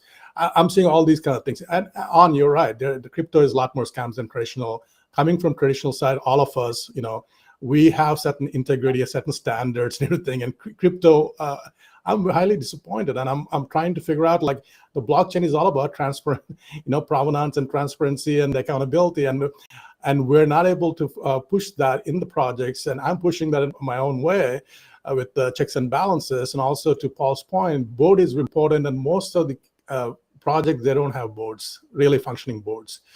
And even FTX itself, they don't have a real functioning board, And as we know, top tier traditional VCs invested, tens of millions of dollars without even participating on the board, right? It's part of the risk management, of course, but I'm pushing for board, a healthy, balanced board on any future investments in crypto. That's one way we can actually make sure that there's nothing shady happening. Awesome. So let's look at the people who are looking to raise money. When it comes to their pitches and their approaches, what stands out to you as something that really, what kind of projects are you looking for, and what kind of pitches are you looking to receive? I'll pop that to Paul. Yeah, we underwrite 100Xers at the pre-seed seed stage, and just like .com and Web2 social mobile local, the two biggest areas where you find 100Xers are companies who solve key bugs or companies who build killer apps. Key bugs today in the metaverse, are probably around the area of infrastructure and rendering, bandwidth constraints, devices, compute power. How do you push that to the edge? The overlay of generative AI into metaverse assets, gameplay, token design are all key bugs. And so every pessimism can be turned into an opportunity. To On's point, scams are big, and that's a key bug that we have a term sheet out on a company that is leveraging AI and ML to better solve security. On the killer apps, those focus on use cases, and there are use cases around Phygital, around loyalty, around membership NFTs, next gen ticketing. We run a concurrent list or a real-time list of 40 potential killer apps, similar to what email did in the .com and mobile casual gaming in Web 2. So very optimistic about solving the problems with key bugs and where the next gen wants are with killer apps. On what's for me, it's very easy and straightforward because, as I mentioned before, we are completely focused on the metaverse and more specifically games. So right now, we're not even reviewing anything else beside the games. And of course, they have to be very, very high quality projects. And as mentioned before, the teams have to be very high level teams, and they need to check the long list that we have. But I will tell you that the biggest change, in my opinion, if I compare it to a year ago or 2 years ago, is the fact that now we are looking to invest in much more progressed projects. Just to have a deck is not enough for us anymore. And beside that, I think that the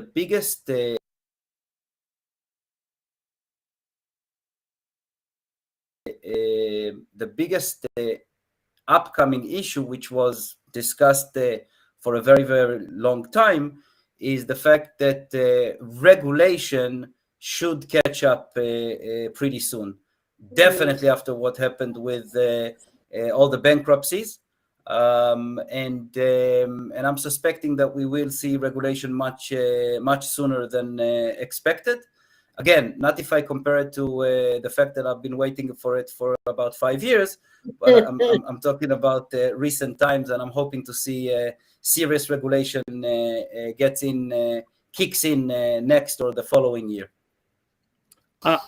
Largely in gaming, it's unregulated, and if anything, there's deregulation in real money gambling in the U.S. So, I do also separate, commerce related use cases, gaming related use cases that are just by and large for true fans like you and me, for users, rather than the financialization of regulatory arbitrage that you see in other crypto projects, open finance projects.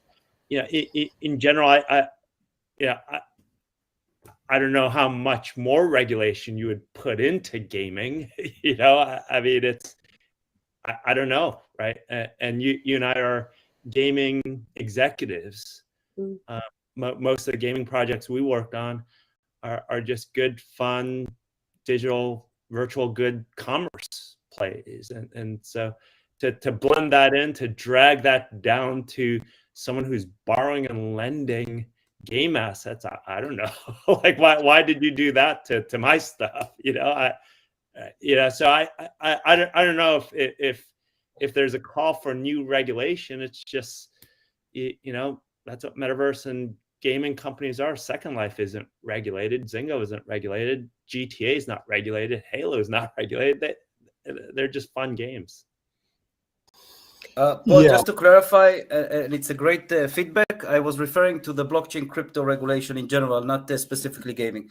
Gaming, we have a very, very long way to go with regards to gaming and crypto. It's probably going to take a few good years at best, if it will happen. Yeah, regulations are patchy, right? I mean, US will probably lead in the regulatory landscape, then followed by EU, and obviously there will always be loopholes, just like offshore. In the traditional, there will be like Malta's or Costa Rica's and a few other ones. So basically, to answer your question, Jackie, we're looking at intersection of AI, blockchain, and metaverse, right? With the Web3 and GameFi, SocialFi economic models in terms of the apps ecosystem, but also looking at infrastructure ventures, especially interoperable metaverse infrastructure or shared Oracle infrastructure across metaverses or multi-chain, data bridges for verticalized metaverses. So depending on that, but again, my past few years, I've been focusing on GameFi and SocialFi more. So as gaming, saying that's where the engagement is. There are a lot of people selling land, virtual land, but without any utility. So gaming actually provides a lot of different use cases to generate engagement and kind of monetization of those spaces in metaverse, right? And also we're looking for any ventures that are making the UX UI as simple as possible, because current crypto gaming is only 1% of the overall gaming industry. So the $250 billion of the size is mostly residing in Web 2. So we need to build the bridges between Web 2 and Web 3 gaming communities. So kind of onboarding seamlessly the Web 2 communities. So Web 2 communities had the taste with Axie and they didn't like it for obvious reasons. And we need to come up with a better, without asking them to connect to MetaMasks and transfer these tokens here and there, we need to have better interfaces and also security, right? In terms of whenever there's a bridge, most of the DeFi hacks happen on the bridges, right? On chain, it's pretty secure, but when it comes between the bridges between the front end and the back end of the chain, basically, that's where the loopholes are. The security, anything around security and the user interface, I think that will be interesting for us as well. Yeah, I'm seeing, for those of us who are old enough to remember the incoming of Web 2, I'm seeing an awful lot of parallels between the new innovations that came at the beginning of Web 2 to the innovations that are happening now with Web 3, particularly around infrastructure, security, interoperability. Yeah, so fascinating times. Final question, because we are running out of time. Do you invest in anything other than Metaverse projects? The answer is absolutely no. Blockchain, Web3, and Metaverse for us. We're very focused on those three areas. So even if you saw a great Web 2 that had potential to bridge into Web 3, would that be an interesting project for you? Web 2.5, Web 2.1 is always the emerging practical execution around how do you get mainstream adoption. If it doesn't fit our criteria, we always share it, pay it forward with other great investors like On and Kevin, for sure. Yeah, we are looking, as Paul said, 2.5, meaning the folks who actually have decent sized community, engaged community with the Web 2 model, but they are highly suitable for Web 3 enablement.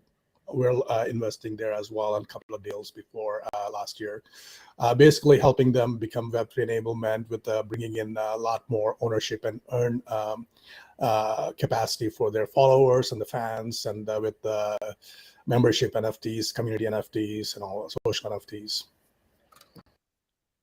Awesome. So any future trends that you're seeing that you're particularly keeping an eye on, that you're particularly interested in, even if it's just a personal?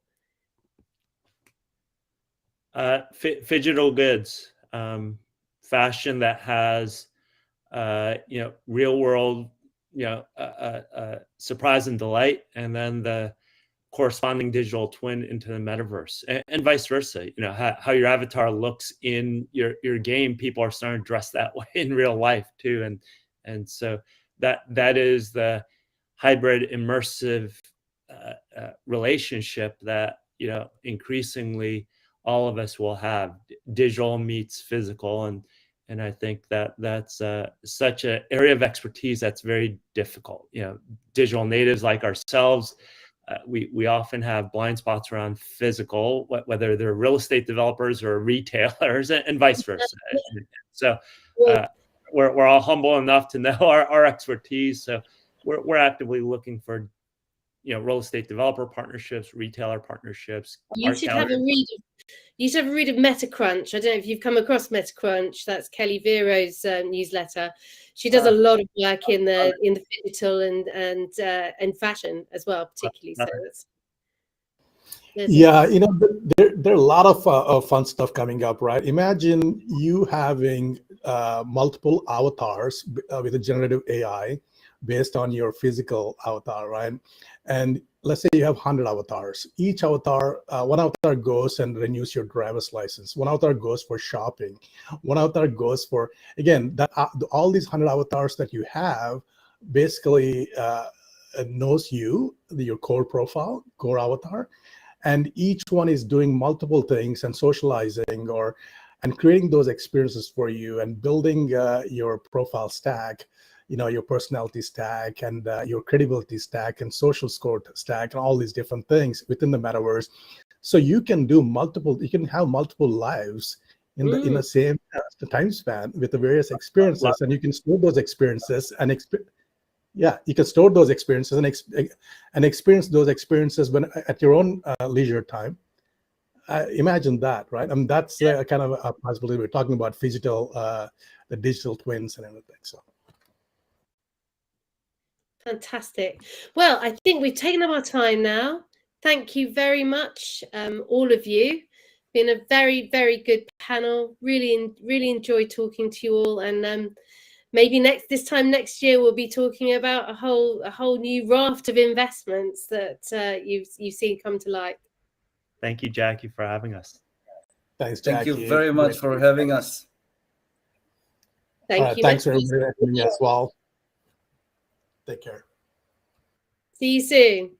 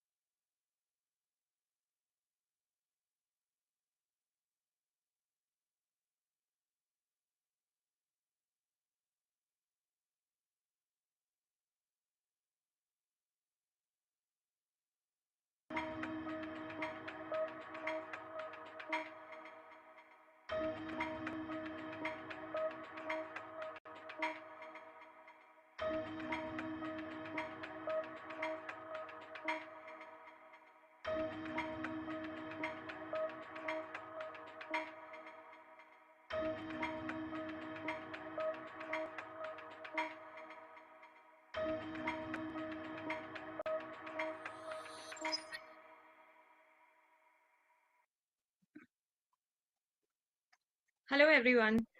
Before I start the session, let me just take some time to introduce myself. I'm an area merchant. I'm the lead ecosystem ventures for XPC Tech. XPC Tech is the blockchain fund of XDC blockchain system. We are a $125 million fund investing mainly into Web3 projects. Till date, we have invested in more than 40 plus projects, accumulating to more than 50 million plus. Our main focus areas are NFT, Metaverse, DeFi's, DAOs, digital custody, everything that relates to Web3 is what we invest in. Our founders are the co-founders of the XDC blockchain, so we have the tech expertise along with the financing expertise. So let me take you through today's session, and my topic is how venture capital evaluates is a science as well as an art. However, the investors in the Web3 space face increased challenges of picking the winners among the new sectors, letting go of the hype surrounding the current events, the misinformation, and the holding investment through the period of volatility. Most startups fail, but those that succeed deliver 10 to 100x returns, which makes the venture capital field all about power law distributions. With this, let's move on to discuss more about the venture capital in the Web3 space. Let's understand why are VCs so interested in investing in the Web3. The first one is massive returns. The token economics underlying the Web3 projects have outsized returns as compared to the Web2 investments. In the current environment of crypto winter, given the markdown on the valuations of the startups, it would be an interesting entry point for venture capitals to invest at a lower rate. A recent example is A16Z investing 20 million in Coinbase in 2013, which is worth over $12 billion as of date. So you can see the kind of returns that the venture capital industry is generating in the Web3 space. There's a lot of liquidity and transparency also surrounding the Web3. The Web3 tokens can be traded online, so there is a lot of liquidity for the venture capitals, considering they do not have a lock-in period. The project is built on chain, so the key metrics are always transparent, and the investors can keep a track of the capital, where it is deployed, what is the mark to market, everything is very transparent.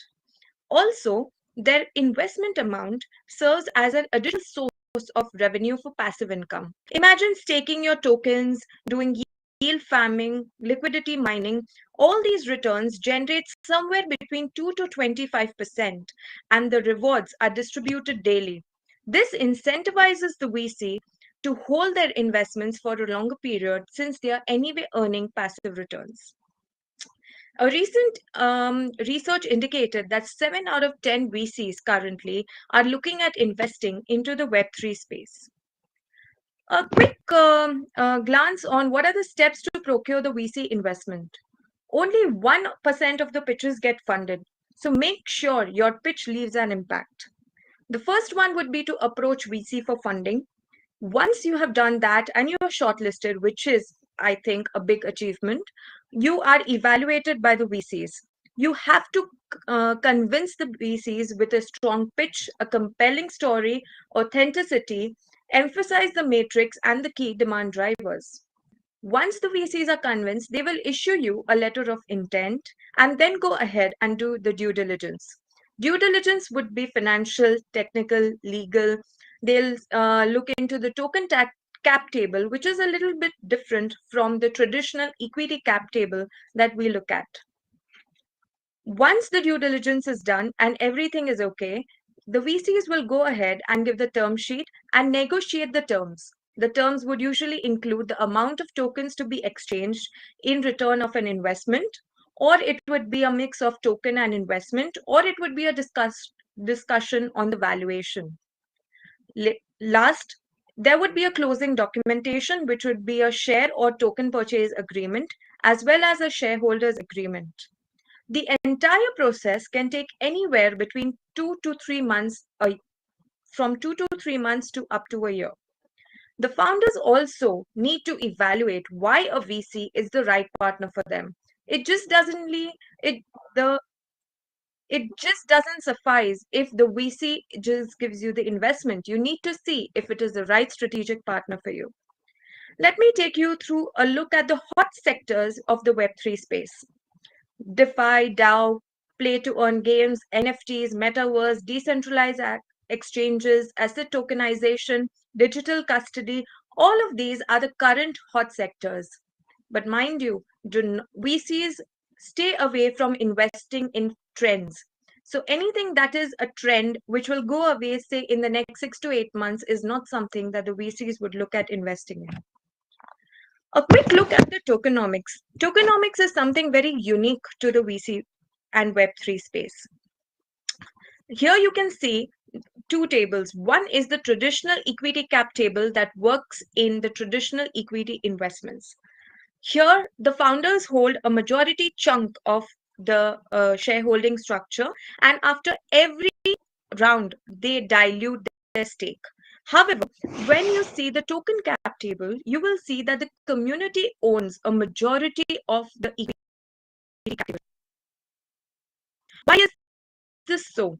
This is because a lot of tokens are dedicated or allocated to the community who are actual drivers and to a certain point determine the success of the project.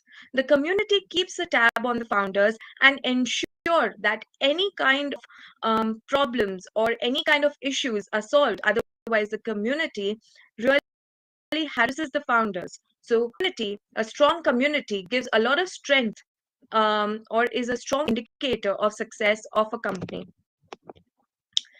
Now, as a Web3 investor, it is very important to analyze the tokenomics of any given project and how it is extremely beneficial to gaining an edge over the rest of the market.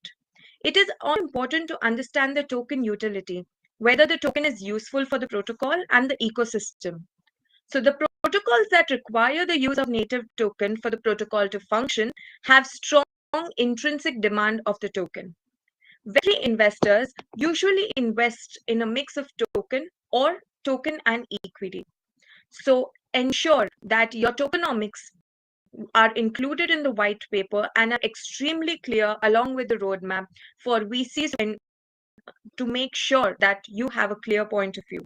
A few other factors to be considered in tokenomics are token utilities, token rewards, what is the total value locked, the demand, supply, the governance.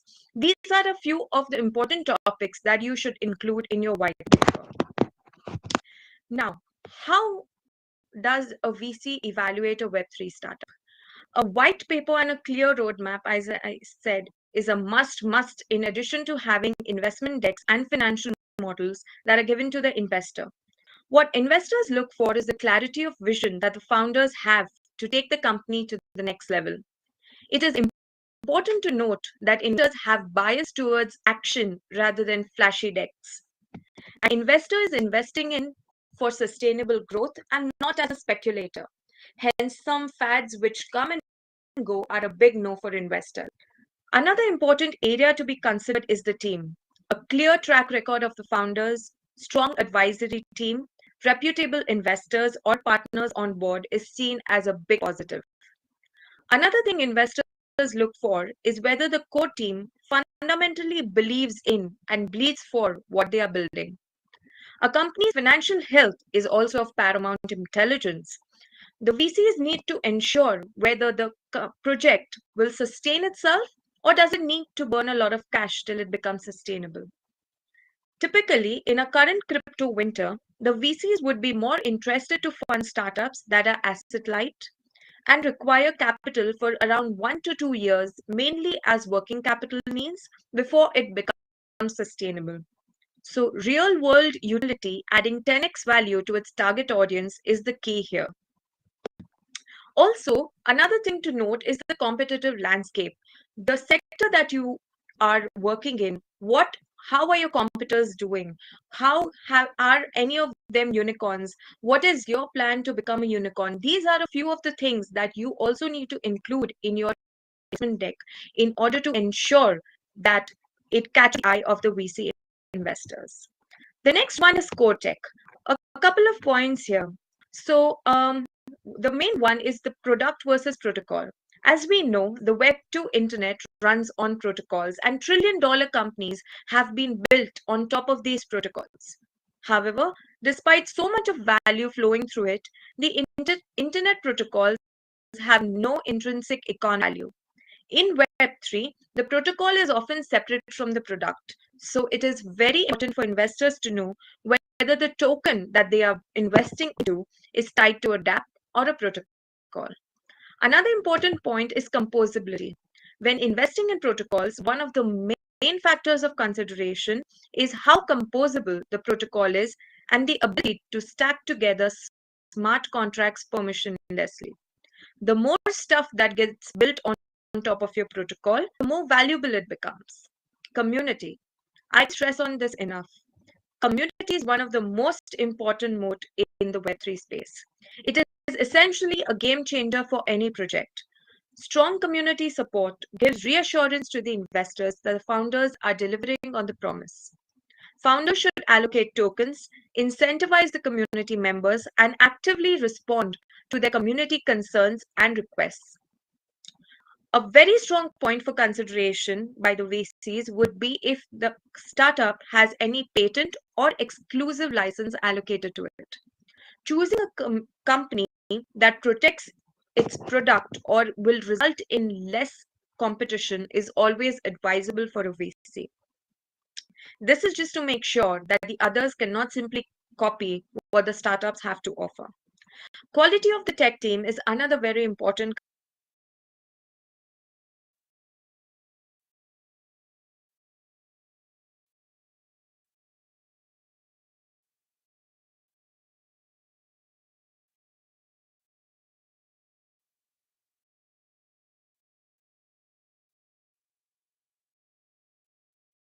consideration for startups. This is because everyone can probably build a product, everyone can build a service around the Web3, but how sustainable it is, how does it have a lot of bugs, is it crashing very often, how is the UI UX, that also plays a very important role while evaluating the startups. Next is the customer and the partnerships. This is another important factor. A strategic partnership with a very big brand, existing customer base with recurring revenue, the size of the target, all of these are very, very important to consider before shortlisting a project. A project should be solving a genuine need. The VCs would also do some kind of primary as well as secondary research to understand what is the market sentiment regarding the product. And a product should be such that it sells itself. Not a lot of capital should be deployed in marketing and sales activity.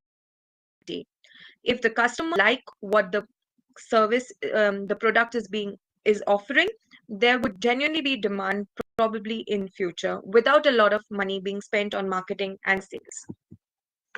Market timing. The time of the product launch is of utmost importance to ensure that the product keeps growing month on month. Example, in the time of crypto winter, it is not advisable for the projects to list their tokens on trading since the sentiment is not as good to put active trading and get liquidity into the market. Also, in the recent times, we have seen more projects, startups, and companies collapse more than ever. This opens up multiple opportunities for projects currently more into the digital asset custody, hardware wallet space. So, if you have your eyes open, you might just be able to enter into a very attractive space at the right time. So, a good question to ask is when a regulation is passed, what could be some project or areas that could benefit from it? What could be the project or areas that can be adversely affected? Does your startup depend on any other project?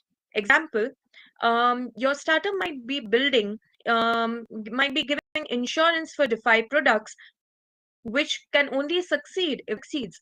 So these are a few questions that you need to ask yourself and probably put in your investor deck before coming to the VC and prepare yourself for the questions that they might ask.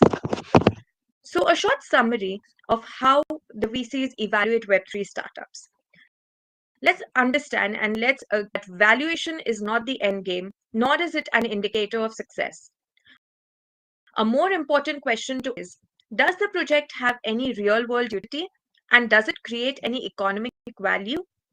We should embrace transparency with regards to the custody of assets. Clean track, strong references demonstrate trustworthiness. And lastly, focus on great product or a service and valuation will take care of itself. Thank you.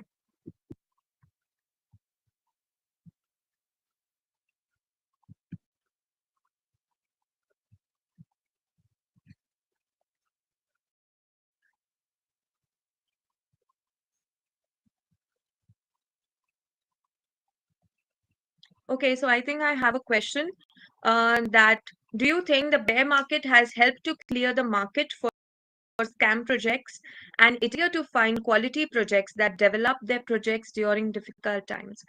So I think the bear market has actually resulted, I will tell you from a personal experience, it has actually resulted in an influx of a lot of project requests for funding.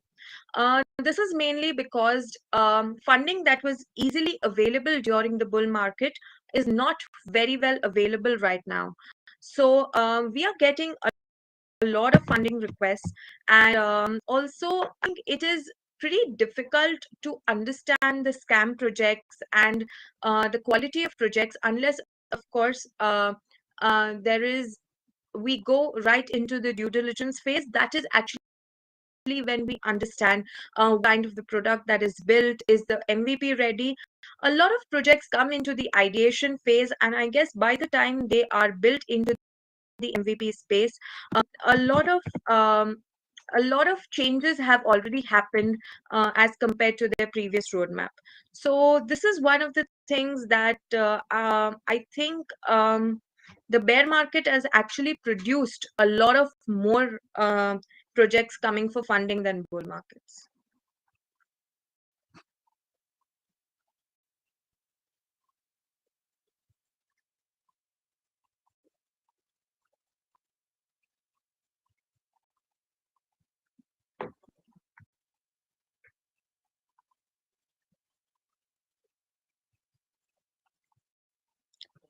Okay, there's one more question.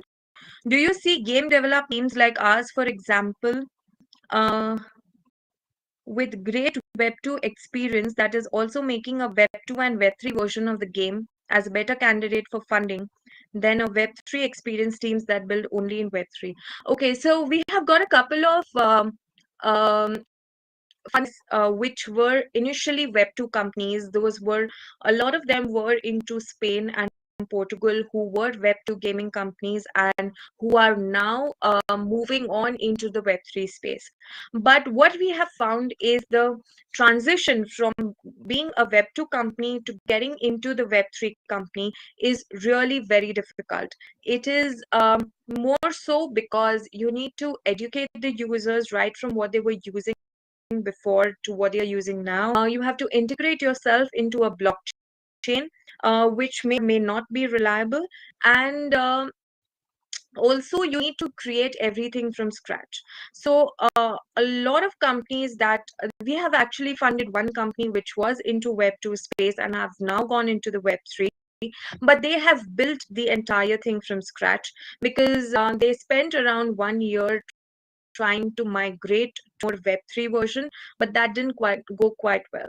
So from a more personal standpoint, I think it's better to build a more exclusive Web 3 experience rather than move from Web 2 to Web 3.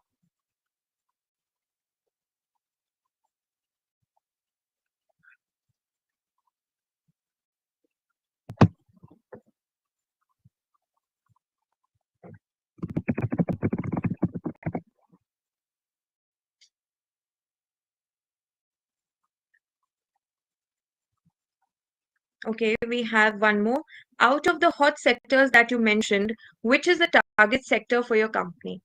Okay, so XVC Tech usually invests in Web3 companies which are integrated on the XDC blockchain. The current holders would be asset tokenization as well as digital custody for us. Of course, we are more open to DeFi, DAO, DEX, all of these projects, but currently we are more concentrating towards asset tokenization and the digital custody space.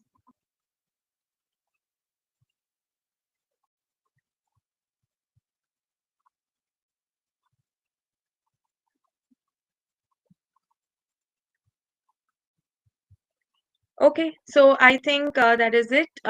Thank you so much for having me, and it was a pleasure to share some insights on the Web3 space, and hope you all in session. Thank you.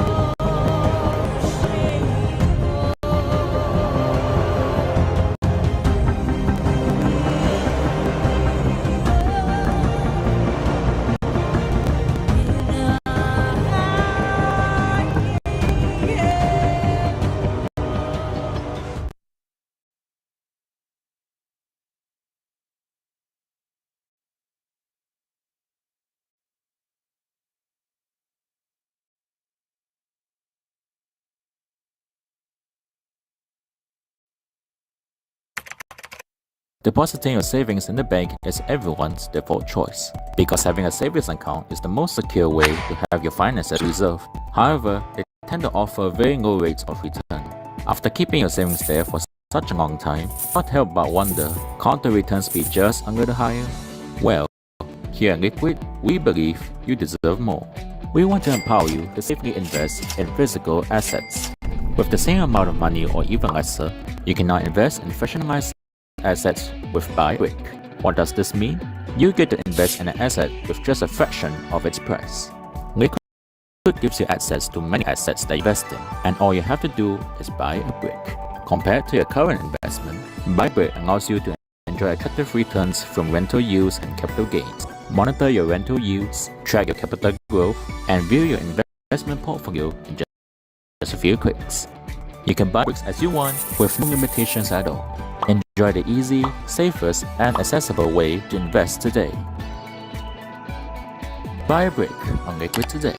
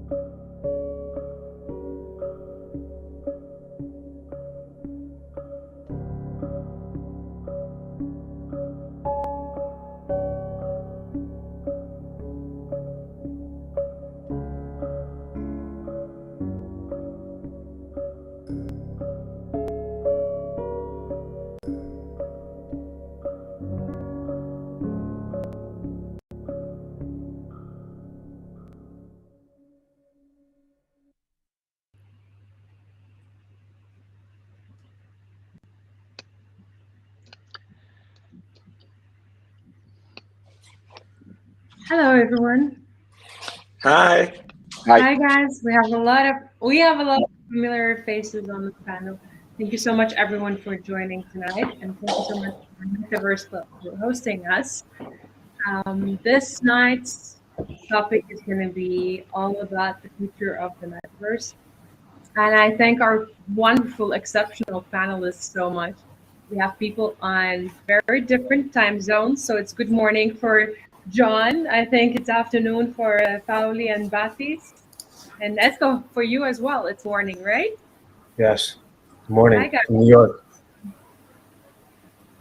So, Esco, I thought we had an agreement that you're going to sing for us to start the panel tonight. Oh, I see. Okay. Just I so think I everyone wanted. knows the singer. Okay. Good morning. Good morning, or good morning from New York. Good afternoon, good evening, wherever you are around the world. My name is Esco. I'm a singer, songwriter, producer, inventor, and also entrepreneur. I've invented a new consensus mechanism called proof of reception with some leading computer scientists around the world. And Ala, if you'll help me with this demonstration, the proof of reception consensus is very simple. You have to let me know what you want me to do, and you have to let me know what you'll give me for me doing what you want me to do. And then once you receive it, and I receive what I want from you, that creates the finality of the transaction. Unlike proof of work and proof of stake, there's no third party miner or staker. So we self-validate one another. And that's the perfect consensus for the metaverse because it's like the real world.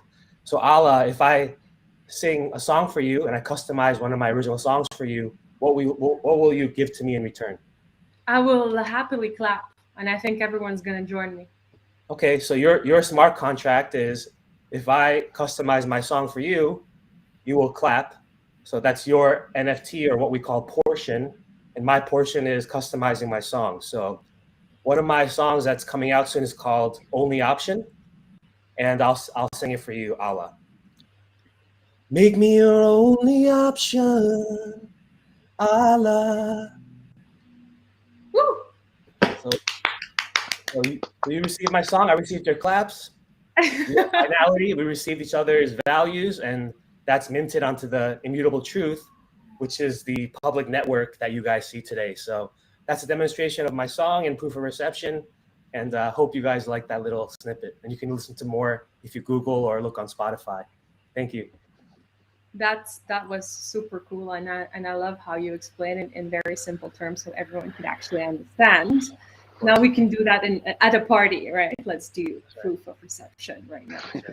But I would love for you, all of you, to take a bit of time to introduce yourself and you know why you think you're here. What would you like to contribute with? But you know, a little bit about what you do at your day job, or maybe it's a night job or a morning job. So I would like to invite Pauli to go first, because yes, ladies, yeah, please, and then Batis and John.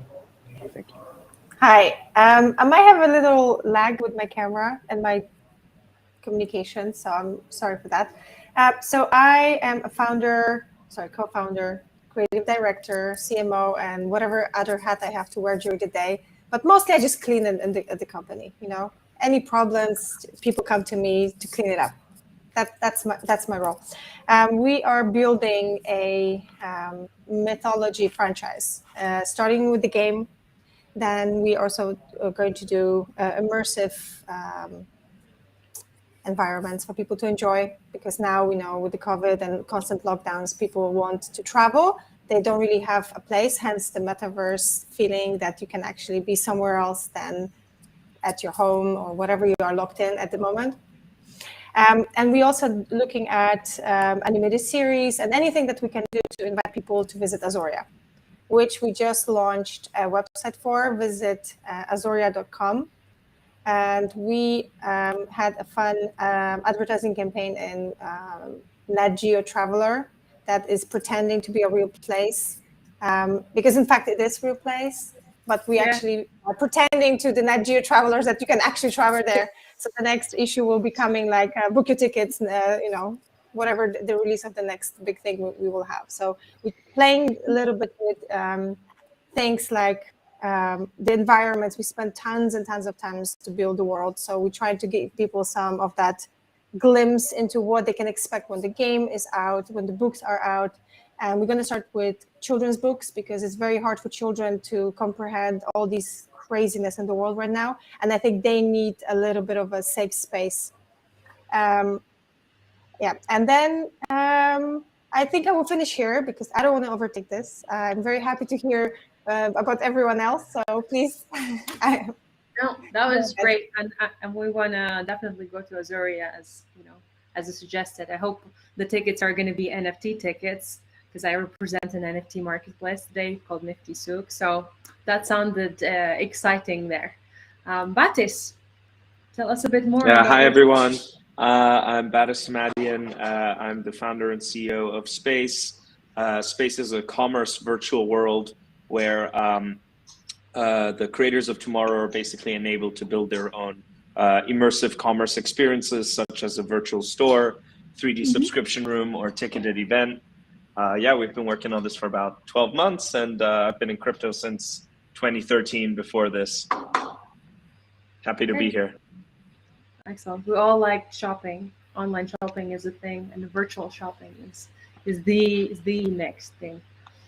John, what about MetaJuice? For sure. Yeah. Is it tasty? Does it taste like something? How does juice taste in MetaJuice? It tastes great. It tastes great. It tastes great. If you listen to some of this great music we're hearing this morning and you have a little bit of the MetaJuice, things are pretty good in the morning, even at 6 a.m. in the morning. Now, I work at two companies that really work together, right, in this Web3 metaverse space. One is VU, IMVU, one of the pioneers in the metaverse space, right? Been around 18 years, right? One of the early players. It's actually one of the largest social global metaverses, right? You got millions and millions of monthly active users, about 1 million daily active users, all creator led. So the entire economy, all the virtual outfits, avatar shapes, rooms, nightclubs, everything, all run by users, right? 13 languages supported. So a big, vibrant environment. Then we created MetaJuice, I'm the president of, and MetaJuice is really bringing InView in the Web 2 space into the Web 3 space. So we've already integrated, we have over 1 million active wallets on our platform. We've got a digital currency called Vcoin. And then we'll later be launching, we've already done some pre-sales and whatnot, but you'll see later a public listing offering of a token called Vcore, which is a lot like Sand and Mana in that space. But again, inside a very large, vibrant existing ecosystem. We're also now top 7 in collectible NFT sales, just having integrated NFTs into our marketplace, right? So we're just making it real easy for our global user base to buy, engage, commerce. We're talking about commerce, by the way. I love kind of the all the activities that happen in our metaverse are happening here on this call as well. And that's kind of what we're doing, right? Moving Web 2 to Web 3 and making it real easy and big, right, and vibrant. Yes, big, vibrant, and the juice tastes great, and the music is fantastic in the metaverse. That's right. It all comes together. I feel something going on here, right?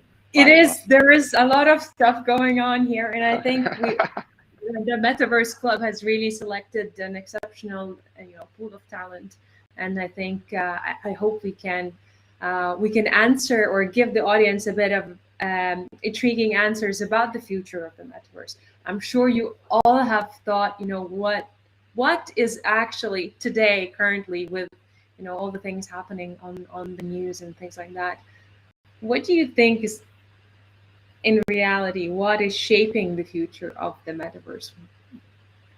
Is it the people? Is it the technology? Esko, I'm sure you have something to tell us about this. Yeah, thank you for choosing me to answer this question. Yeah. I think in order for us to really have a good experience in the metaverse, we need to take a step back and look at how transactions are validated in the metaverse. Or if we really want decentralization, we need to realize that just like you and myself are talking, we need to kind of bring that human interaction or that validation protocol into the digital side of things. So I think in order for us to kind of have these native experiences in the metaverse, we need to solve what's called the consensus mechanism. And since 2008, we've seen proof of work be commercialized with Bitcoin with miners around the world. However, we found that 90% of the mining capacity is validated by 10% of the miners. So no longer is it really decentralized in the original intention that it was supposed to be. Thereafter, we shifted to a proof of stake consensus mechanism where stakers, people that own tokens, ended up validating the network. And we see very early on that in the Ethereum merge and other upgrades that the stakers are now becoming another centralized power. Also, we also see other projects like FTX and Terra and all these things controlled by a handful of people. And that's why we kind of create the vulnerabilities and the compromises we see today. In order for us to really have a truly decentralized world, we need to be able to validate each other's values. Just like you validated my song before, I validated your clap. And just like online, we don't want a third party controlling our private discussions, charging us gas fees, making us wait for their time. So I've been able to work with, some leaders around the world. And because Web3, have a lot of baggage with that term now, we've created a new type of Web3 called Web Trinity. And our mission is to really empower everyone to self-validate themselves in a native, human, intelligent way by allowing our technology to create a self-validating wallet where the wallet not only receives value, but it's also able to confirm the counterparty's value on a distributed ledger, fulfill any contract directly rather than depending on an EVM or third-party ER721 mechanism. We can self-validate one another like we do in the real world. And once we have that type of consensus mechanism rolled out in the metaverse, I think it'll be more native, it'll be more affordable, and we'll be able to, really flourish and, kind of do the things that we do in the real world in a digital framework. So I hope that makes sense, but I just feel that the foundation has to be solidified before we really diverse, because just like with any building, if the foundation is not solidified, the building is prone to crash and, really hurt a lot of people and waste a lot of time. So I hope that makes sense as the future of the metaverse and, what are the fundamental building blocks that we need to get over there. I think everyone definitely agrees about, doing as much as we can to keep the human touch and human connection. But a human trust is a whole other conversation. And I think the technology that we have today somehow does help to build trust between entities that don't necessarily trust each other. But let's not go there. We know how the world is. But I love the points that you mentioned about the connection, the trust, and that truly decentralized world, because we're really aiming for that, right? How much experience we all have in it, they're different, right? There's always space for improvement. And I think though you all are kind of early starters, it's still a very short time for such a technology, right? So I think there's still a way to go, and we can all experience much more improvement. Anyone would like to go after Esco? Is there anyone who would like to add something to the main? I'm sure I'm actually really excited to have John here because I used to use IMVU quite a lot. So maybe we can make this a bit conversational. But I think really the things that are very exciting about where the metaverse is headed is that, first of all, from the infrastructure, I think, many important things like land indexing, land mapping, portaling technology, protocols that will, make all of that possible are incredibly important for this market to evolve. But then from the consumer side, I think, there's been a push for this true ownership for a few years now with the blockchain virtual worlds. And I think what the consumers are really hoping for is, now that I have the ownership, how can I enable myself to do all kinds of exciting things, whether that's with builder tools, further solutions, and of course, in nature of the community-based businesses, how can we as a community of developers and 3D builders be a part of building these third-party marketplaces of add-on tools, etc. Yeah, I think Baptiste is singing our song in kind of our virtual world, right? After 18 years of having kind of IMVU in market, we really haven't forced anything on our user base, on this global user base, right? They've kind of found their way into the experiences, the interactions, I'll say even the interactive validation with each other, right? That works for them. The core of our metaverse, a lot of metaverses, even when we hear about, think Fortnite, very much a game, they talk about the social aspects of the platform. So I think a little bit to the leading question, one key part for us is this is all about, kind of the interactions, I'll say, of humans, of each other in this metaverse is really important. In some cases, these global users want a third party to help keep things fair, honest, clean, make sure that the transaction went down. Other times they want us to stay out and just pay each other and other transaction things, or self-validate with each other and enjoy each other's time in the metaverse.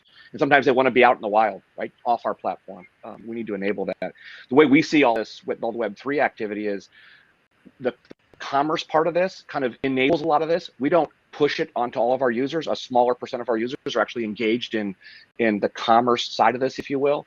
But the Web3 really does enable it. And the one word that was shared here recently, the word of ownership, is a huge shift in the space. All of a sudden, we've been selling millions of virtual items every day through our marketplace. Our users have.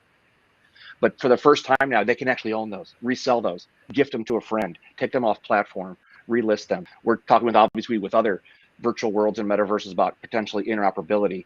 So that true ownership is one key part of this. I'd say the true ability to earn is too, where for the first time they actually earn, in our case, maybe Vcoin or other crypto assets.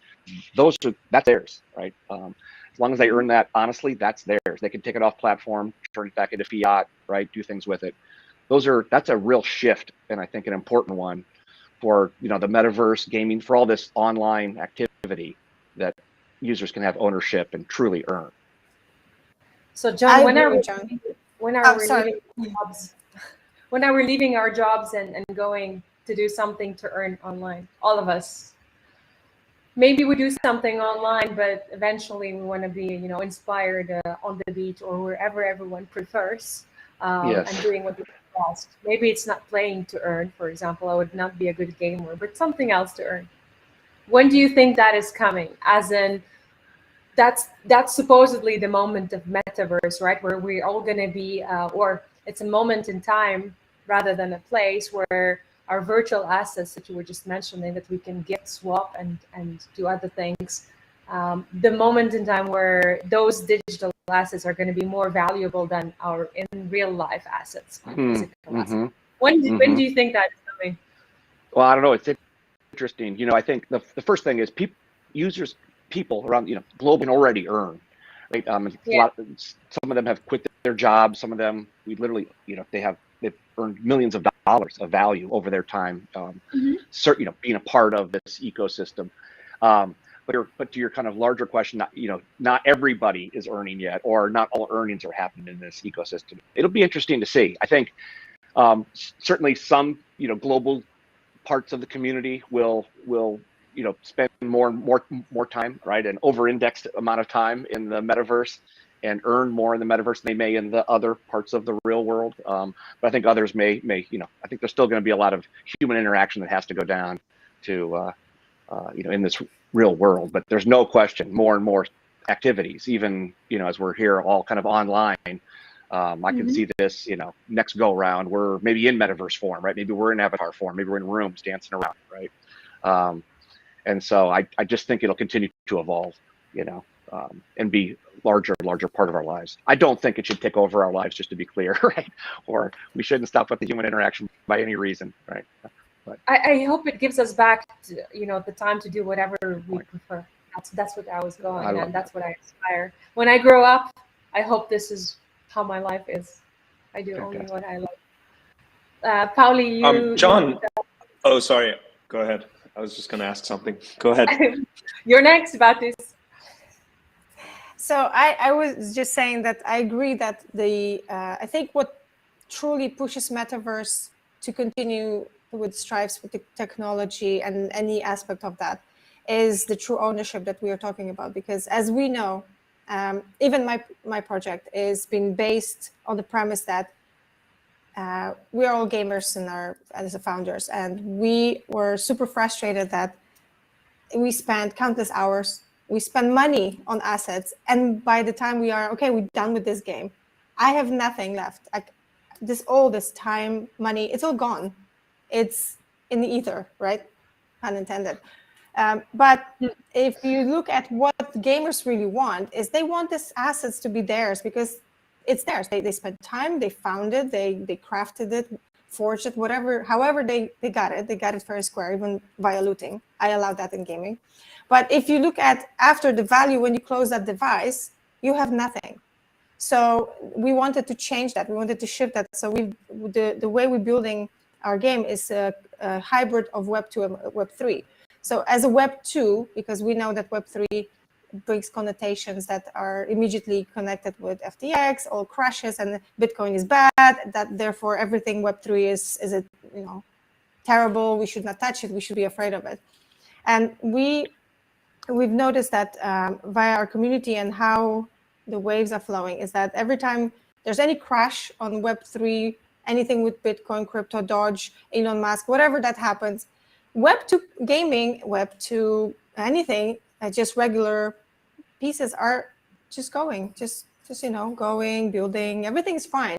And if you look at how we started to restructure our business, is we're creating a game that you can download just in the on your app store or on your Android Play Store. I think I don't use Android that well, so I apologize. I only test on it, and then you can connect your assets to your wallet, whether you choose to actually take the next step to the Web3, to the metaverse, to places that you might be not comfortable yet. But if you really want to own your assets, that's where you go. And that's what we're trying to achieve with not forcing Web3 on people or push them too early, but allowing them this transition. Because when they go to Discord and they say, hey, I have this weapon, I got it, it has that, it has this crystal, that crystal. And people are like, oh, I want this weapon. How much you want for it? Well, I minted NFT and you can buy it here. And people are like, whoa, NFT, I'm terrified. It's like, well, you want the weapon or not? Fine, I want the weapon. Okay, this is the marketplace. This is my posting. You can get it. So we're trying to give people options. And we know that if you are successful in Web 2, people from Web 2 will move to Web 3. And also Web 3 people will jump on more on that idea because they will be feeling like, so they crossed the chasm. It's not only for us, the niche community, it's for everybody. So now we are even more interested. So we're trying to do like an infinity kind of loop. So people come from one set, from the other, and then they meet in the middle, in that golden middle that everything is possible for them.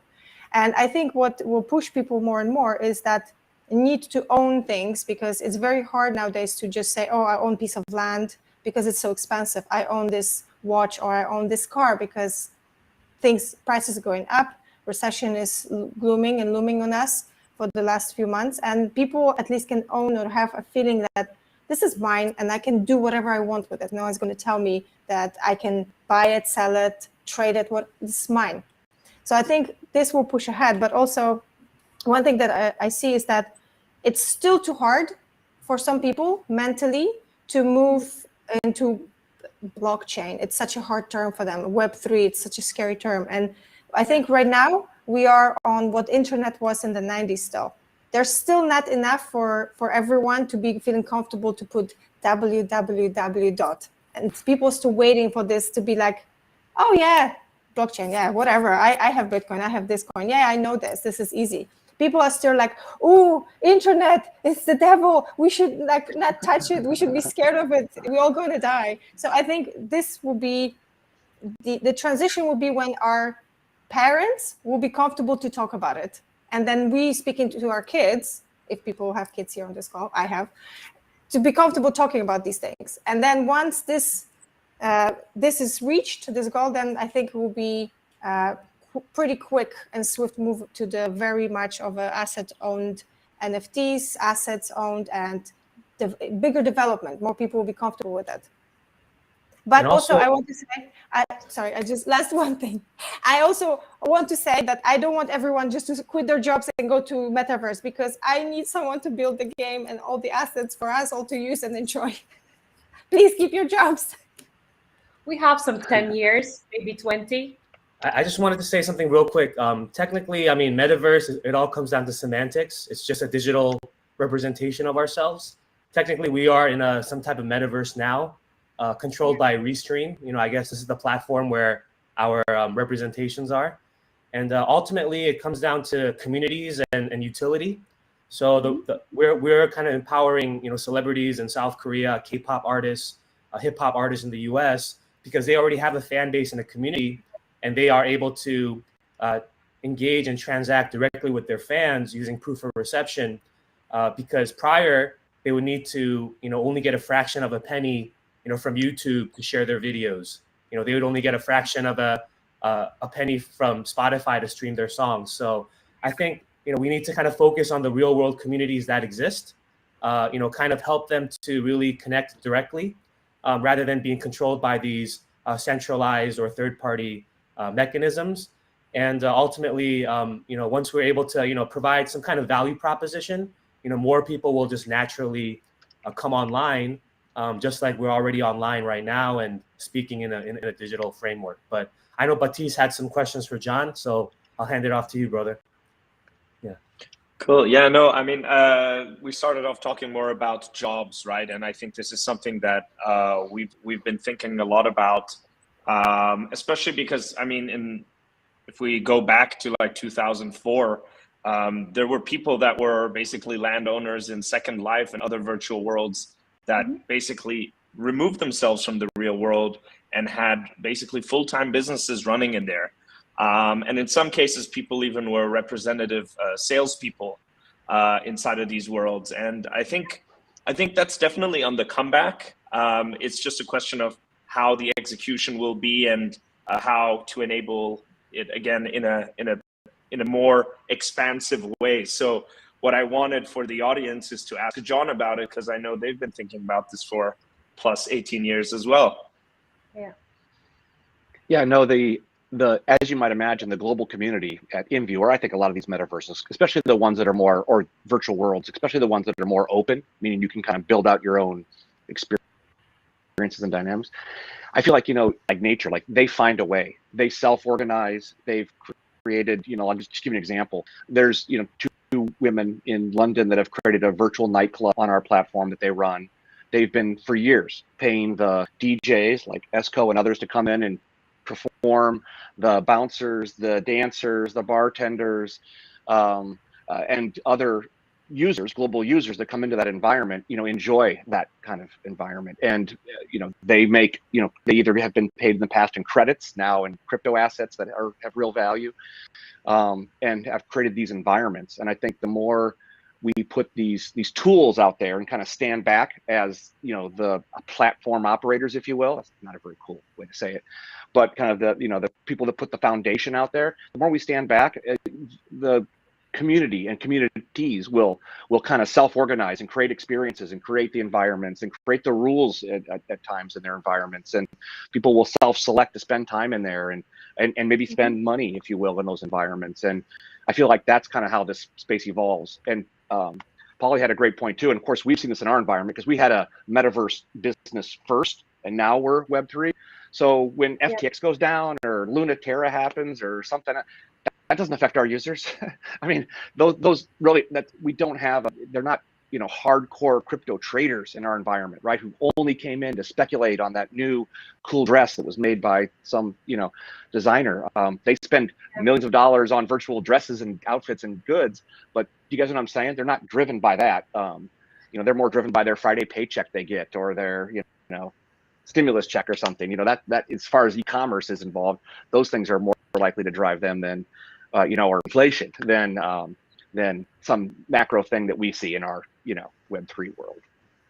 But John, I as a person who is I'm starting to merge my journey from Web 2 and Web 3, and I'm trying to others Awesome. like brands to kind of take the first step.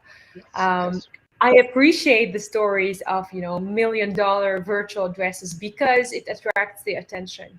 And then people who are curious enough, they go and do a bit of research and they start understanding the basic concepts and all that. So this is most probably, stories like that are most probably the reason why I am here. I'm not sure what brought you here into the space. That would have been a great first question to ask you, but maybe we can take it offline because I think everyone has a great story to tell. But John, what you mentioned about a nightclub, kind of naturally goes into the next question that I have. And the question is about, is the metaverse world safe and fair? You mentioned bouncers. So we are already at the point where a nightclub in Metaverse needs a bouncer. Why do you think that is? What's with the human nature? Yeah, I'll give you kind of two parts to that, just because it's a little interesting how the space has evolved. The first thing that it was used for is InView, our platform. We didn't have a way for a nightclub owner to charge entry fee. So they actually used bouncers to kick people out that hadn't paid the entry fee. So it was less about bad behavior, if you will, and more about, you needed someone at the door kind of taking the cover, if you guys know what I'm saying. It has evolved though, and anybody obviously in these environments, and this is where we talk about decentralization, that's where, like, I'll say those folks, I'll just pick on the nightclub, running the nightclub, they do want to keep a certain environment happening there, right? So they'll create their rules. There's other informal, formal rules, and some other environments, rooms, land on the platform that could be more lax.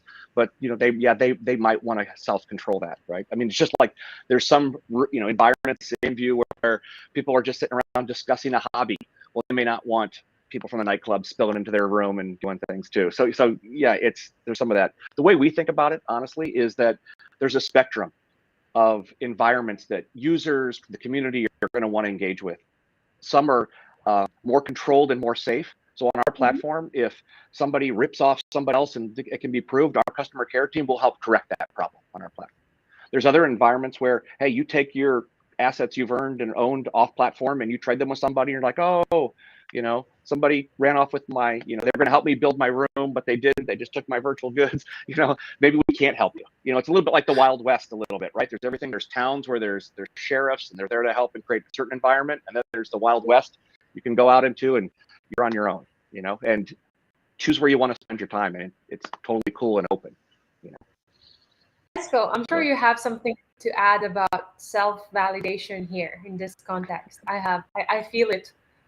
My protocol is connecting to yours, and I can sense that you have something. Yeah, please share. I mean, the way that we look at self-validation is we just, we look at the biological functions that exist in our human anatomy. So as I'm talking, we all have our mental wallet or a database, right? That as we confirm the word, I said hello, that hello in real time, you're validating with your sensory mechanisms, and then you're storing that into your mind. So similarly, for us to really use proof of reception for self-validation and to make sure that there's no double spending, there's no fraud, there's no security vulnerabilities, because we have this distributed ledger environment in Web3 with distributed ledger technology.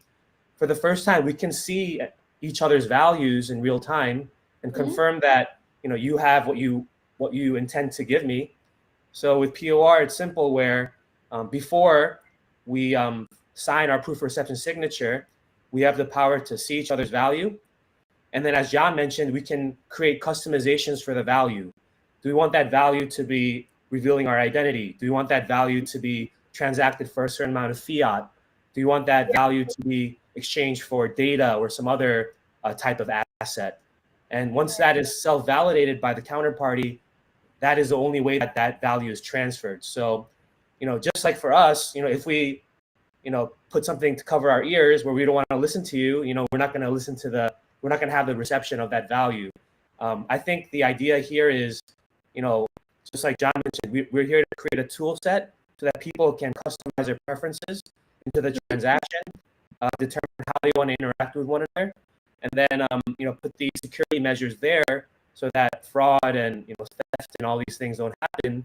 Because once again, until you receive the asset within the consensus mechanism we created, the transaction is not finalized. So as you receive it, that is when the transaction is minted and recorded on the ledger. If you don't receive it, it just goes back to the status quo that existed before. So we're just, really people that, value human interaction, and we're trying to make it as simple as possible to validate transactions, saving costs for John to run his network and, have a lot of these functionalities. It's very costly, but, what about for the rest of the world that wants to be involved? How do we include them? We need to figure out how to decentralize the computing power across our devices and figure out ways that we can use a digital construct to help, the poorest of the poor, as long as the richest of the rich. And to kind of conclude this thought, we've been used in the Ukrainian crisis so that Ukrainian refugees can self-validate the geolocation of where they're located. If they're in Eastern Ukraine, they can prove that with their phone. In some cases, they have the NGO ID to prove that they're a unique person in need, to prove their refugee status. And once they prove that to a donor, the donor is able to self-validate and receive those credentials and be more comfortable to send money to them directly, rather than using the intermediary that traditionally takes 50% away from the the contribution of that donation. So, as I said earlier, the more we find utility, the more that we empower communities, the more this digital paradigm will flourish. But I hope that helped answer your question. You did, and I appreciate the example, with that the technology actually creating some very tangible social impact. I think that gives us a lot of hope, that going forward, hopefully all the admin fees that you mentioned. Hope. ESCO is an acronym. It stands for Every Situation Can Offer Hope. So I think that is the intent of all these things, and not to be too cliche, but the more we are hopeful as a humanity, the more the brighter the future looks. So thank you, Ala, for pinpointing that. Yeah. Thanks. I mean, hope is fantastic. We mentioned a lot of challenges and obstacles, but what I really love about Pauli's game and the environment that she's creating is that Pauli, correct me if I'm wrong, but you're teaching kids how to behave in the future that is coming up, and how to be, I will simplify it, how to be good. Am I right? Tell us a bit more about this part. So, baseline So we will not need bouncers in the future for the kids that are. No, we're building a generation of kids that don't need bouncers because they know what is right and wrong. What we are essentially trying to do is to introduce younger generation, and also even this generation, to a new concept of being rewarded for doing something good, resolving a situation, rather than killing someone and taking their stuff, which is the baseline on every game that we play now. Even Mario, it's a very innocent game, but you go and you kill things to get coins, right? So that teaches kids, if I want something, all I have to do is to use a little bit of violence or kill someone, and I get what I want, right? It's baseline. So all grown-ups watching this in the movies, in the cartoons, and it kind of stays with you in your subconscious mind. That is very powerful, much more than the conscious mind. So we're creating this, neural connectors in our brain to lead us through life based on self, what's the expression? Rather than to take care of others and try to solve issues and problems and be amicable, right? Like ESCO wants to do. Everyone is like, oh, I want this. I'm just going to take it because I want it. I want it now. I don't want to wait. I don't want to help anyone. I'm just going to take it because I want it right now, and I don't care for anyone else. So we building the game that reward system will be based on helping, solving problems, doing something good. Yes, there will be conflict because there's nothing in the world without conflict, and the conflict will be sometimes solved with weapons, sometimes with diplomacy, and different things. So magic will be involved, of course. No good RPG goes without magic, which we call Weka. It's the life energy that gives life to everything. And we have crystals, tons of weapons, and really, really beautiful, as you see, one of the environments that we have, it's the Mount of Azoria is just behind me. I don't know if you can see very well. So it's a game that wants to give some more values. We teaching people about sacred geometry and that everything is connected. Just bringing something different, but not like in your face, but through gentle mechanics of the game, through situations that you have to go through, the quests. And you can also choose to be a really bad person.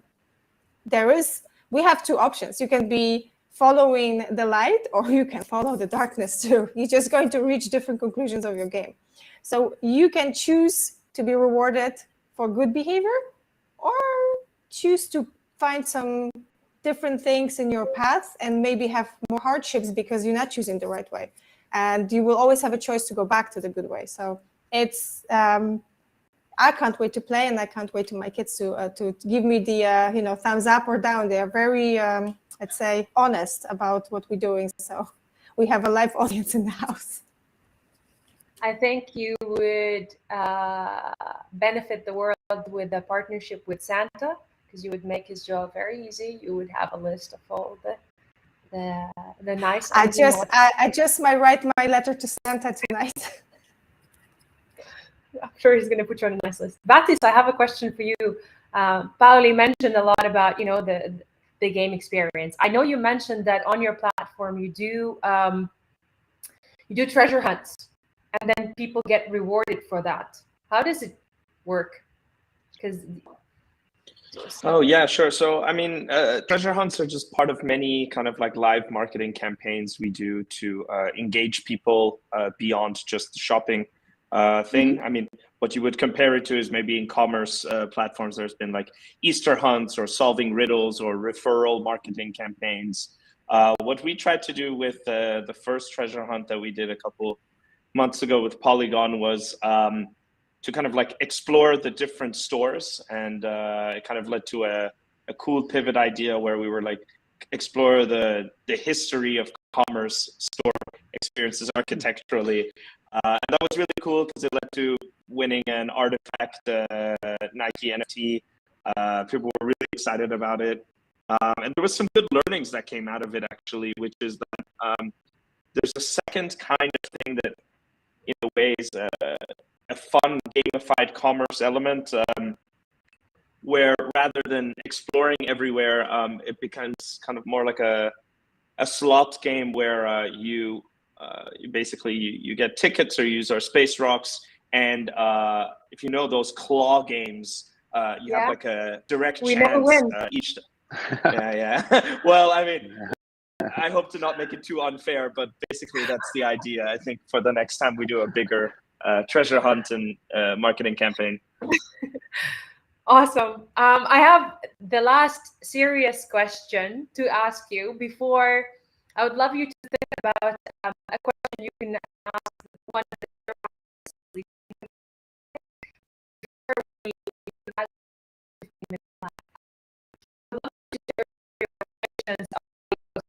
how's going to be next 5 years. You don't go to 5 years. Maybe you can get some on what is next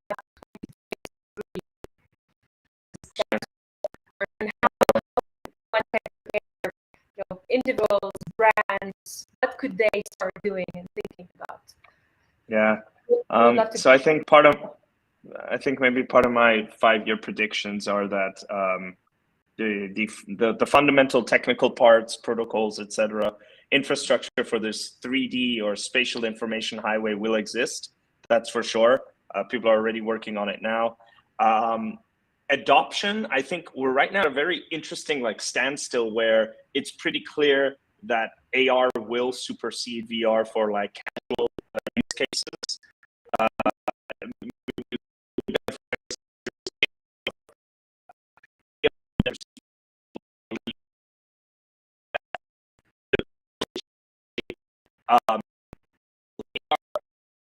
Able to achieve on in the next 5 years for mass consumption, or will mixed reality kind of leap over that technology fast enough in the next 5 years? That's something I've been thinking a lot about and concerned about, talking also to the manufacturers and just playing devil's advocate. I think other than that, I think if things continue at this pace of like kind of like the aggressive nature we're seeing right now of metaverse companies pushing for getting brands and initiatives inside of virtual worlds, then possibly in the next 5 years we will see a major convergence to people having more of these 3D websites or 3D app presences rather than how we're consuming now. And I think AI will play a big role in having created the convenience for that, at least from like a query and search aspect. I'll ask you offline which devices do you recommend to use, because I would love to increase further. I think that's info. John, what do you think is going to happen in the near future? You think first part, this is probably just stating the obvious, is I think things will continue to evolve and move forward.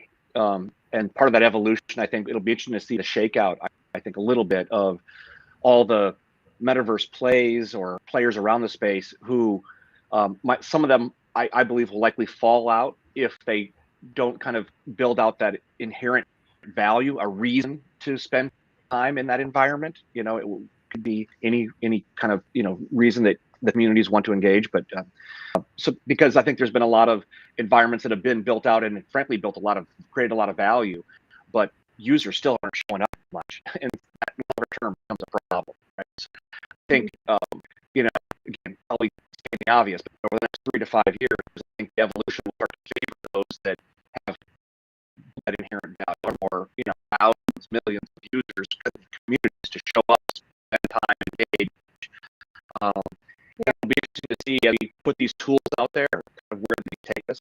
That's something that I think will start to change, and it'll take a little while for this current environment to kind of calm down.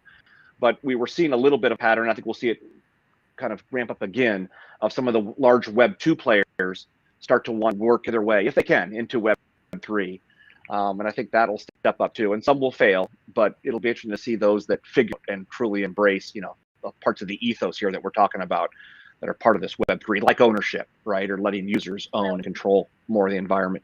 But I think you'll see that too. And that, of course, that'll be a big ground shift when some of these big players kind of move in. Amazing. I wish I asked you this question 5 years ago. I wonder what I would have heard. I'm not sure. Pauli. Pauli, what do you think? I don't like to do predictions because that's really dangerous. We're live, you know, everyone's gonna know. It's safe environment. Yes, I know. Okay, it's safe environment. Okay, I will go with it. So I think my prediction is that, or maybe advice to companies to build a product that you want to use and you are not ashamed of it, that you are happy to say, I've built this.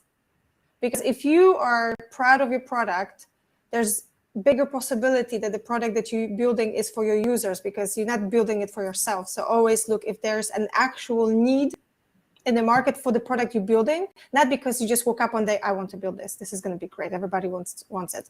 Do a research, build things that people want to use. Like John said, right? Some projects will just shake off because users are not coming. There has to be a reason why people are not coming to my product. I'm spending tons of advertising. I'm bringing people. I have investments from big brands, and people are still not coming. And user acquisition has to be seamless. It cannot be so hard that you have to beg people just show up and give them money. Please, I will give you $10. Just please come to the platform and just log in. This is not how you acquire users, because your business will go out of business in no time. And we know this.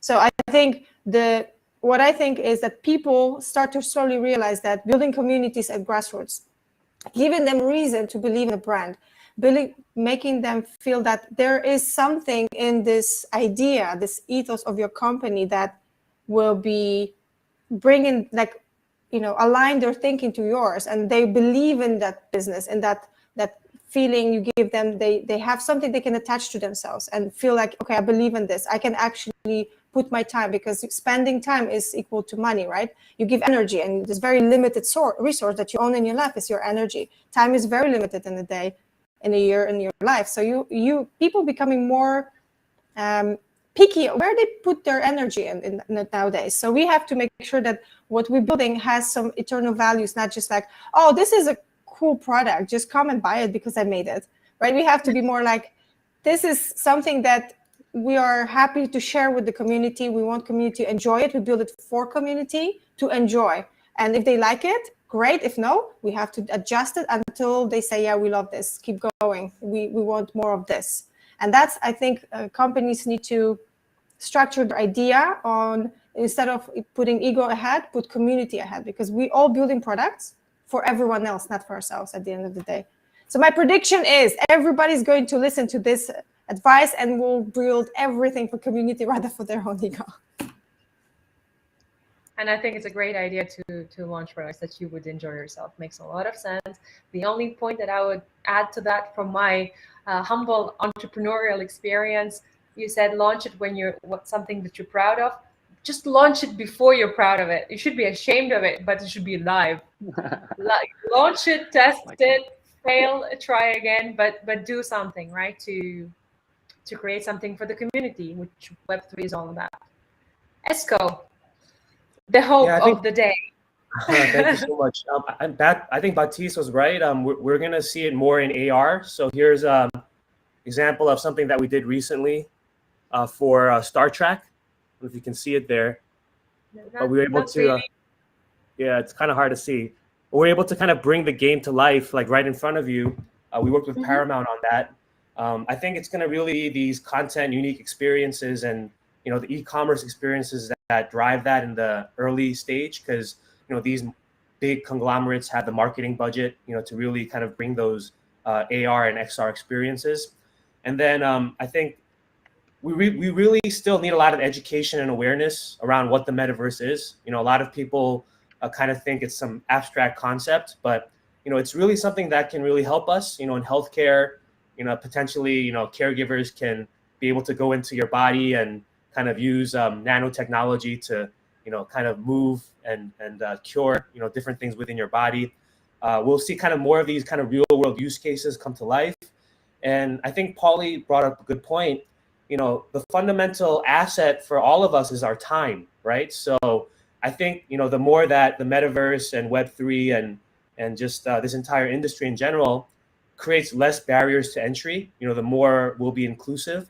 So the fact that, you know, sometimes we need to, you know, have a token to participate in a metaverse, unfortunately, that creates a limitation of the people that can be involved, because first they need to have the fiat, they need to do KYC AML at an exchange, they need to be able to convert that. They need to ensure don't that scare the people. Don't scare the people. There's so many listeners. No. So I believe in the next 5 years, we're going to make it simpler to come in with just your time, right? Yeah. So if you can prove your time as an asset, you know, that can kind of give you entry into a metaverse. Or if you can prove your biometric or some unique identifier, you know, it will be a frictionless kind of experience where it'll be affordable. Even the companies running it, you know, will have the option to use proof of reception to allow others to kind of self-validate their membership onto this community.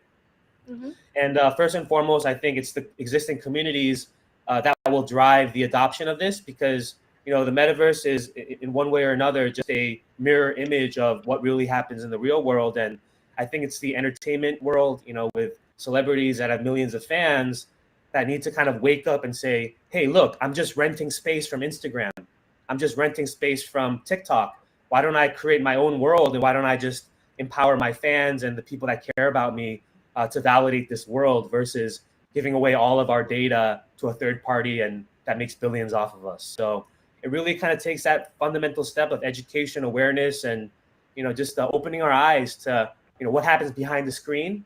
And then once we realize, you know, those injustices of kind of digital exploitation by third parties, you know, us kind of figuring out, you know, how to free ourselves and, you know, free our time to ultimately be digital natives. So that's kind of my thoughts in the future ahead of us. Yeah. Speaking of empowering the artist, I just wanted to that's obviously the story behind any NFT marketplace and ours as well. We're basically created to empower artists here in the Middle East, but clearly we're going a little bit outside of the borders of ours. And I really appreciate how, you know, all the stories here today actually they were going all around that, you know, building trust, rewarding each other for what they deserve, their behavior, their values, and all that. I think it's an amazing, and thank you so much for everyone for sharing such valuable insights. I think I would love to watch this again in a couple of years, like I said, and see, you know, if any of the predictions worked.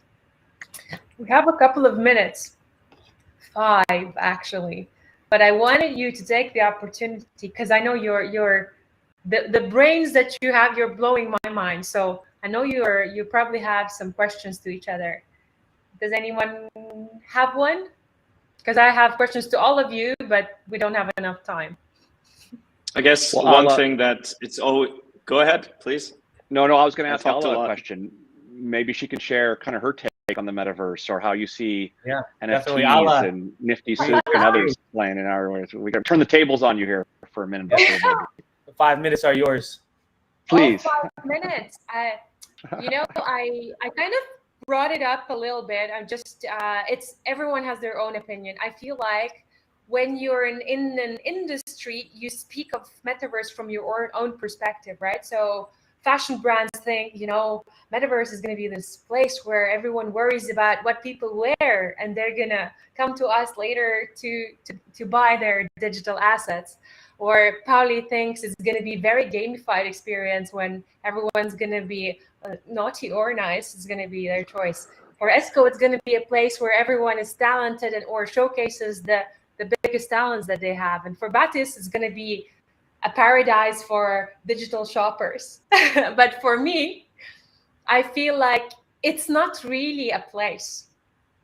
I really think it's a time where I might have mentioned this. I'm not sure if it was on this call or the one I had before, because I speak about it all day, every day.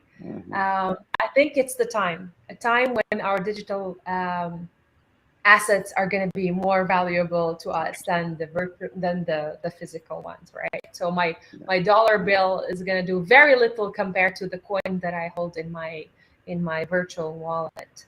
And for this reason, when I was given a title at Nifty Souk, it is pre-metaverse officer. So it's basically, we're not there yet. So in my personal opinion, right? And you can see how many challenges, how many hurdles we have in terms of adoption, in terms of user friendliness. We're speaking rocket science here for many, many people, but there's so much to learn for all of us still, right? I'm sure you all agree about that. So yeah, I think it's going to be a good place, a fun place, and hopefully, like I mentioned before, hopefully that moment in time is going to free us from doing the things that we don't really enjoy, but we do it because that's how we create values for ourselves. That's how we transact. That's how we live, right? Let's not work to live. That's the place where I want to be. That's the metaverse that I imagine. So yeah, I think we have 2 more minutes. I'm super happy about the discussion today. I think it was very interesting. We learned so much, and I really appreciate your time on very different time zones. Sorry for waking you up this early, John. It's okay. But yeah, someone's got to do it. Someone's got to wake up. That's a great that's a great summary, Ala. And it is the commonality we all have here is the time we spent, right? We were all in different places. We had different ideas, different identities, but the time is the common denominator. So it makes a lot of sense for me. Yeah. I think if we would draw a little, lines on the planet Earth where we are located right now, it would look very cool. Like you said, hello in New York. John, where are you? Are you on the West Coast? I'm in the West Coast today. Yes. Yeah. Wow. Early riser. It's dark here. It's early. Yeah. It's early. Yes.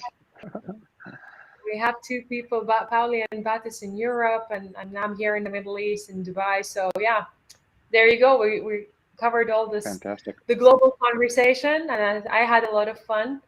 I hope we all keep in touch after this. And yeah.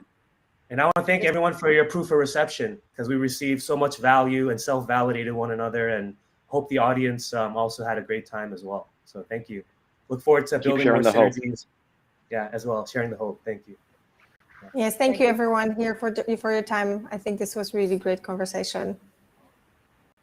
And everything you guys are doing, it's truly amazing. And I'm hoping that, if everyone has so much passion as us here, we can really make it really fun in 5 years. So fingers crossed. Great. Awesome. Thanks for having me, guys. Pleasure to meet all of you. Thank you. Take care. Bye.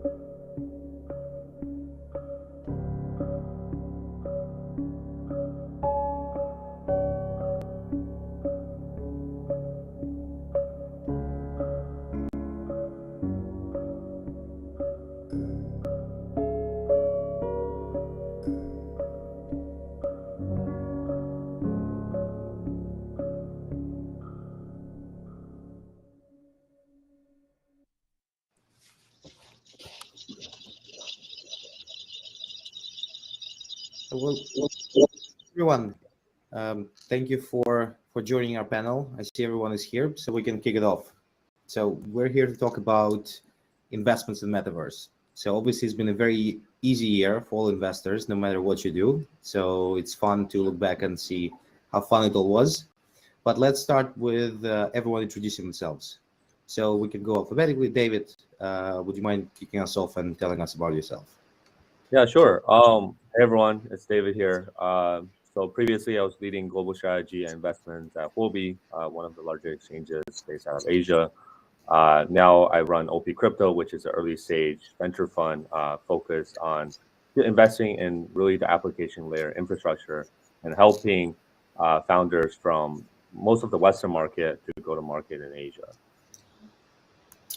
Cool, thank you. Felix? Hey everyone, Felix Hartman here. I started my investment firm Hartman Capital 5 years ago, initially launched a liquid crypto hedge fund that's been running 5 years since. One of the best performing ones so far this year. We did #1 according to Galaxy in July and October, and #2 in August. Recently launched, more relevant to this, is the Metaverse Fund. We launched a Metaverse VC fund at the beginning of the year, where we're really focusing on investing at the intersection of the infrastructure, contents, and access points of the Metaverse. So both capturing the Web3 angle, but also the mixed reality XR angle. Nice. James, over to you. Yeah, so nice to meet you, Evgeny, and everyone else on the panel. This is James. I'm from Brink. We're a global venture accelerator. Earlier this year, we were funded by Animoca through our Series B round to really work more Web3, and the associate program manager for the Sandbox Accelerator program. Nice. So it sounds like you guys are pretty deep into that space. So on my end, I run 37 Capital, which is a DeFi yield fund. So we provide liquidity on chain to generate yield. And lately we've been spending more and more time with Metaverse related assets, because obviously they're becoming more and more financialized as time goes by. So it's exciting to talk about this now, because Metaverse is a concept that's been around for a while. Recently, Meta laid off a bunch of people. And when I talk to my friends who are outside of crypto, they still don't really understand what Metaverse is. Some view it as a Ready Player One movie. Some view it as the next Facebook. So it would be great to start with understanding what Metaverse means to you guys and how you think about it. So we can keep it all very, very casual and chilled. So David, maybe you can kick us off, and then you guys can jump in with your thoughts as well. Yeah, I think it just, when we're living in a digital first world, right, it just pretty much all assets, everything that happens within sort of the virtual world, consists of really what the metaverse entails, right? So I think anything from just assets within the metaverse, whether it's real estate or digital collectibles, are all sort of investable assets, right?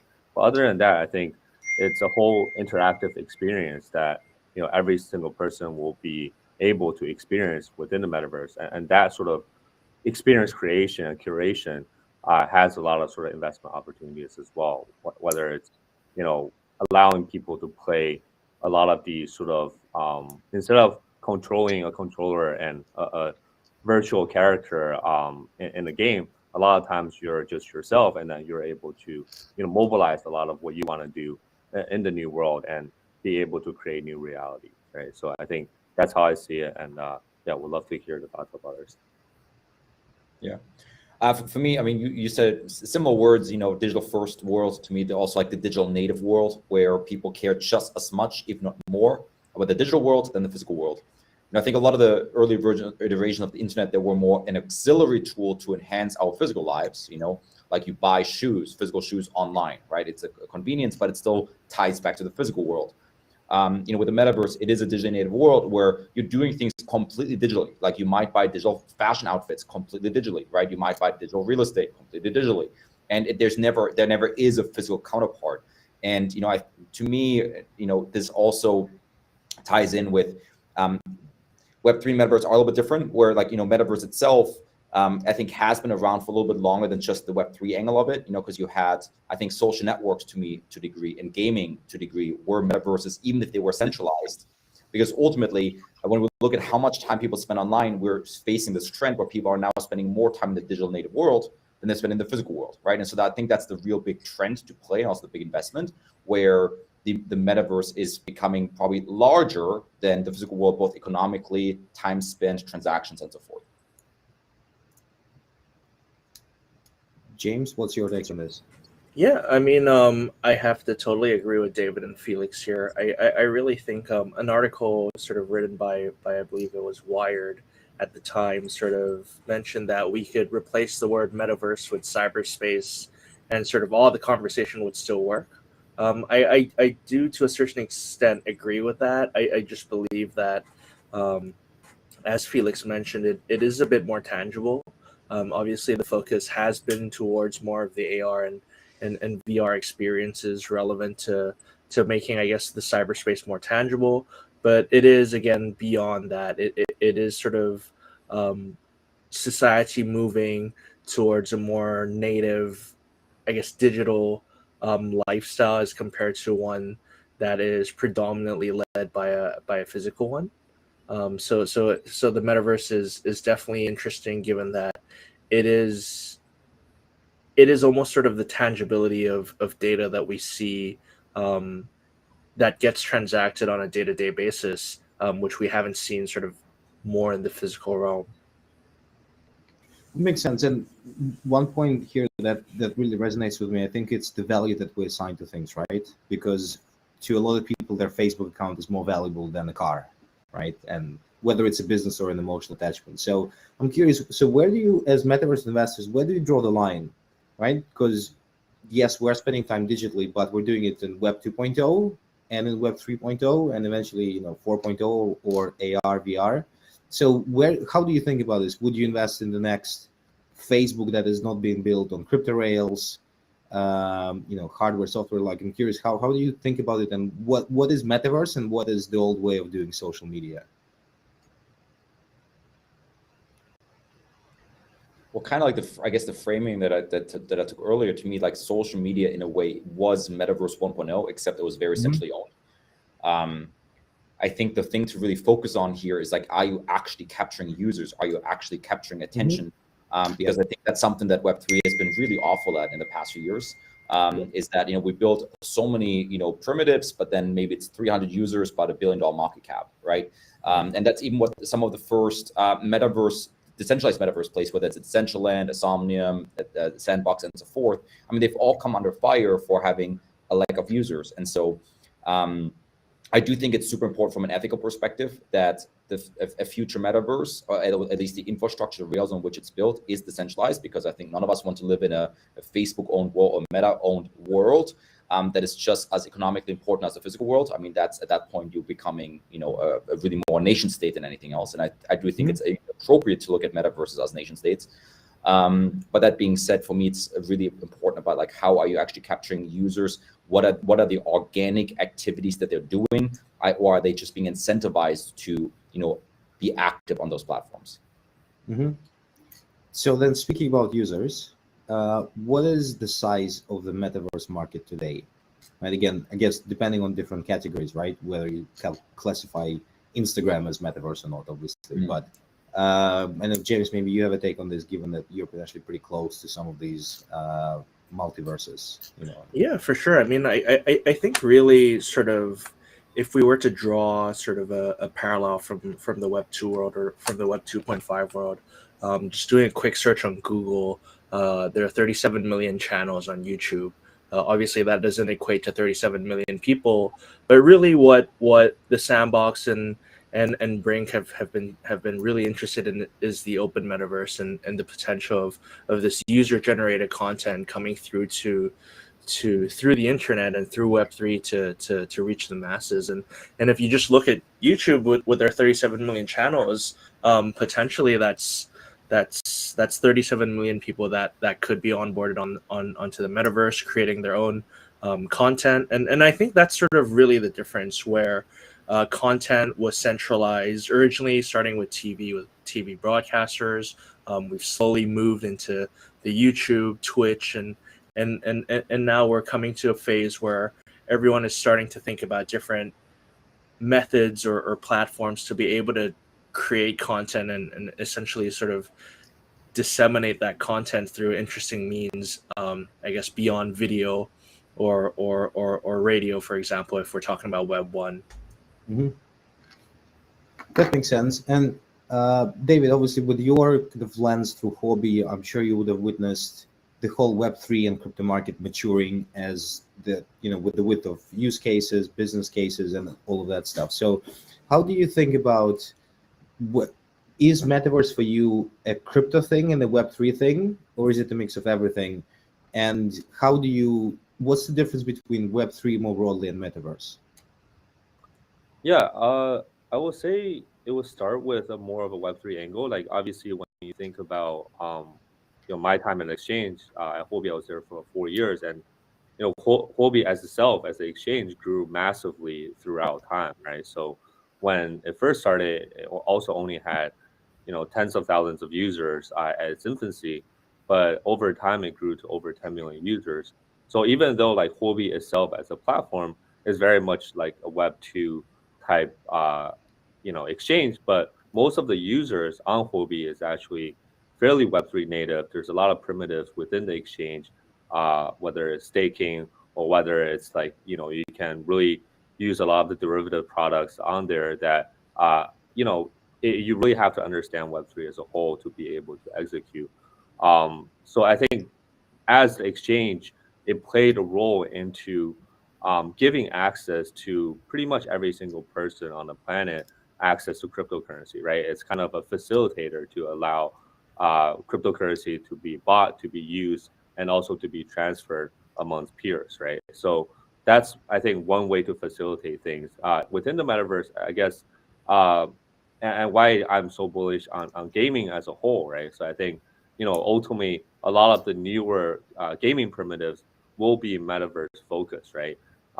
It's no longer fun, like, as I mentioned earlier, like you controlling a random character that you've made in sort of a video game, but more so that you are more like kind of like the Grand Theft Auto type of game where you're sort of acting as your own, right? Even though you create your own skins and whatnot, but more or less like you're able to live a whole different reality, right? Like you're able to take different type of risks, like stealing a car or robbing a bank, things that you wouldn't be able to do in real life, but you're able to do. You could try. I mean, yeah. So I think a lot of these high risk, highly sort of criminal activities that is very much forbidden in sort of the real life setting, you're able to attempt or like experiment a lot of it with in a virtual setting where it's all fun in the game to start. But eventually, like that will be a whole immersive experience as well, right? Instead of like going to the supermarket and buying sort of groceries or going on Amazon and shopping for your appliances, like you can just go in the metaverse in a more virtual setting and really look at and feel sort of a lot of things that you're buying as well. So I think a lot of real life and virtual life will be intertwined, and sort of, I guess, the biggest and quickest way to get there is really through a gaming concept where it's like, users are sort of drawn in with something that it is fun, engaging, but at the same time, allows them to experiment with a lot of sort of Web3 concepts that they're then able to take away with and really, build up sort of their tolerance of what Web3 is all about. And when you say gaming, do you think of it as a kind of an individual game, or do you think of it as an open world where you and I may be driving a car, but I'm playing GTA and you're playing Need for Speed, right? So is it like a one universe for everyone, or is it a bunch of different games which are just interoperable? Yeah, I mean, I see gaming as a very sort of interoperable world, right? Right now, I think the biggest problem by far for Web2 gaming is that each and every individual game is very siloed away from each other, right? There's no real interaction between one game play and another, and there's nothing that you can really inherit from, what your accomplishments within one game versus the next, and also any sort of things that you buy within one game cannot be used for the next, right? So I wouldn't say that we're at a point where we can be in sort of the open world where everyone interacts with each other. We just don't simply have the technology and bandwidth to allow us to do that. But I do see a world where you're playing multiple games, where you're interacting with multiple people in sort of a multiplayer format that people are then able to engage each other in different game settings, use different toolings that they're able to use from one game to another. And I think that's also like easier for gameplay standpoint, right? Like a lot of sort of the gaming interface can be open source, in that like you don't have to start from square zero to start a new game, or to even build a new game, right? A lot of this I think can be compounded upon each other, and like anything that's built for one game can be used for the next, and like any sort of accomplishment that you do as a player in one game can be used to the next. Like a lot of this can then allow you to have a more immersive gaming experience that can really engage and retain the user base better, right? That makes total sense. And Felix, so you mentioned you kind of expanding your hedge fund business to also do stuff in metaverse, right? So presumably you approach this with an investment mindset, kind of metric heavy, business logic heavy. So I understand how Rockstar Games makes money, right? They sell their game. It's a very self-explanatory model, right? How do businesses make money in metaverse? Do they run a virtual stand where they sell you virtual T-shirts? Do they monetize the whole ecosystem? What business models are you seeing, and how do you define success at the business level for someone in metaverse? I mean, all very different, all very unique to what they're doing. I can give a couple examples, from one of the companies we backed, DressX. They're the leader in digital fashion, so they make money by selling digital goods, whether it's as NFTs or as Web2 kind of like digital fashion items. They do brand partnerships where maybe a Coca-Cola and Adidas pays them a lot of money. So that's how they make money. On the gaming side, we've got a couple different videos. One decided to sell their game, so they just went live on Steam, and they are on November 17th, and so they make per unit they sell. Others on the Web3 angle, they try to make it more free to play, and they'll monetize via NFTs, in-game goods. They are going to launch a token, right? So there's also going to be some of that, where what we're discussing now a lot with our gaming companies is that tokenization should really be used more for incentivizing user-generated content, UGC, because that actually creates value for the ecosystem rather than just playing. Because if you and me play a game, like let's say, for example, Axie, that's what the fallacy was with a lot of these games, is that if you and me play a game, that does not create value for the ecosystem at large. So why should we be paid equity, so to say, right? And so tokenization that incentivizes UGC, whether it's mods, maps, quests, other kind of content that actually makes the economy more valuable. Others are doing things like, for example, virtual concert infrastructure, where every time somebody wants to host a festival on it, they charge a platform fee, just like a Spotify, Live Nation, and so forth would. And so there's all kinds of business models that you actually can take the physical world analog that can be translated over to the digital world. And of course, there are some more innovative things too that the Web3 enables, like for example NFTs, like for example using more digital goods and like access and ownership.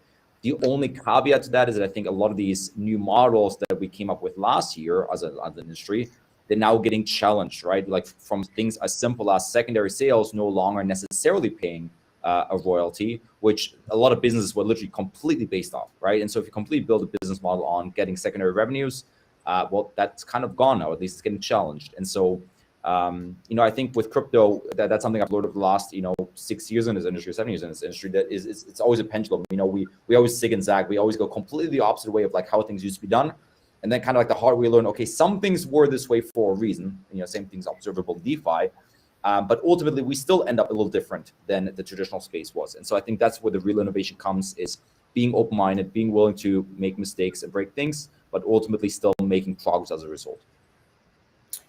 Makes sense. And with regards to the in-game items, you kind of have people speculating that the specific monster in Axie will be very valuable, or a sword, or I don't know what else, right? I remember loot from whatever, a year and a half ago. But the whole point of gaming is that it should be very accessible, right? Yeah. So do you believe that these in-game weapons and other items can never be 10x in value? It's, well, they're actually touching two different issues there. One issue that most of my game developers agree with is that items that impact the success of the game should not, or items that affect your effectiveness of playing the game should not be for sale. Why? Because then you simply turn every single game into a play-to-win game. Sorry, pay-to-win game, where you just buy the most rare sword, you buy the most expensive axe, and you're going to win every single game, right? And that kills competitiveness. And while that is a quick, successful cash grab, which many mobile games have done, it does usually lead to a sooner death, right? And so what most of the game devs say, like, when we sell in-game items, it's really more for aesthetics, right? So it could be, for example, like it could be skins and so forth, but also what's getting explored more and more, which makes the difference between games and the metaverse, is that many of these have their core game, right, their core game loop, but then they're also building social experience all around it, where that doesn't impact the core game loop, and so they can sell mini games within that social space. So, for example, one of our companies, XLab, they have a game called Veil, which is a first-person shooter, but then you have an armory where pretty much before the games, after the game, you hang out there, you can play chess, you can play hockey, you can play all these things, and those are small upgrades and things that they can sell, where again, it doesn't impact the core game, but it still adds fun value and so forth. Good. And technology, right? So it's been identified as obviously an existing issue. So, James, with your hat on as someone from the accelerator world, how do you think about tech? When will it be ready to go at scale? Well, I mean, that's always an interesting question, isn't it? I mean, we're seeing in the news every day of interesting tech coming up, especially more recently with the ChatGPT coming out. Well, everyone in our office is currently playing with that. Well, we've been playing with it the entire day today. So it's really mind blowing where tech is and where it was just a couple of years ago. Obviously, as someone with a bit more game dev background, if you just compare Unreal Engine 4 and 5, sort of the level of technology there is mind-blowingly different. The applications that you can build on top of that, it's getting there. But I think as Felix mentioned before, we are a little early, both on the software as well as I'm more of a believer that we are slightly a little earlier on the hardware side of things. We are slowly getting there, obviously, with Meta working on their Oculus headsets and other companies out there such as Unity, Niantic. These guys working on the AR technology. It's something that we'll see almost on a daily basis, on a weekly basis of interesting technologies come out. It's really just applying them in the right scenario, such that it makes sense for the average user to start using them. I mean, it is very cool, but to a certain extent, it is very gimmicky. Given that, for example, I own an Oculus headset, but I maybe touch it about once a month. There is sort of a level of barrier that for the average user, they have to get sort of over that. Firstly, from a hardware perspective, but also from a content perspective, a software perspective, where there just isn't enough in the market right now as compared to if I just load on Steam. They just had their sale. I bought a whole bunch of games. Now I have a bunch of games sitting in my library just waiting to be played. That's not there yet for a bit of the more frontier technologies. But I think as we move forward, and with the speed of tech development growing so quickly, we should see a lot more interesting developments, whether that be on the software side, with more AR or XR experiences, or also on the hardware side with a bit more wearable or I guess wearable technologies. And I think one really key buzzword that we hear almost on a daily basis at our offices is that phygital link. How you sort of connect the physical world to the digital world, and obviously there is a lot more tech going into haptic responses as well, so that you can really feel things that you're touching on a digital level in the physical realm, and that's Hey guys. hello. I just joined. Hey, Miko.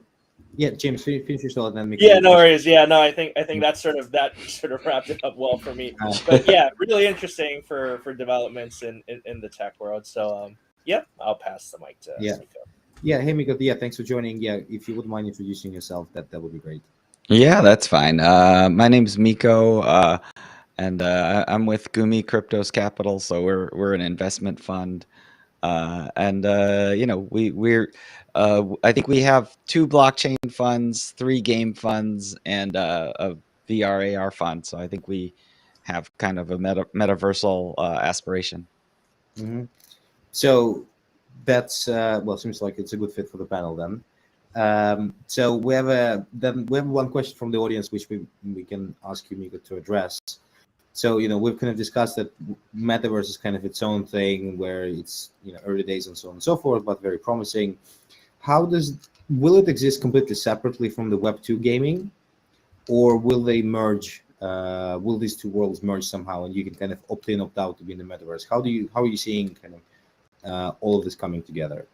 Yeah, so I think the word metaverse is not great. I think I'm much more fond of this concept of transmedia. I think that the integration for transmedia will probably be NFT/blockchain, right? So I think really transmedia. So what I mean by transmedia is that when mobile came by and mobile gaming came by, people didn't stop PC gaming, and when movies came by, people didn't stop reading books, right? So there's never a medium where people stop doing what they used to be doing, right? So everyone will keep doing what they've always done. I think the concept of transmedia is the concept of really how do you then have an integrated experience, right? And I think things like asset ownership can give you an integrated experience, right? So, you have an asset, and whether you're in whatever format you're in, that asset is retained, right? And you can basically have an experience of that environment and of that ownership, right? So I think one of the things that happens in transmedia is really this concept of IP franchise, and the IP becomes kind of a really long-lasting platform, right? So that's different from how it is now. Now it's like a hit game. You join a universe, the game basically is unable to retain users, and then it just dies, right? Whereas I think that the goal in the future will be to develop these durable, long-lasting transmedia franchises. I think Bored Apes is trying to do that. Anyhow, I'll keep my comments there. So as these franchises emerge, right? So and I'll just throw it out there as an open question, right? So as these franchises emerge or about to emerge, what do you look for as investors, right? What are the signs and the signals that something can be durable and lucrative? So what do you look for in those types of businesses, and is it radically different from what you would have looked for? Yeah. One of the clues to IP is to look at the top IP franchises in the world. So if you look at the top IP franchises, the number 1 is Pokemon, number 2 is Hello Kitty, number 3 is Mickey Mouse and Friends, and then Winnie the Pooh, and then below that it's like Mario, right? So if you look at the franchises, the top 5 are all cute. Below that, you have actually Star Wars, and then you have Marvel, right? So if you if you look at the top IP franchise, if you look at the top 7, it basically goes Japan, Japan, Disney, Disney, Japan, Disney, Disney. So that's the ranking, right? So those are all some interesting clues about where global IP comes from. But I think we definitely look for things that are cute. I think they have mass appeal. We think the mass appeal thing, it's probably going to skew in the direction of like multi-platform. So it's probably going to be more like Unity rather than Unreal. Those are just the some different ways to look at mass adoption. Anything to add, guys, in terms of what you guys look for?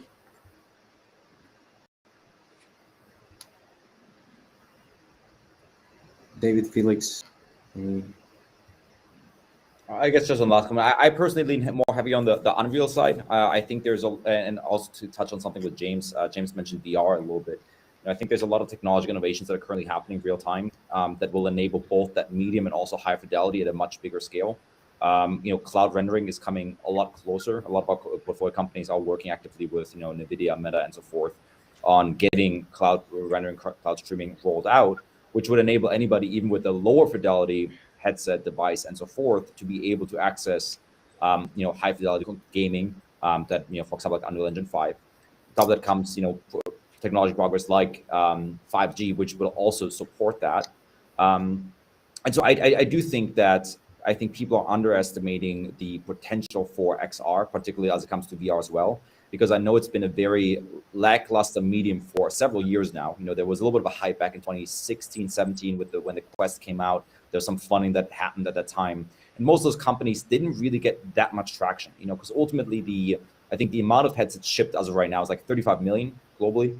And then if you want to run something high fidelity, you also need a gaming computer, which means the TAM for that is even smaller, which means the biggest Steam VR title, which is Pavlov, has about 1,000 concurrent users, which really isn't that much, right? But I think a lot of those unlocks will happen when you have cloud rendering, which means standalone headsets can handle those kind of things. And then also as these standalone devices become better form factor, right? We've already seen how we've gone from like an Oculus Rift of that size to an Oculus Quest of that size to now the new Quest Pro.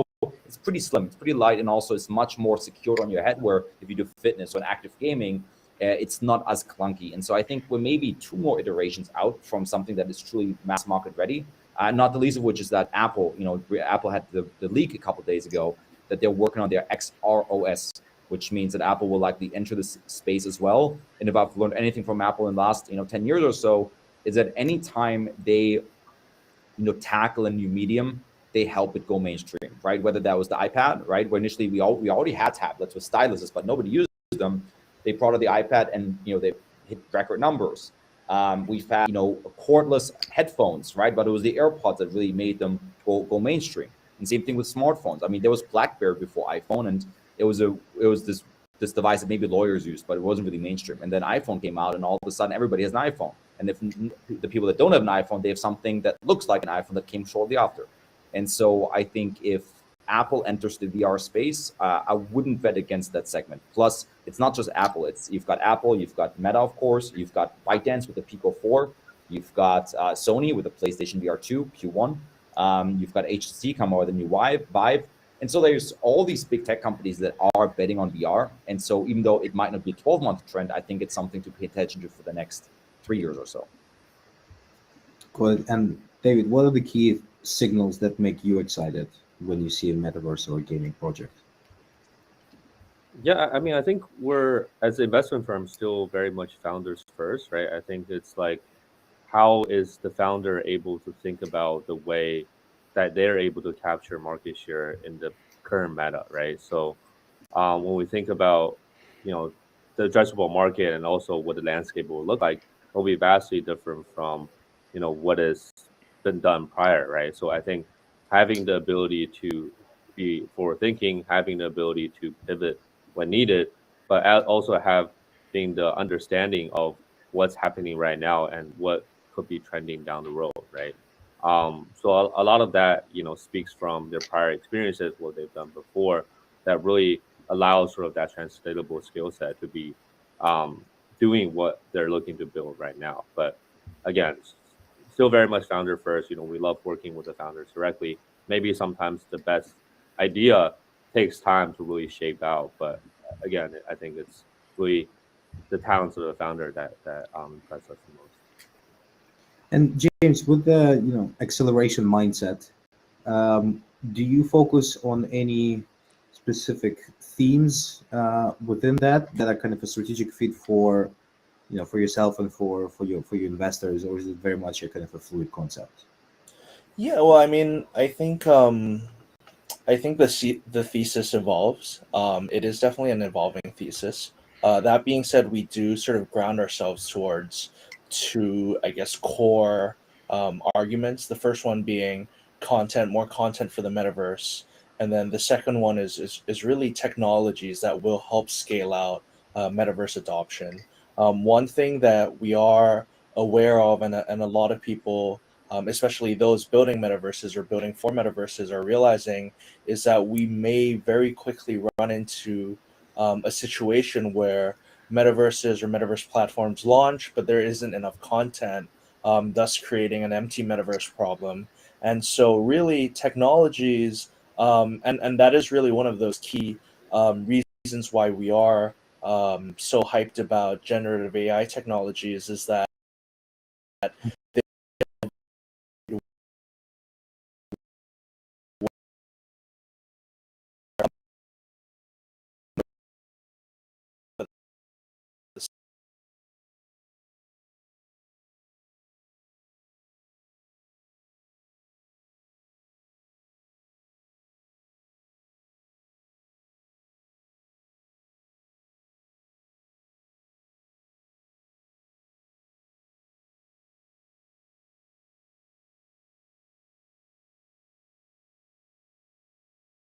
looking for companies